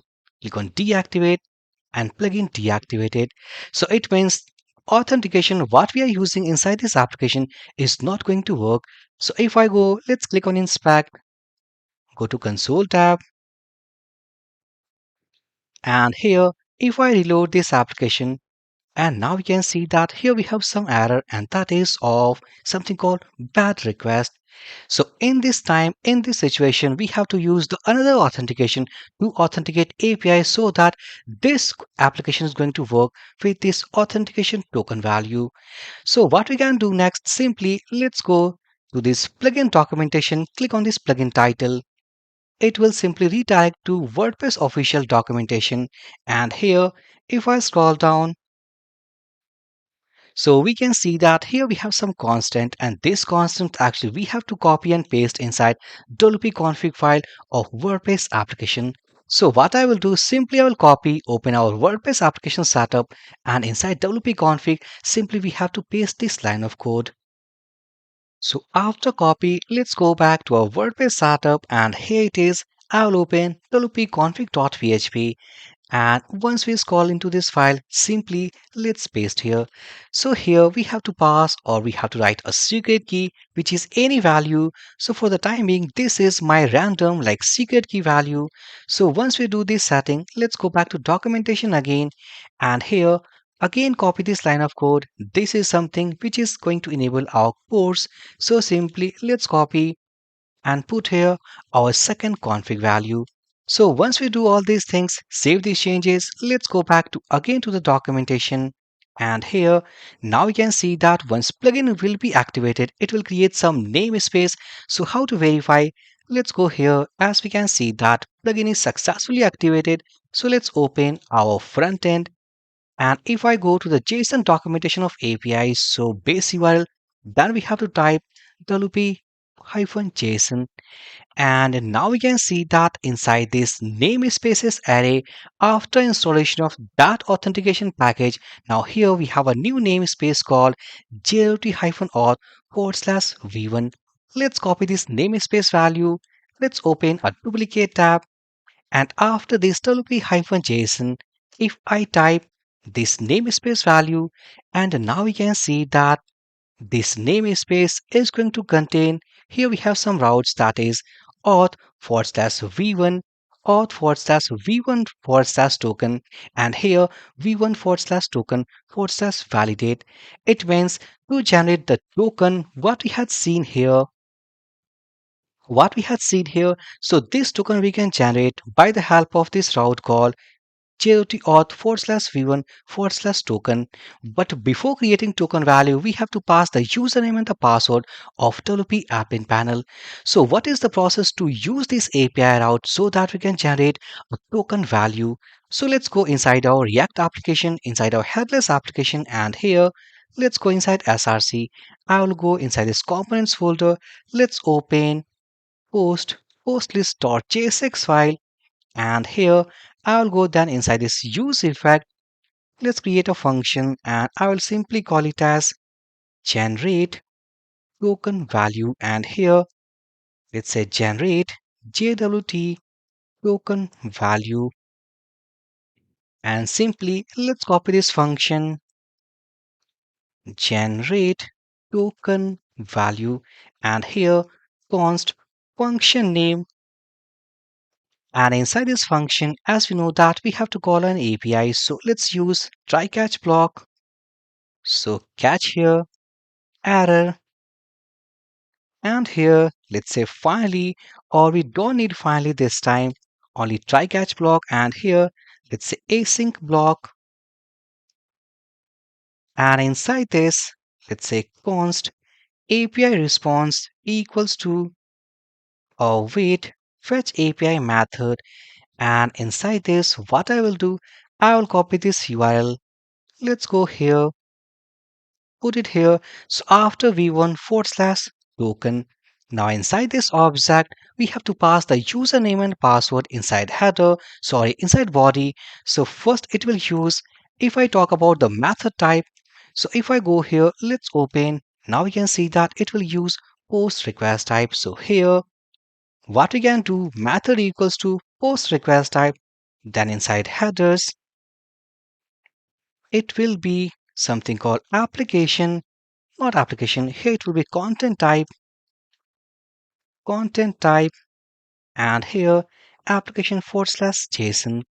And right after headers, let's pass body, and here JSON dot, not actually tag, it's JSON dot stringify, and here let's pass an object username and the username of WP admin, that is admin, and password is admin. So once we pass all these data, so automatically it is going to generate a token value. Let's copy this API response. Then here, let's say const API data equals to await API response dot JSON. And for the time being, if I go and console.log, let's say API data, save these changes. Now this function, what we have created, automatically gets called by using this use effect method. Save these changes. Let's go here, reload this page. So if I go into this console tab, now we can see that here we have a JSON response which is going to contain like the token value, user display name, user email, and user nickname. And here this JSON response basically returned by the API call what we have applied here.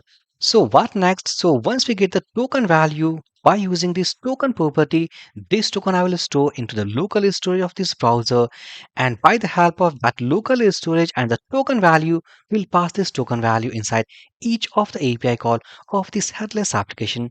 So let's get started. So simply instead of console.log or let's say window.local storage dot set item, and here I will call it as JWT auth underscore token, and here it's API data dot token. So simply now this time we have stored the token value into our local storage of browser. So how to verify? If I go here, let's open something like this. Let's reload token generated, and if I go into this application of this Chrome browser, so inside local storage, here we have, and now we can see that JWT token, and this is the token value. Now this token value we have to pass inside each of the API call what we have created inside headless application.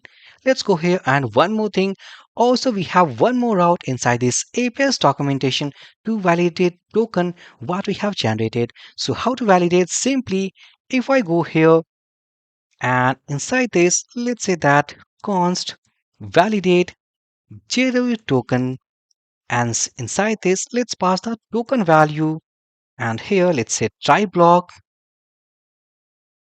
catch block, error, let's say console.log, and error.